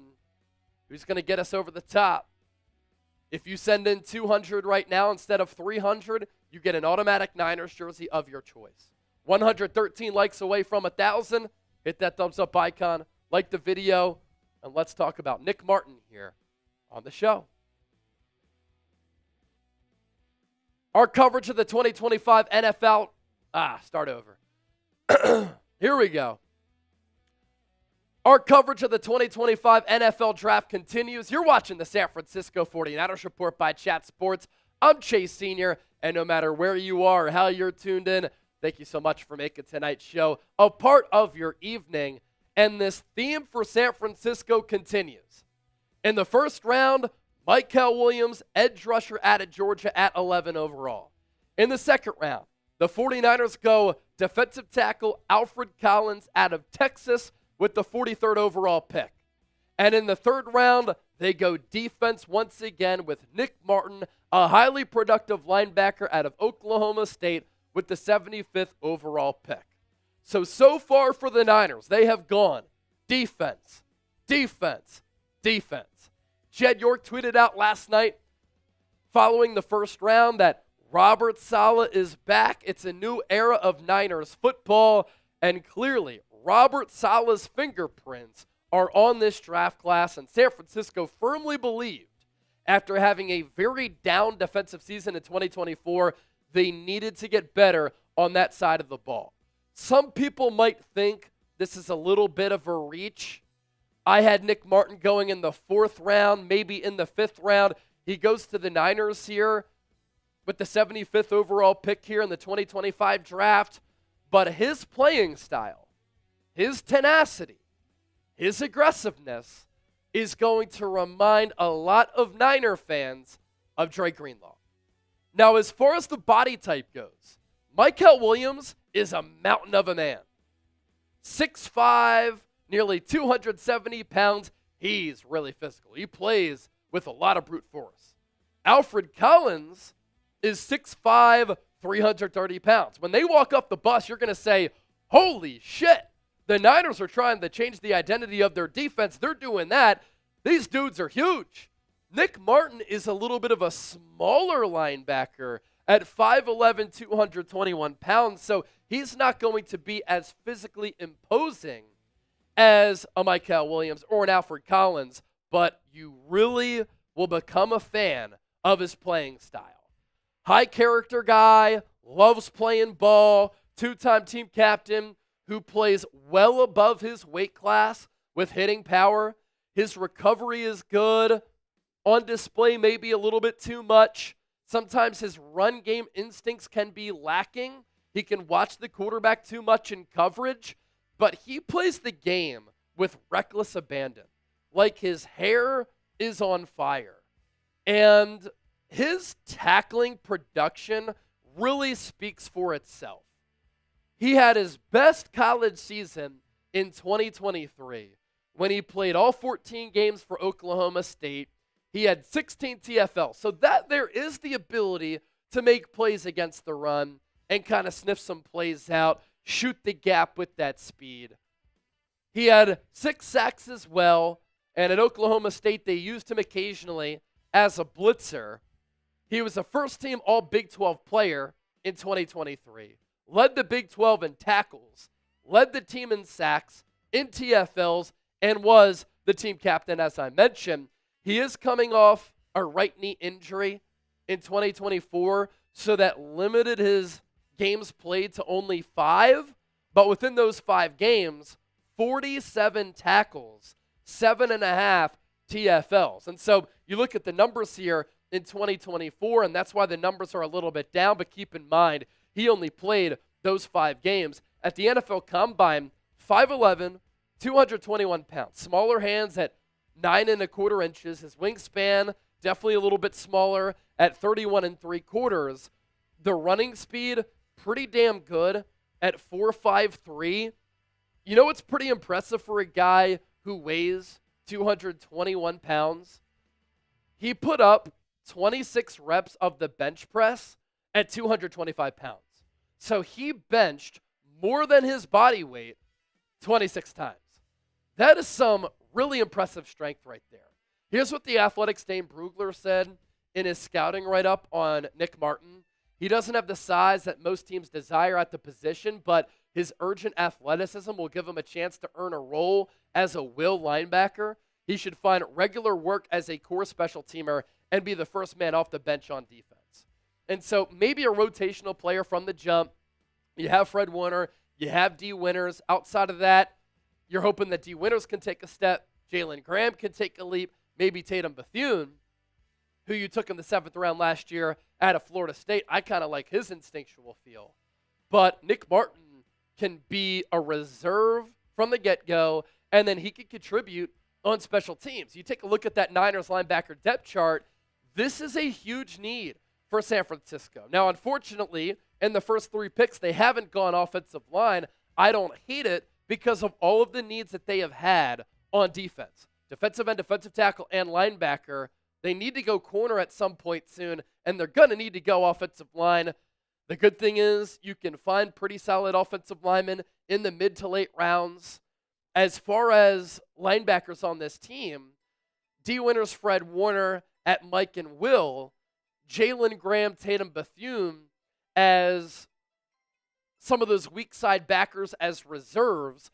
Luke Gifford, the Niners, signed in free agency. He's been a really good special teamer. And then Curtis Robinson was having a really good training camp. And then in practice, he injured his knee. The Niners decided to bring him back. So players who have something to prove, no doubt, at that linebacker spot. And Nick Martin is going to have an opportunity, I think, to get snaps at least on special teams, potentially on defense right from the jump as a rook. So grade this pick of Nick Martin. Do yourselves a favor. Watch some of his highlights. You'll see the tackle production. You'll see the speed in which he plays with, the tenacity and the aggressiveness. And you'll say, yeah, he plays a little bit like Dre Greenlaw. NFL Network said the same thing. So grade the pick A, B, C, D, or F. Let me know down in the comment section here. Plenty more to get to because I have some more thoughts on this pick. So stay tuned for that. But this selection for the Niners, sponsored by our friends at Prize Picks. They have millions of users on the best daily fantasy sports app in North America. It's why Prize Picks is the largest independently run daily fantasy sports app in North America. And they've given away billions of dollars in awarded winnings. Here's how it works. You pick 2 or more players, you choose more or less on the projected stats, and you can win up to 2,000 times your money when you go to prizepicks.com/CLNS. You use our code CLNS, and you play $5, you get $50 instantly. You don't even need to win to receive that $50 bonus. It's guaranteed. Obviously, the draft is rolling on, so we have some projections for rookies. Cam Ward, less than 3,199.5 passing yards. Ashton Jeanty, more on the rushing yards. And then Travis Hunter, more on the receiving yards. All he has to do alongside Brian Thomas is get more than 700 receiving yards. So choose more or less. Pick more, pick less. Run your game with Prize Picks. prizepicks.com/CLNS. As far as Nick Martin goes here, does have that above average athleticism, so he's going to be able to impact football games. He can get shot out of a cannon. He chases down runners in the open field. Due to that lack of size, he might struggle to fight through blockers, so that's something that he might struggle with a little bit. He does have some twitch, though. Just sidestep from some of those blockers inside that tackle box when there's a lot of traffic and there are a lot of bodies there.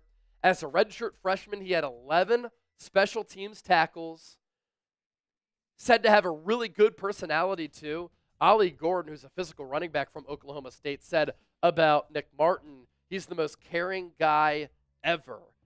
And some of his production was among the top production from the linebacker spot all across the country, especially in 2023. The 140 tackles, I believe that was top 5 in FBS. And then the 16 TFLs, I believe that was top 5 or top 10 in FBS at that linebacker spot. So this is a type of linebacker mold that the Niners like. They historically have taken a lot of linebackers with a defensive back background. Now in high school, Nick Martin was a running back and a linebacker. He didn't have that defensive back background. But the athleticism and that size has allowed the Niners to turn these smaller linebackers into really good players because they're just firing on all cylinders. So you think about the picks who the Niners have made so far. Mykel Williams, huge in stature, really good against the run and setting the edge. He's going to have to work on refining his pass rush moves and have more of an answer outside of just relying on his strength and winning with the bull rush. But he can stop the run, and he gives the Niners a physical presence on defense. So too does Alfred Collins, who's an excellent run stuffer at 6'5", 330. Mykel Williams has been pretty durable, although he was dealing with an ankle injury. Alfred Collins, extremely durable throughout his career. Nick Martin missed some games last year due to a knee injury, but then he goes out at the NFL Combine and does the workouts and passes it with flying colors and runs a 4.5 40-yard dash, and sometimes that play speed looks faster, which is why that shot out of a cannon reference is what I used earlier to describe his game. So defense, defense, defense here for the Niners as Kyle Shanahan, John Lynch, Robert Saleh look to remake that unit. Also think about this, right? Niners have lost so many marquee players in free agency already, and so they have a lot of needs to fulfill. And it doesn't surprise me one bit that they are loading up on defense here, getting a type of player who fits their mold. Just make sure you send in a note that I didn't. Okay, cool.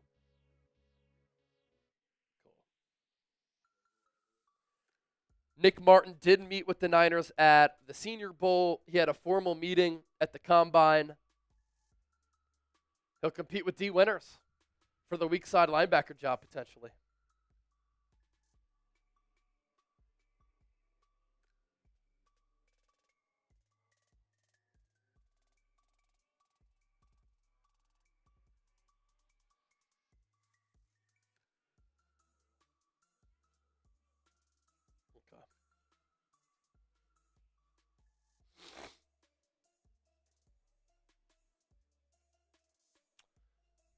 Okay, could Pittsburgh go Shadur Sanders here at 83?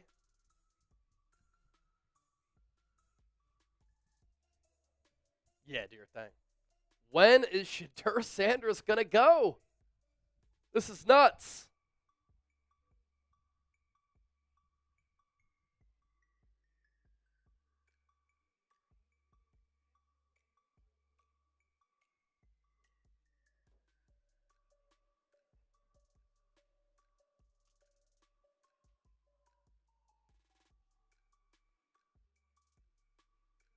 Emmanuel Acho, by the way, likes the Eagles selection of Andrew Makuba.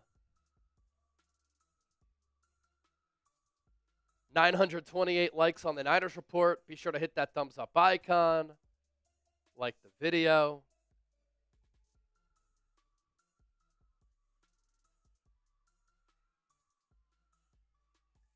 Some people are saying that if Nick Martin didn't have that knee injury, could have been a second-round pick.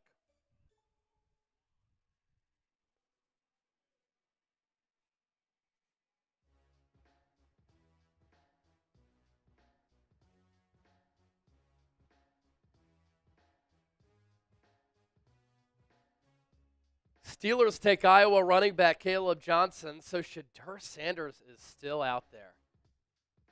Incredible. Tampa Bay, New England, the Chargers, Packers, Jags, Houston, Rams, Ravens, Seattle, Saints, Cleveland, Chiefs, Eagles, Minnesota, Las Vegas. All coming up.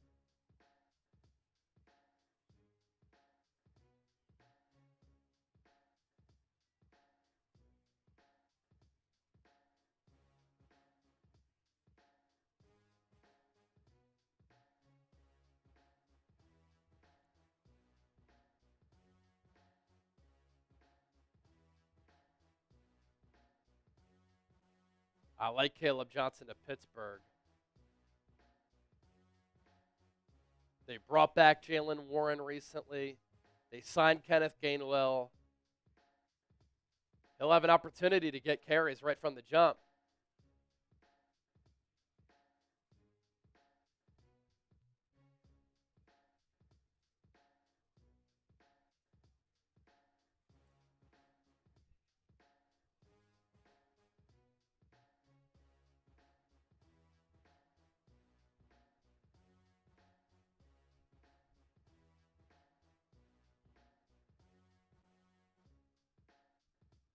Pick is in for the Tampa Bay Buccaneers.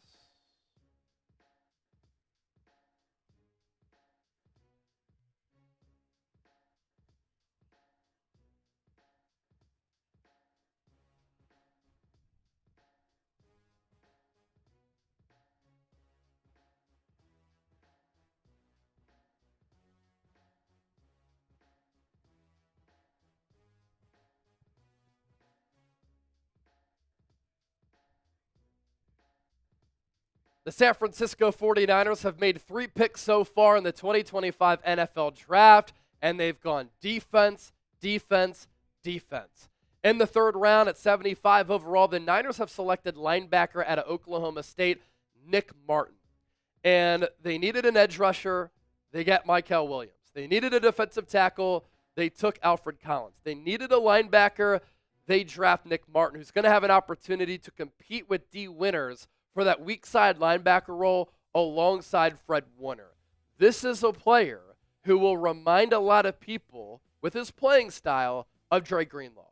He's fast, he flies, he plays with reckless abandon and no fear. He has been a tackling machine. Did have a knee injury last year, so he only played 5 games, but did work out at the NFL Combine, ran a 4.53. But in 2023, 140 tackles, 16 TFLs, and 6 sacks.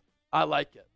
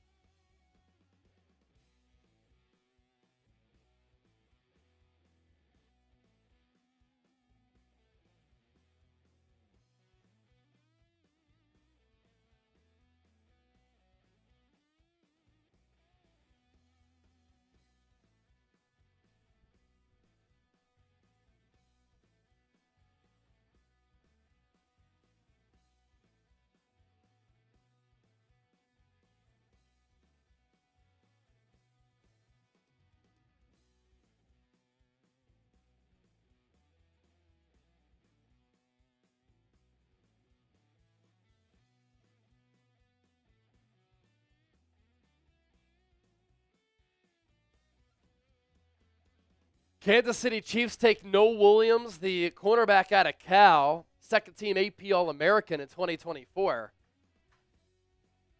This is a good pick for Kansas City, in my opinion, and good value at 85.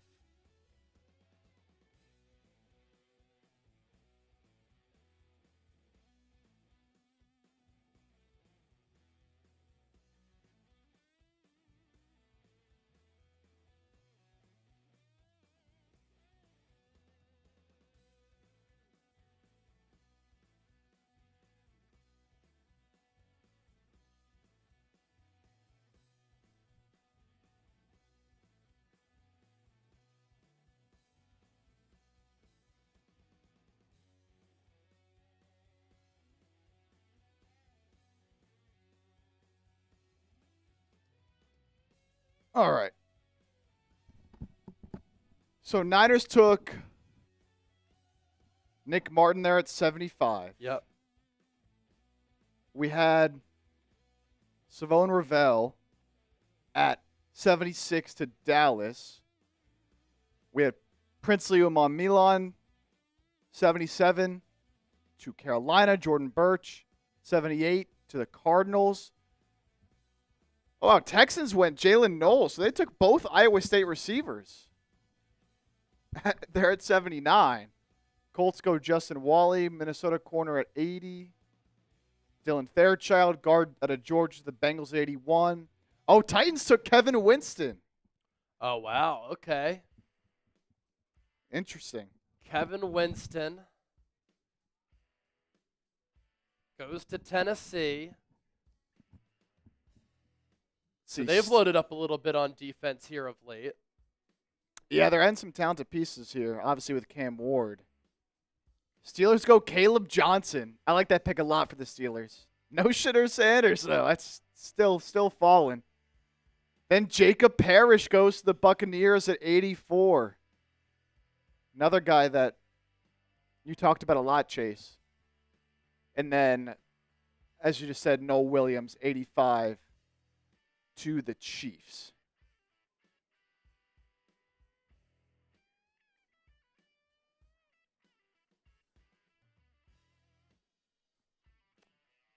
All right.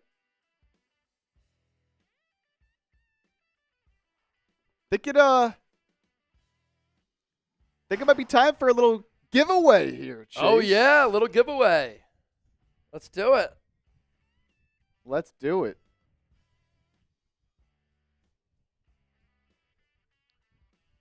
So what we're going to do right now. And this one's Niners only. Yes, 49ers only. So those of you who watched the show a little bit earlier today, you saw me wearing this awesome Niners polo from Chubby's. I think it is so cool how it's Niner themed. And my mom, God bless her soul, Loved vibrant colors, so sometimes I like to wear some vibrant colors in honor of her. Just makes you stick out a little bit. Stand out from the crowd. Thanks to our friends at Chubby's. So what we want you to do, this is part of Chubby's NFL collection. I need you to retweet my pinned tweet on the 49ers Report right now. And if I get 50 retweets, a random winner gets a Chubby's NFL collection item.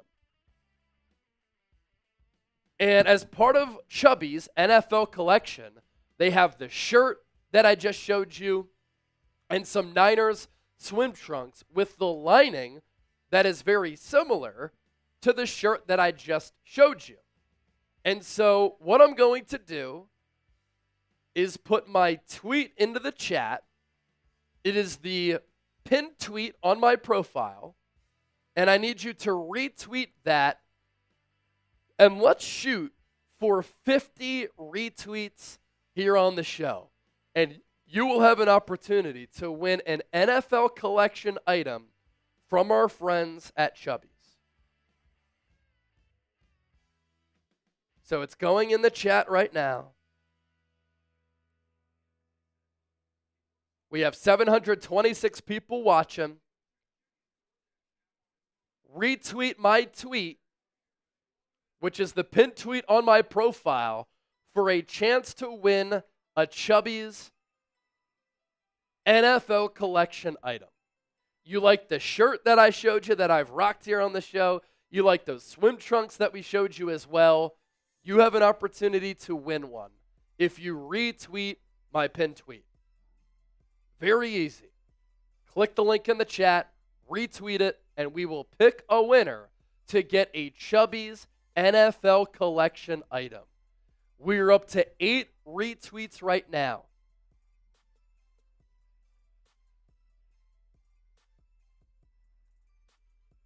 Link is in the chat. Retweet that tweet. We're up to 10, and you have an opportunity to win a Chubby's NFL collection item.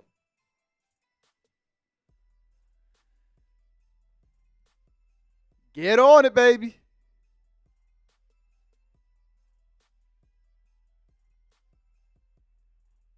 We're up to 10 retweets here on the show.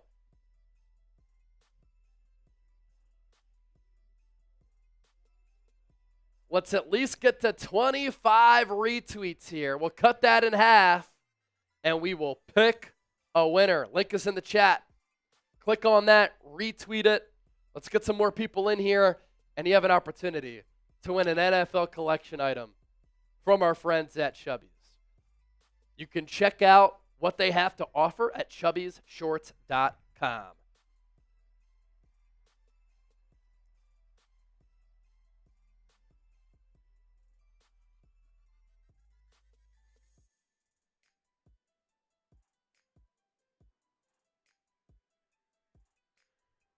I'm seeing 10 retweets right now, up to 12.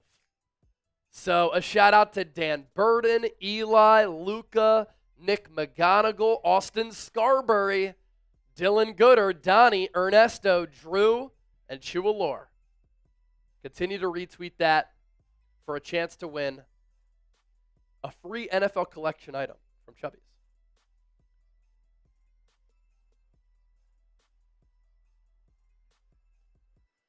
Oh, wow. The Green Bay Packers, after going Matthew Golden in round 1, they are taking Savion Williams in the 3rd round at 87. Wow. He is a Cordero Patterson, Deebo Samuel type of clone.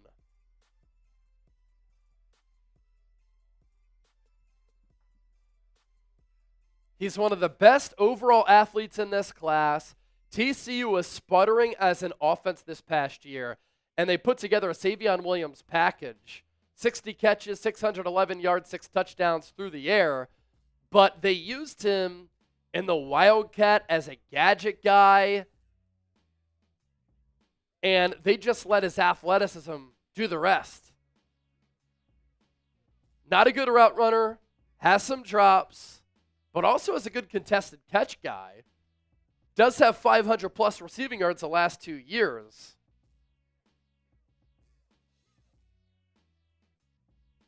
And he is a fascinating player in this draft. Almost 6'4", 222 pounds.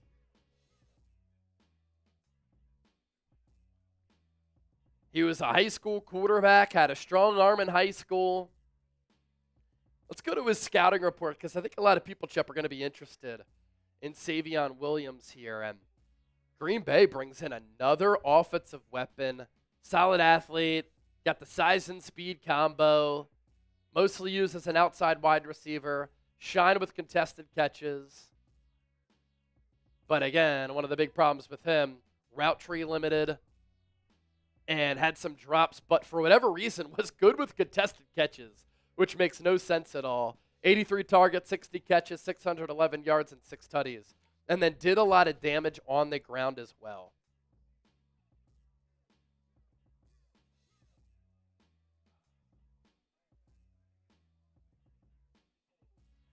Austin Scarberry with a little bit of a bribe for you, Chase.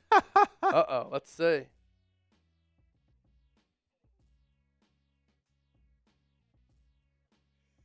Get that up here, Austin.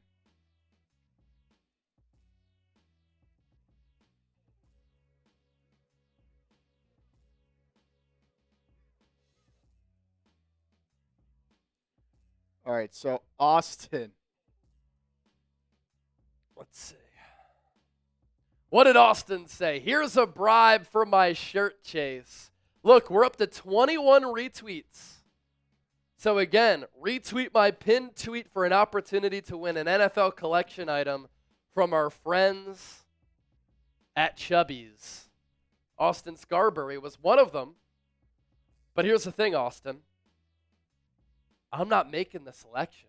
My bosses are. They're not in the studio right now. And so we'll see.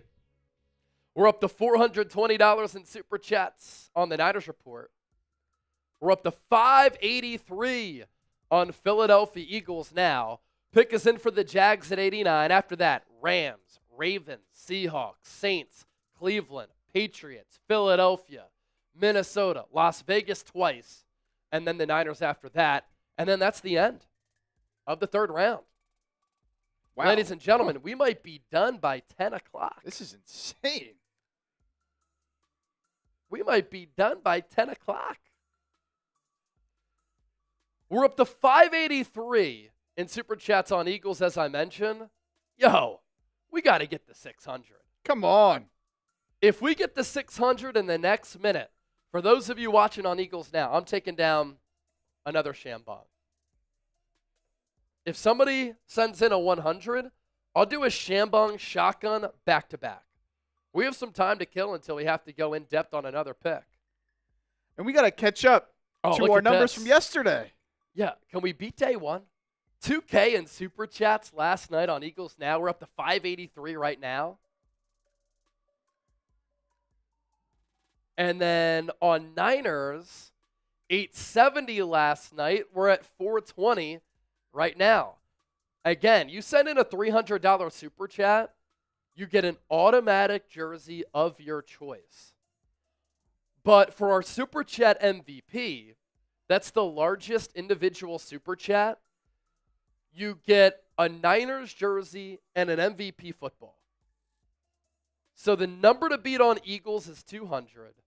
The number to beat on Niners, what is it? I believe it's 100. It's only 100 to beat on Niners. You get a jersey and an MVP football. And that's the jersey of Michael Williams and a custom NFL football from us here at Chat Sports. 49ers Report and Eagles Now MVP footballs. Look at that. Customized with the channel logos. Let's go.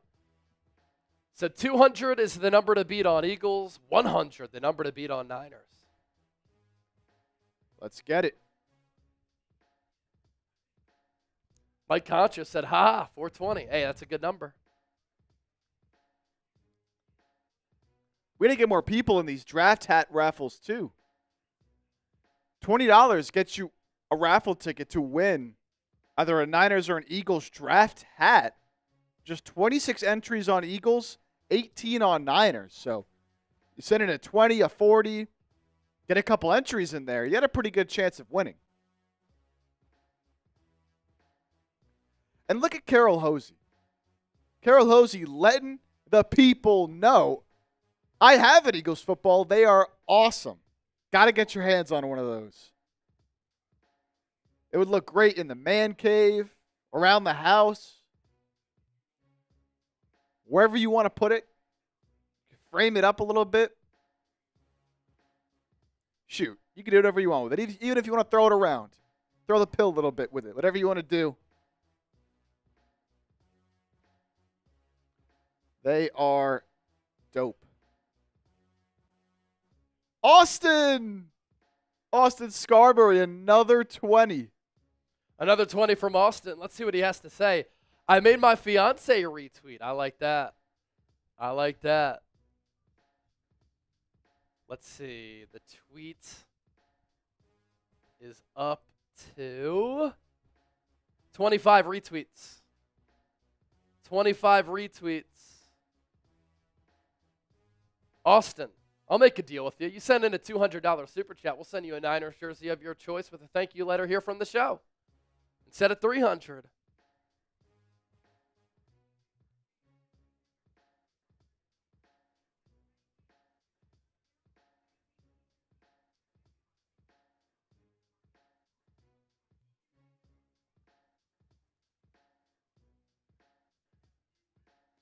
All right, here's that 20 from Austin.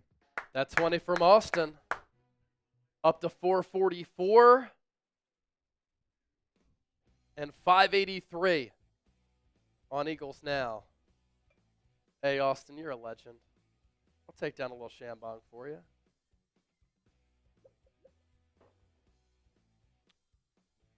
Bearded Niner with the 10. Cheers, Austin.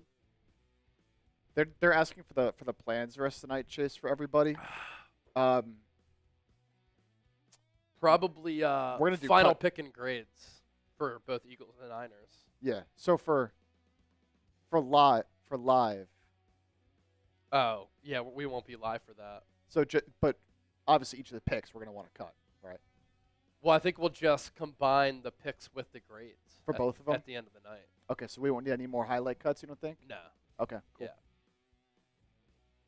I can mess. You got it? Yep. Cool. Yeah, just say we're going to do final picks and grade cuts outside of live. 51 likes away from 1,000 on the Niners report. Hit that thumbs up icon. Like the video. Dude, it's crazy that Shedeur Sanders could last until day 3. I mean, what's going on? Yeah. This is when character and interviews matter.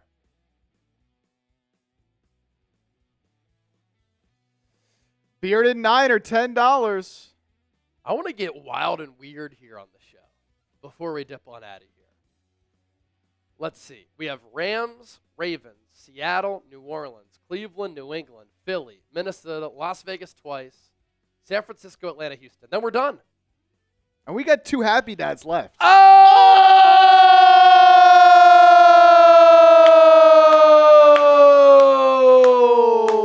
Candy's getting a jersey. I can't sleep. Ha-ha, I love this show. Gang, gang.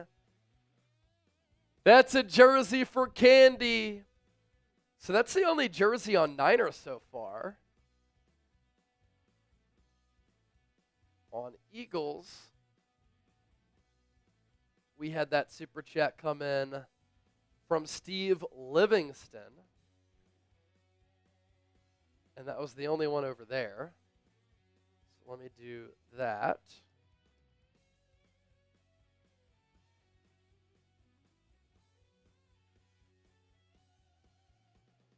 And then on Niners,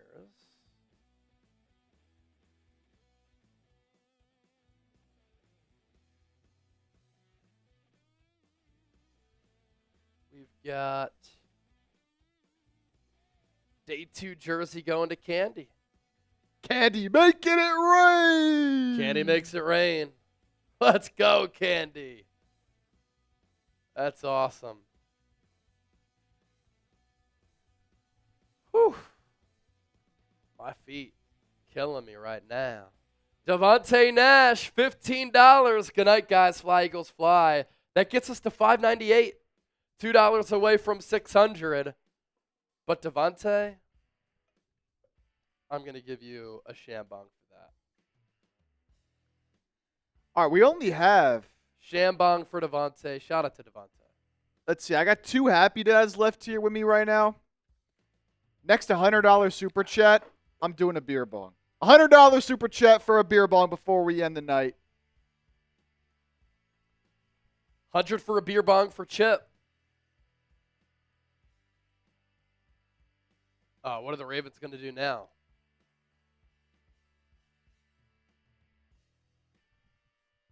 Rams took Josiah Stewart. Josiah Stewart, I like that pick for the Rams. Man, they get another really talented defensive end and just defensive player who's really good. George Kittle back in the building today for offseason conditioning. Two sides continue to discuss a contract. Chase Carroll saying to check your email. Shadur Sanders just tweeted, "Thank you, God, for everything." Interesting. What could that mean? All right, I'll check the email here. Carol Hosey. Oh, she has her football. This is cool.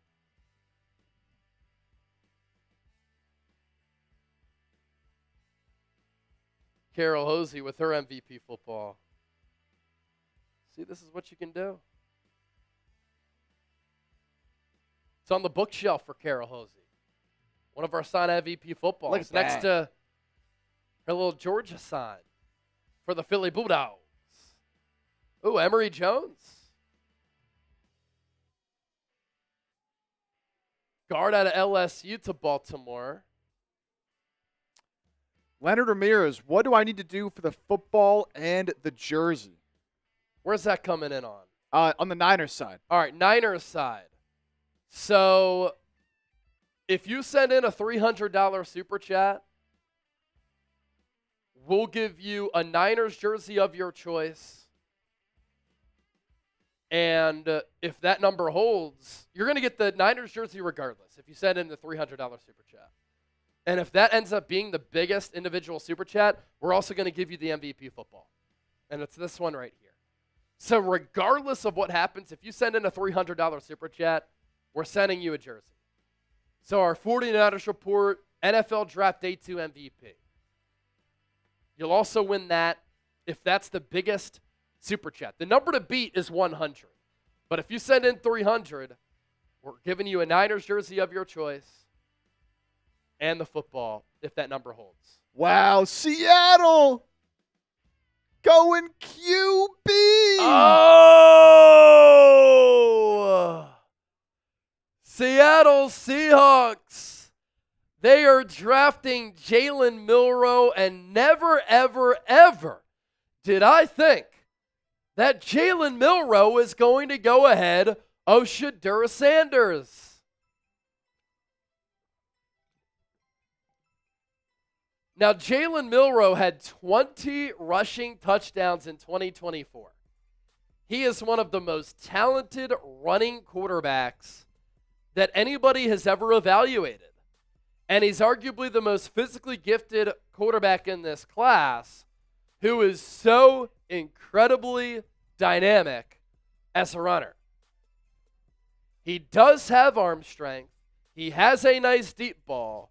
But boy, oh boy, he has processing issues and rough footwork that led to plenty of accuracy problems. And so he is very, very raw and will need a lot of coaching and development throwing the football, processing, because sometimes he would just not see it or have a lot of layups and miss those. So he did complete 64% of his passes, 2,800 yards, rushed for 726 rushing yards, 36 total touchdowns, 11 picks.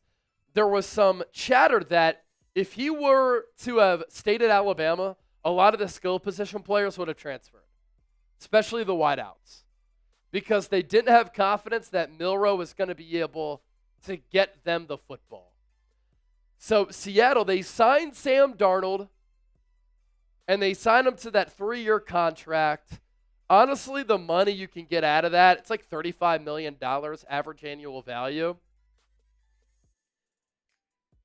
So why not draft quarterback Jalen Milroe as a developmental player who you can occasionally use in running packages at 92 overall? I like it for Seattle.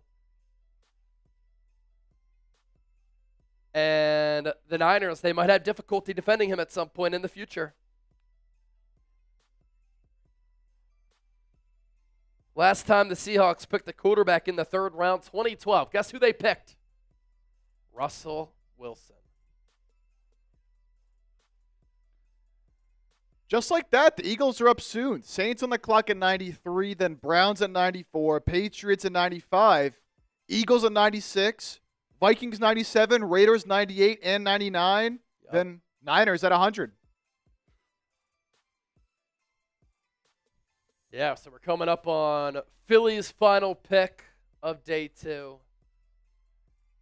And then that final Niners pick as well at 100. That'll be the 3rd to last pick here in round 3. That Saints pick is in. Jonas Sanker. Jonas Sanker. Safety out of Virginia to New Orleans there.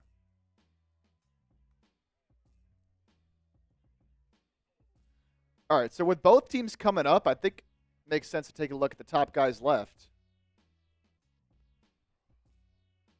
Back up to 807 people watching live on the Niners Report, 964 likes. Can we get this stream to 1,000 likes for the 2nd consecutive day? Come on. Here are the best players available, with Philadelphia coming up soon and then the Niners shortly thereafter. Xavier Watts, Shadur Sanders is still there. Alec Ayumanner, I really like him potentially for the Niners. Marcus Bow, another player as an interior offensive lineman who I think can be a good player. Jack Sawyer, highly productive. Not a great athlete as far as twitch or explosiveness, but very productive.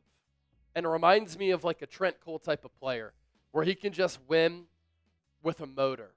Now, of course, you don't take a player like that probably that early, but he was being mocked in the 1st round quite often back several months ago.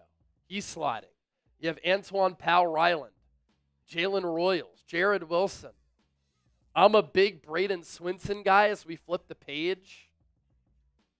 I think that Braden Swinson would be a great fit for the Philadelphia Eagles if they go defense once again.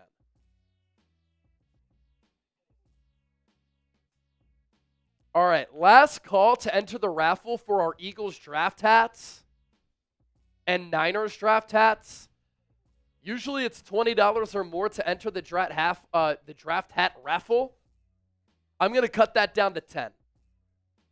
So for the next 2 minutes, last call for our Niners draft hats, 50% off, $10 super chat or more. You enter our draft hat raffle. We're over 600 on Eagles. That's another sham bomb. Let's go, baby. How many entries can we get right now? 50% off. I want to see him flying in. I want to see someone win who's never won before, baby. And let's do this. Last call for the draft hats at 50% off. Also, last call to be our Super Chat MVP. The number to beat on Eagles, $200. The number to beat on Niners, $200. If anybody beats those numbers on either stream, you will automatically win our draft pick jersey, so Michael Williams, and our MVP football. And Eagles Now football, 49ers Report football. $200 is the number to beat. If that number holds, Candy Winslow will win. And then Steve Livingston will win. And Steve, if you're still watching right now, let us know in the chat. I never got an email from you. I'm going to need that email to get your address so we can send you that jersey. Steve Livingston, if you're still watching, let us know. Couple of $10 super chats coming in on the Niners report. Robert Smith with the 10, put me in. We got you, brother. And then Hector Zatino with the 10. Let's go Niners. We put you in as well. And Chase, how about this pick for the Browns? You've got to be kidding me. It's unbelievable. Dylan Gabriel ahead of Shadur Sanders. I don't know what is going on. Are teams trying to just troll Shadur at this point? I don't know what's happening. I mean, this is nuts.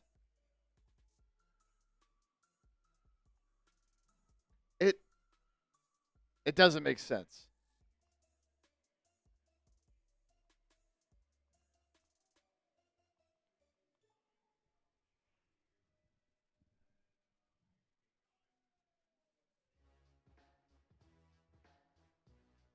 Philly Savages, $20 super chat. Philly Savages. Let's give him 2 raffle tickets. Let's give him 2 raffle tickets. And let's do that, all right? $20 super chat. Let's give you 2 raffle tickets to win the draft hat. 2 raffle tickets to win the draft hat. We got this too from Captain Delberto. That got us to 600, Captain Delberto. Eagles can still draft Watts unless I missed it. Xavier Watts is off the board. I'm almost certain, right? No, he's still available. He's still there? Well, you went Makuba. Yeah. So you're not going to double up on safeties. And then here's that 20.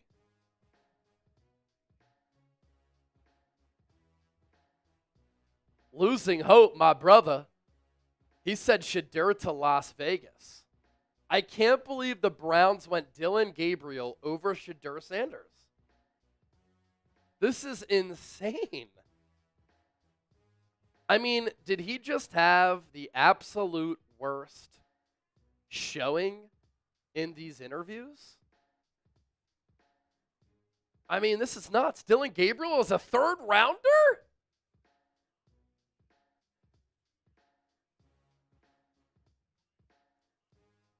Jalen Royals did go off the board, right? Yes. Yeah, he just went off the board. Gabriel's undersized. He does have a ton of experience. A lot of touch and timing.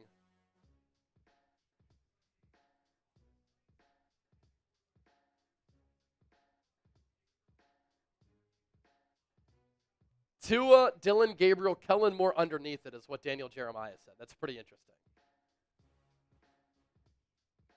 Does play with a lot of conviction. There's no doubt. Gets rid of the ball quickly, processes well. Again, the touch and accuracy, pretty impressive. He can make some plays with his legs. I don't hate the pairing up of Kevin Stefanski and Dylan Gabriel. This is nuts, man. All right. We are halfway towards the 50 retweets we need for our Chubbies giveaway on Niners. 25 retweets down, 25 to go.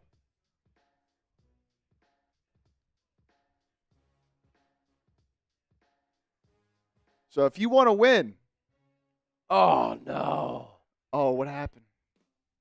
Eagles moved down to 101. Okay, that's still. It's after the Niners. Okay. That's still okay. 3rd round. Yeah. Texans trade up with the Eagles at 97. That's okay.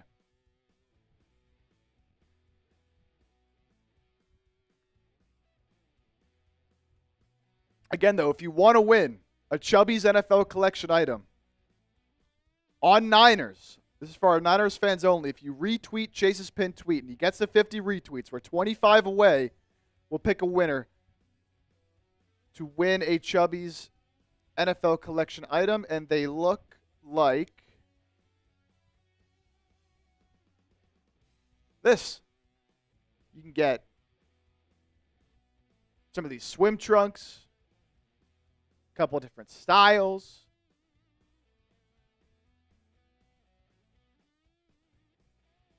You can get the shirt as well. Yep. All part of the NFL collection from Chubby's. Jared Wilson, the center out of Georgia, goes to the Patriots at 95. I thought he could have been an option for the Eagles. Really strong base, very smart guy, stays attached. Big dude. Eagles showed some interest in him in the pre-draft process.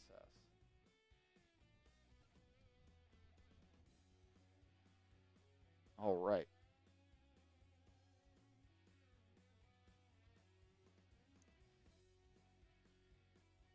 Can get to that second level, can Jared Wilson.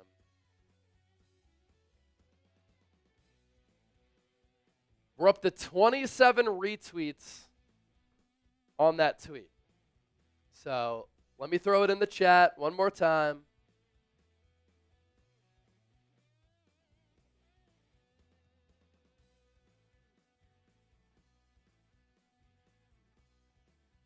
Okay, Falcons have traded with the Eagles at 96, Right, not okay. the Texans. So it was the Falcons, yeah. Okay, yeah, there was a tweet that it was the Texans. Let's see. Do we have that trade? Oh, we do.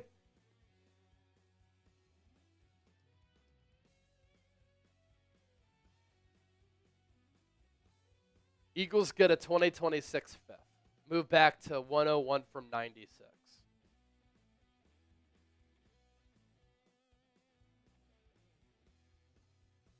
Oh, look at Candy with a 20 on Eagles. Oh, Katie Winslow, what'd it do? Chase, are you seeing this? Coyote Bush, move back to 101. Yeah, that's what we're talking about right now. Niners are all MVPs. I'll get my ball one day. Candy, your number might hold. You might get the ball and the jersey. If 200 holds, it's all yours.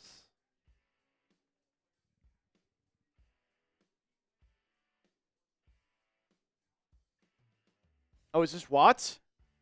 Oh, Xavier Watts goes to the Falcons. Man, he can really track the ball in the air.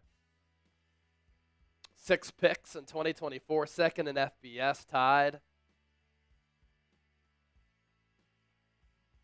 Falcons also going defensive heavy. Jalen Walker at 15, James Pierce at 26.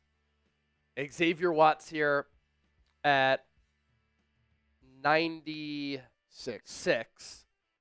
They have A.J. Terrell and Jesse Bates. Last in sacks, so they go Jalen Walker, James Pierce, trying to increase that sack output.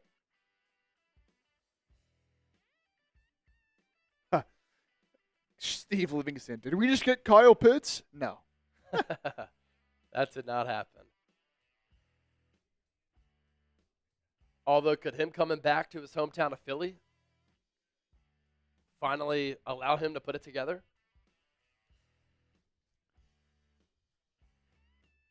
Like what the Falcons have done. All right, so we're getting close to the Niners now after the Eagles traded back. Yeah, here we go. Upcoming picks. Vikings comp, Raiders comp, Raiders again, Niners at 100. Then Eagles in Minnesota to round things out. That's what it says on NFL Network. Maybe there was just a trade. Was there another trade? Because it's Raiders. We have Texans at 102. Yeah, we have. Oh, here we go. Updated. Yeah. Updated. There we go. Vikings at 102. Yeah, they just trade. Yeah. Houston, Minnesota just traded. USC cornerback Jalen Smith goes to the Texans at 97. And so the next 4 picks, Raiders, X2, Niners, Eagles, Vikings final pick in the 3rd.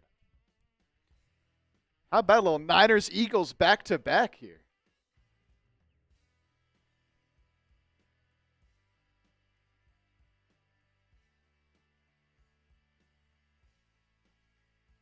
All right, well, with both of their picks coming up, after these back-to-backs from the Raiders,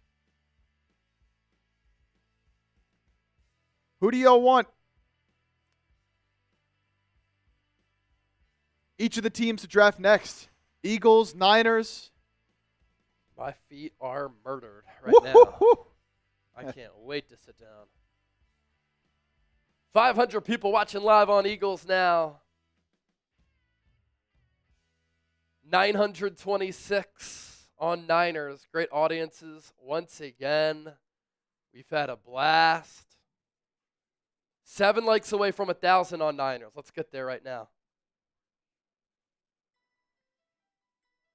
22 likes away from 500 on Eagles. Let's get to 500. Come on.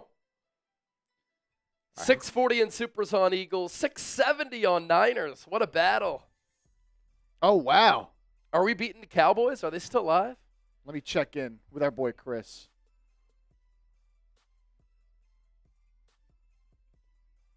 He went MIA on me, baby. All right, who is still left? Obviously, Shedeur is still there. I like all three of these guys after Shedeur for both teams. Not really Iomanor for the Eagles, but Marcus Bow, Jack Sawyer. Niners could go. Iomanor. Iomanor. Got to see what the Raiders. Do the Raiders just take Shedeur? Do you just take Shedeur? Back-to-back picks, like. He can learn under Gino. Nope, they go Caleb Rogers. Nah. Could they go Shedeur at 99? Maybe. All right. Now that we've got almost 1,000 people watching, retweet my pinned tweet. We got to get the 50 retweets, according to the bosses, to do a Chubby's giveaway where you have the opportunity to win an NFL collection item from Chubby's. So many people have commented on this show. You have an opportunity to win either this or the swim trunks, which look similar, if you retweet my pinned tweet, which I just put into the chat. Do you want something for free? If you do, Chubby's giveaway. Let's go. Oh, we are definitely losing to the Cowboys report, by the way. You can see some of these Chubby's items on screen. You get your choice of a Chubby's NFL collection item. Got to get to 50 retweets, though. Come on.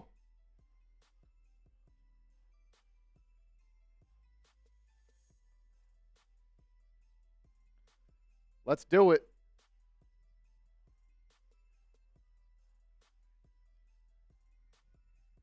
Oh.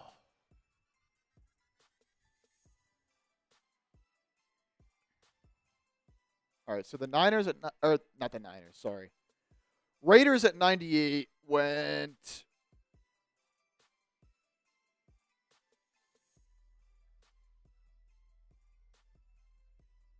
Caleb Rogers, guard out of Texas Tech.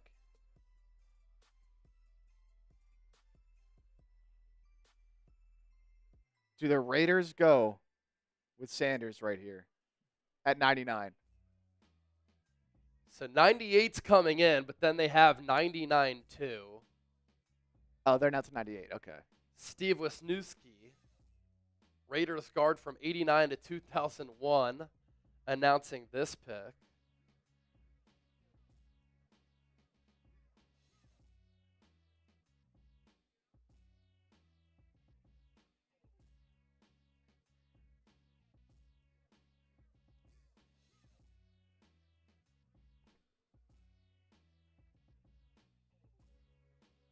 VS Python. So Chip and I are from the Philly area, and then I was hired specifically to cover the Niners here when I came here in 2021. Man.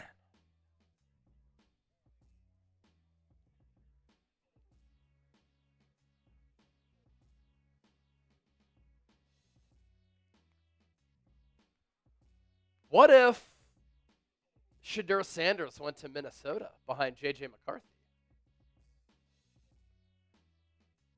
They wanted Aaron Rodgers. Shadur Sanders, J.J. McCarthy quarterback competition. That'd be good for our Vikings channel for Patrick Seatman. For sure. Wet Noodle, appreciate it, brother. You're the best.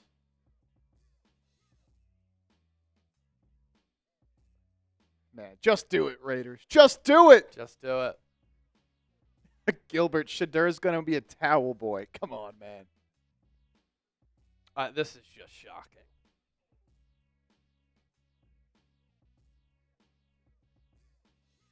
Absolutely shocking.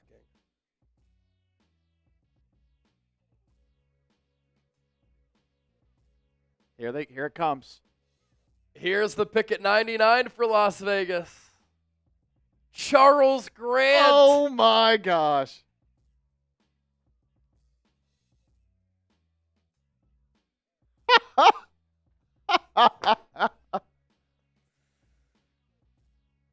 The Niners take Shadur. I actually would have liked this pick for I the Niners. love Charles Grant, man.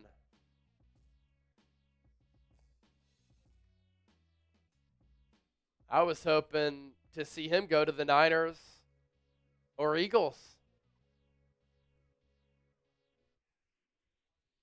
Niners were next up. San Francisco's on the clock. More than 1,000 people rocking with us. Don't forget to hit that sub button. Fuck. Yeah, the wrestling background you talked about. Yep. Oh, my God. Love they got this footage.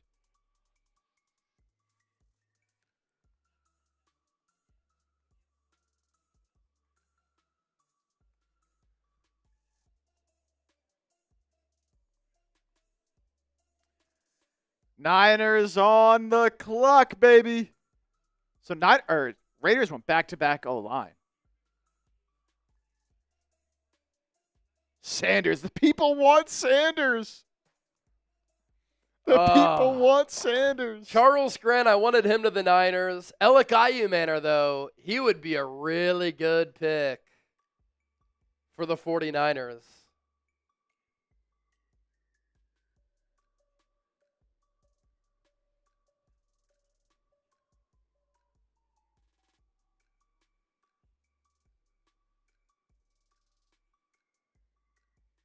Now I got people saying Sanders to Eagles. What are we doing? I mean, it would be such a Howie Roseman thing to do. But Jalen Hurts would be like, bro, for real? I just won Super Bowl MVP. We're up to 37 retweets. Come on. Retweet my pinned tweet for an opportunity to win an NFL collection item from Chubby's. I'm putting the link in the chat. The pick is in for the Niners. Alec Ayumanor would be sweet. They've gone all defense so far. They've gone all defense.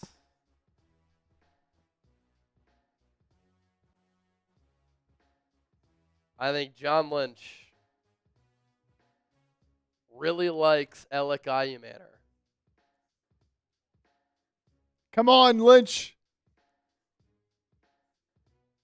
What do you got, Johnny? God damn it. Broncos trade with the Eagles at 101. Oh, Is that out of the third? yeah.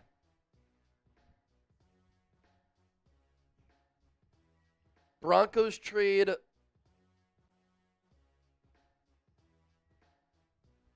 111, 130, 191 to the Eagles for 101 and 134.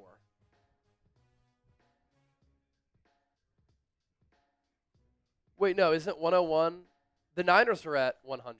Yeah, Eagles were at 101. Eagles traded down to 101. Oh, now the Eagles move back to 111. So they'll have 111, 130, and 191. They'll give up 101 and 134. So they're Okay. done for the night. They're done for the night. Mm. We Yeah, only here. talked about Andrew Makuba. Got to talk about him again. Here's that full trade right before this Niners pick comes in. Okay, so Broncos move up to 101. Eagles slide back to 111. So no third-round pick for the Eagles. Yeah. But they had traded away one of their 4 fifth-rounders to move up from 32 to 31. So they get a 4th-rounder at 130.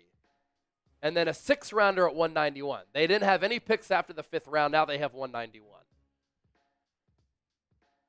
Everyone's saying, Howie, what's going on? Oh, sorry, the Eagles said fans. Shadur Sanders? Nah. The pick is in for the Niners. Here we go.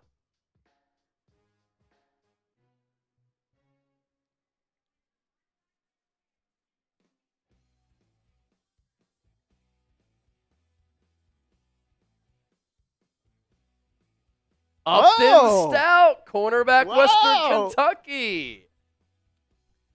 I had him going to the Niners in one of my mocks. The Niners go defense again. Now, in round 4, Tennessee, Jacksonville, Giants, Patriots, Jags, Raiders, Bears, Jets, Eagles, New Orleans, San Francisco. Still an opportunity, maybe, to go Ellick IU Manor.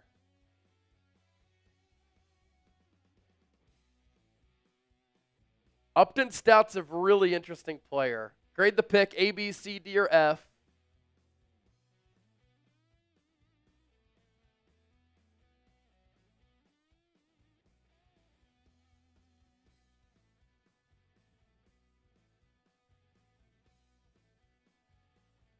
He's smaller.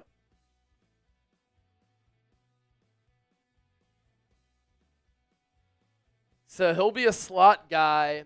Diamador Lenore, Renardo Green will stay on the outside.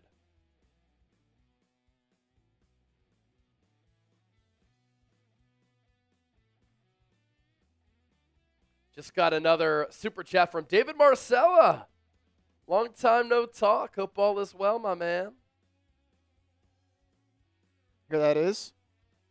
David Marcella, go Birds. We giving him a raffle ticket for that? Thank you, brother. Yeah, let's give David Marcella a raffle ticket. Savion Jones to Denver here at 101.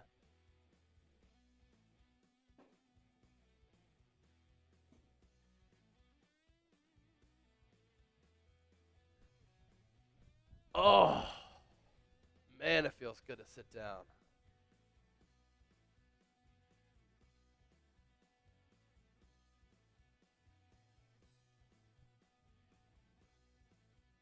So Savion Jones, defensive end out of LSU, goes to the Broncos there.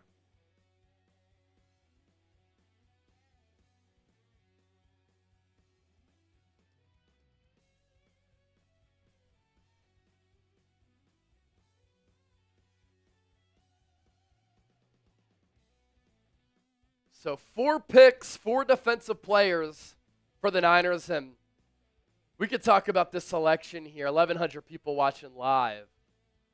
Don't forget to hit that subscribe button. I'm going to do more analysis on Upton Stout here in just a bit.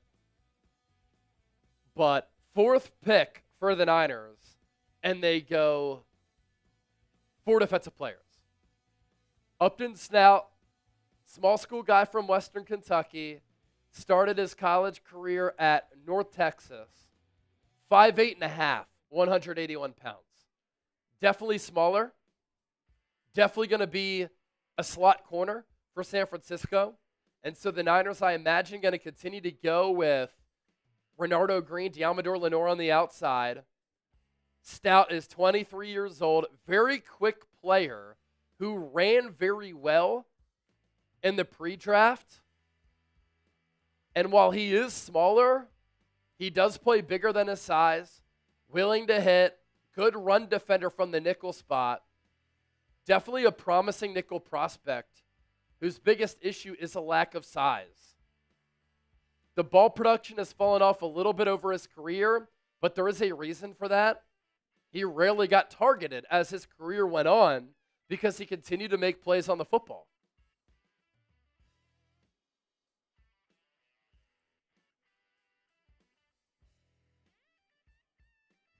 And so the Robert Saleh draft continues.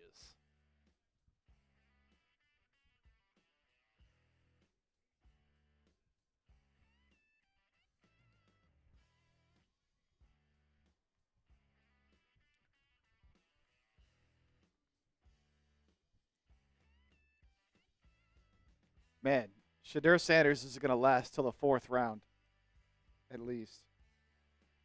Dane Brugler had a 5th-round grade on Upton Stout, 5'8", 181.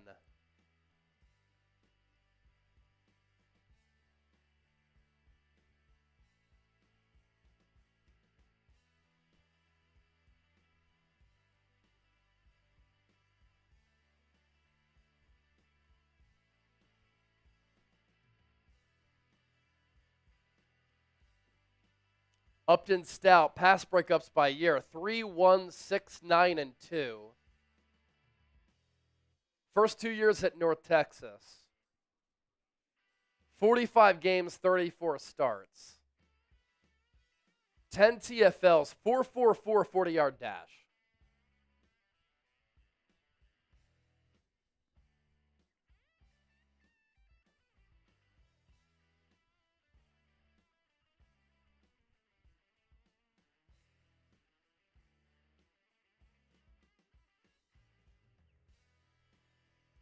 All right, so that'll do it for Third day round. 2. Day 2. It's done.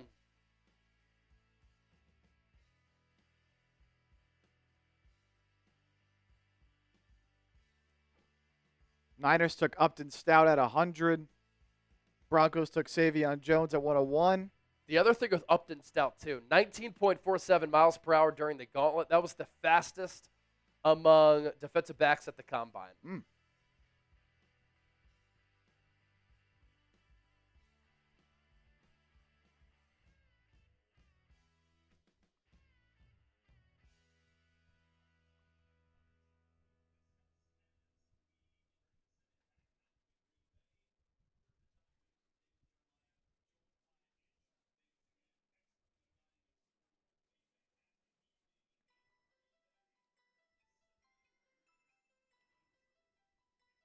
He also led all DBs with 21 reps on the bench press.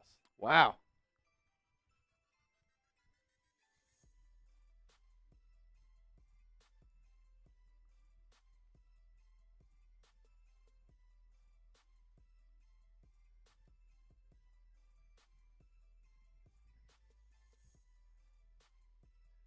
So, pretty interesting.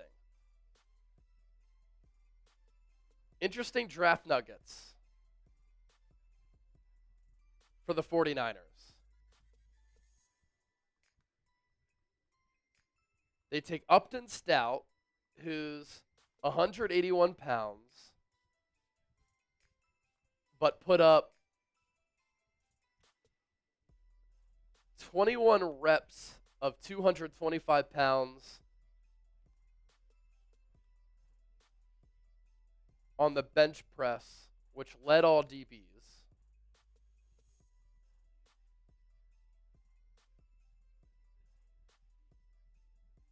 And then the Niners also took Nick Martin, who put up 26 reps of 225 at 221 pounds.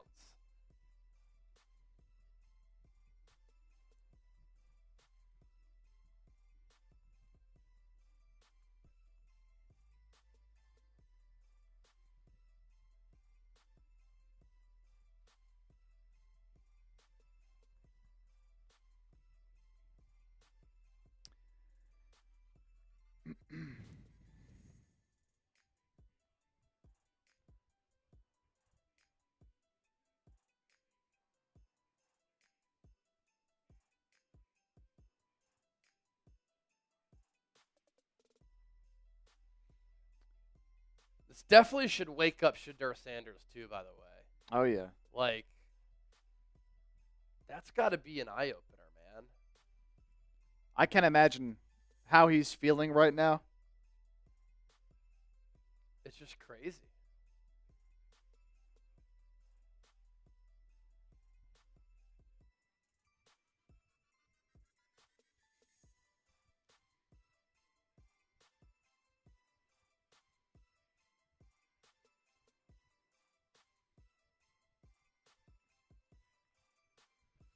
All right, let's do our raffle winners here.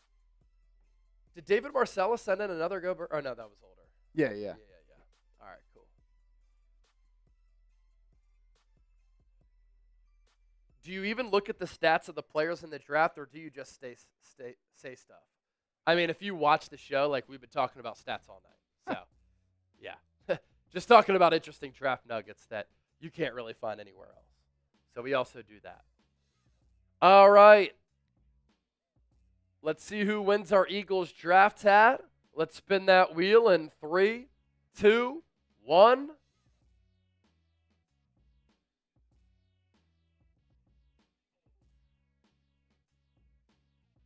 Joshua Baldonado. Are you still watching on Eagles Now? Is Joshua Baldonado still here? Joshua had a couple 20s in there earlier, some 10s very early on. He's still here. Joshua. All right. My man. We're going to pop up my email at the bottom of your screen. I need you to email me, chase@chatsports.com, so that we know where we can send you that draft hat.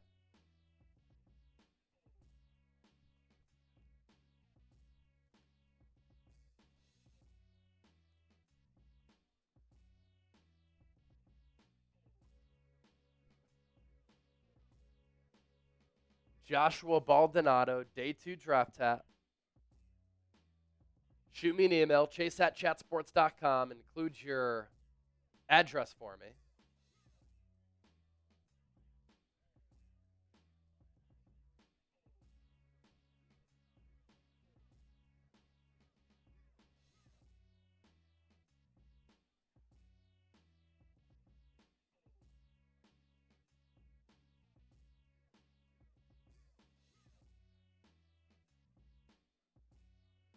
Now let's do our Niners draft hat.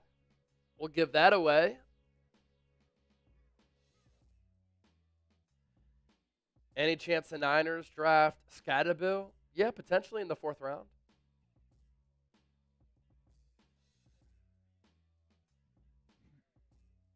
All right, let's spin that wheel. See who wins the Niners draft hat.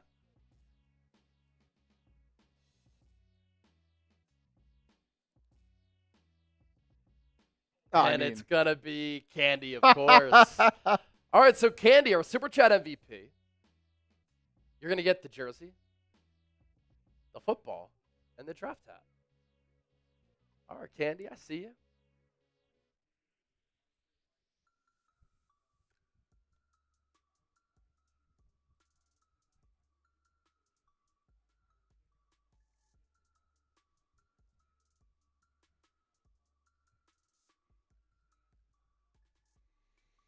All right. All right. Just like that. Just like that. Day 2, rounds 2 and 3, done. So this is what you can expect on Eagles Now and on the Niners Report. Chip and I are not done. We are going to film draft grades for the Eagles. Talk about Makuba and Jihaad Campbell. Only 2 picks for Philadelphia so far. And then on Niners, we're going to talk Upton Stout and then go through all of the selections and do draft grades on the Niners Report as well. So a very successful day 2, rounds 2 and 3. Thanks to everybody for tuning in. We will be back tomorrow. Really looking forward to it. It's going to be a little bit of an earlier start. Oh, Austin Scarberry, 9 more retweets. So hold on. We got to reach out to the bosses and see what we're going to do here. Yeah. Let's see what they say.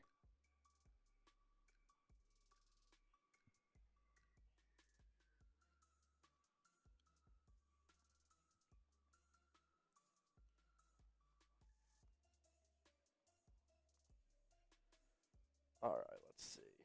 Bearded Niner didn't get my raffle ticket for the 10. Did you send that in while we were doing that?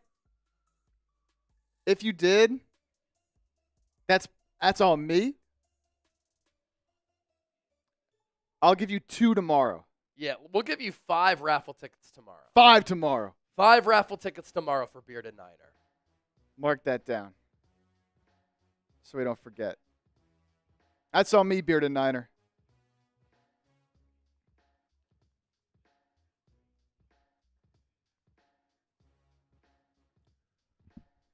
All right, let me see what what we're going to do with that Chubby's giveaway.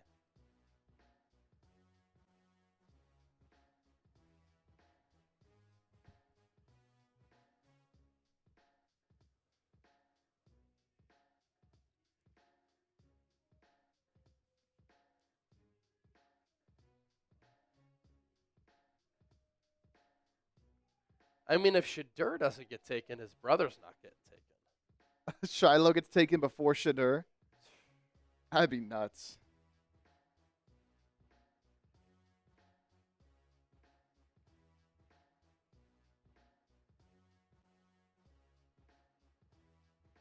Oh.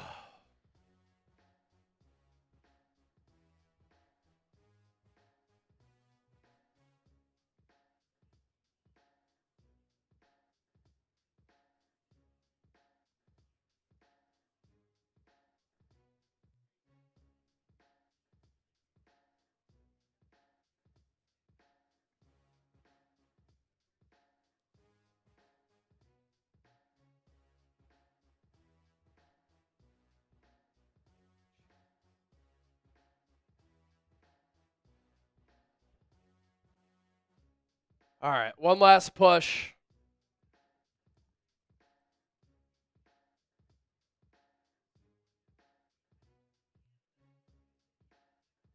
Last call. Gotta get it, baby.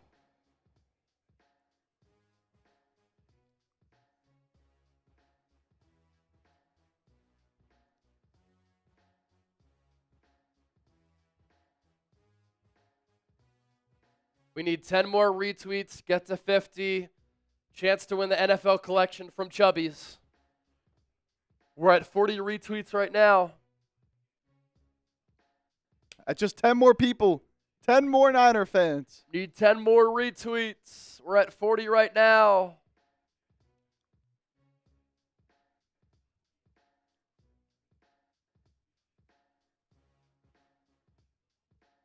Retweet my tweet. This is a big giveaway here. NFL collection from Chubby's. 2 different versions of the swim trunks. You have the Niner swim trunks right here with the liner. That looks like the shirt that I was rocking as part of the NFL collection. Boom, look at this thing. And you have the swimsuit, which looks exactly like the top. And then the shirt, you have an opportunity to potentially win that as well. So we're at 41 retweets.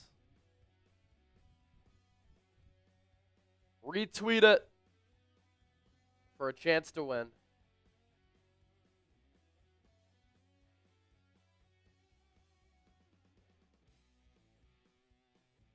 Been live here for about 5.5 hours. Went quick today, man. Yeah, it did go quick. Did go quick.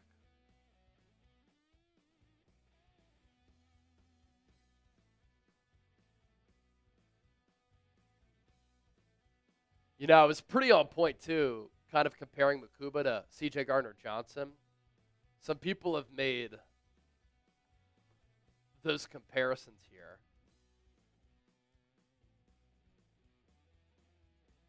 Hey, Candy, $20 super chat. At least you won.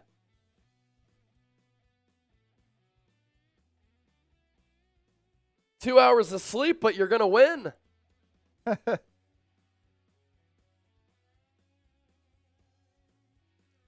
Candy.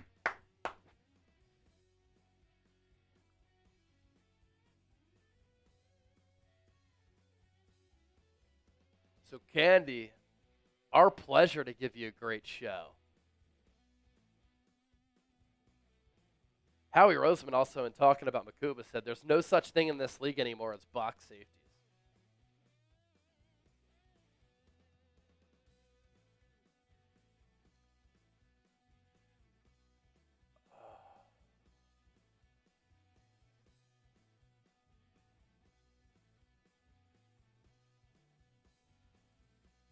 Up to 44 retweets. Need 6 more, 6 more, 6 more. Let's go, baby. I want to see somebody win. I want to see somebody win a Chubby's NFL collection item.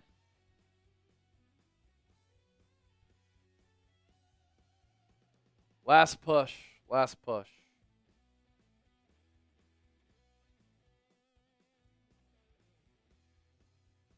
Again, you can get the shirt, swim trunks. Just Leonard Ramirez, I'm not wasted, brother. I'm just fucking tired, dude. yeah, it's Been a on long my days. feet for 6 hours.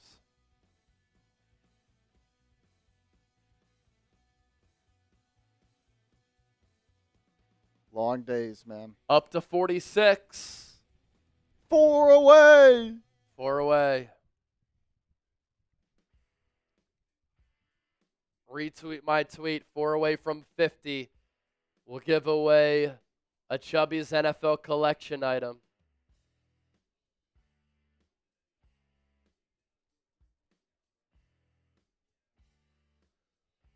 Up to 47.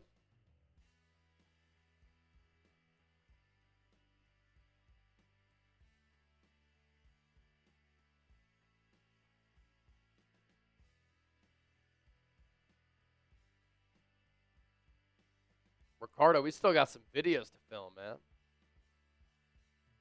man. Go home, Chase. Can't go home yet. Still got some content to do, my man. 3 retweets away. Come on. Quote tweet it if you want. Up to 48.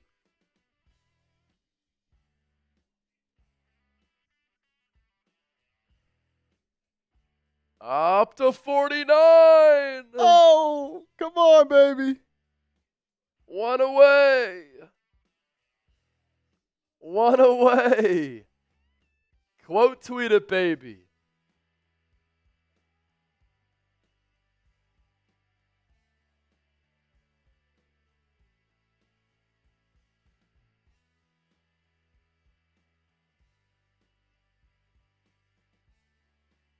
Almost there, baby. Retweet it.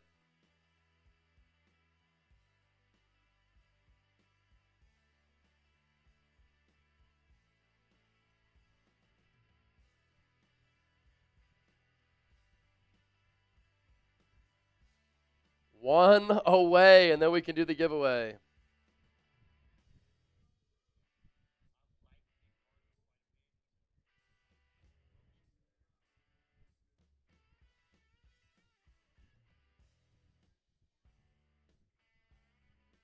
All right, we're at 50. Boom.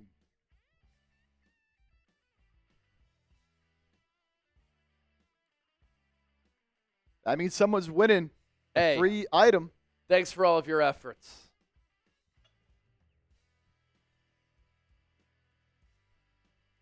Shambong for that, baby.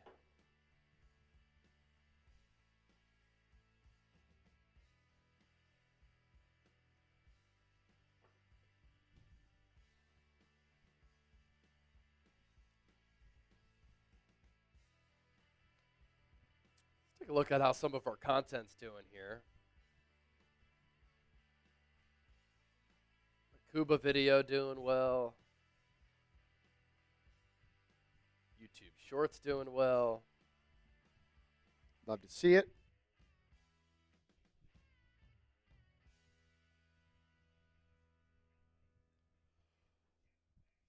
Nick Martin video doing well. Austin with a 5. Finally. Alfred Collins doing well.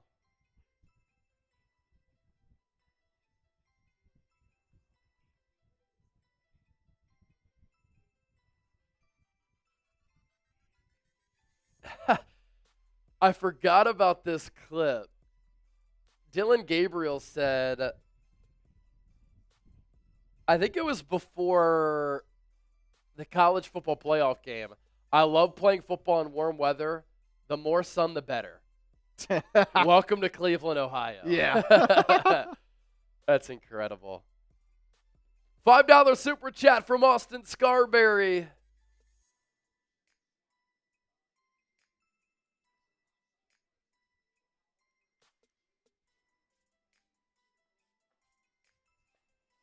All right, we're picking a winner. Picking a winner. Waiting to hear from the boss. Oh.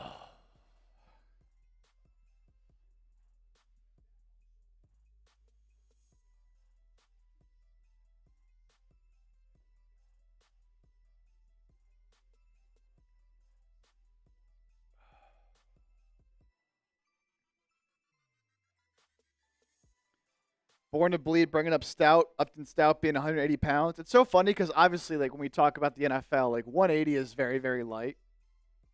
Yeah. But then I think of myself, I'm not even 160, baby. I'm not even 160. I weigh more than Upton Stout.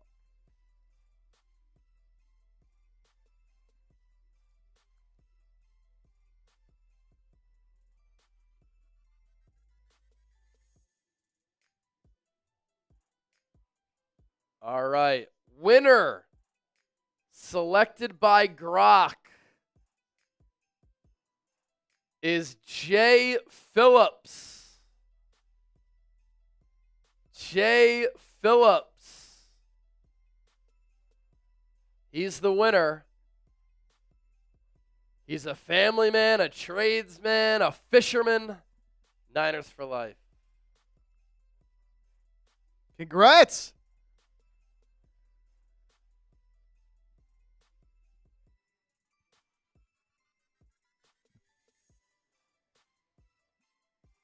Jay Phillips.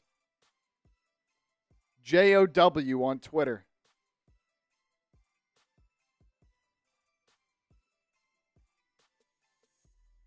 Big Hurt, $10 super chat. Big Hurt is back. We got over 700 on Niners. Yes.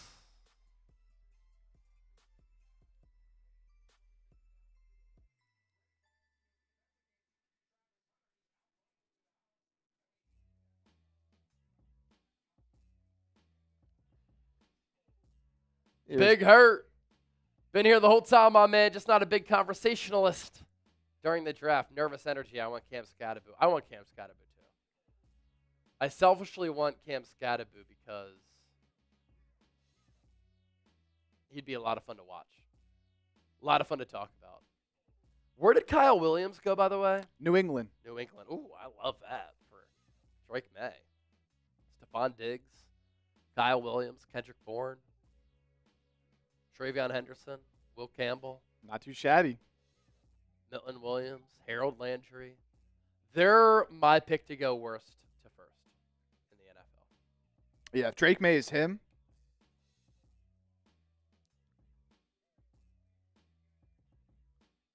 All right. We are about to dip out.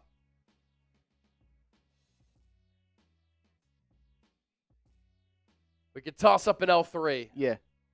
for our Chubby's winner, Jay Phillips.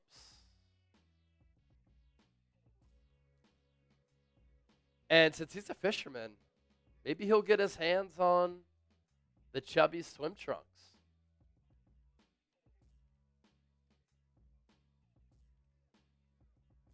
That's what I would go after. Yeah.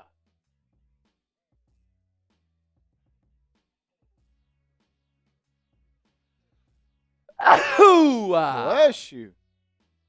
our Chubby's winner, our guy, Jay Phillips. NFL collection winner, thanks to all of the 50 people who gave us a retweet. That was awesome. We certainly appreciate that. That was a lot of fun. And we're glad that we can give you something really nice for free. Thanks to our friends at Chubby's and a great sponsor of everything that we do here on the show at Chat Sports. All right. We will see you tomorrow morning. Rounds 4 through 7 to round things out of the 2025 NFL Draft. We'll talk about all of the picks. We'll do our draft grades as well. For Chip, I'm Chase. For all of the real ones and the legends who always support our show, and everybody else who wasn't vocal but still hanging out, we love you. We appreciate you, and we'll catch you tomorrow. Peace.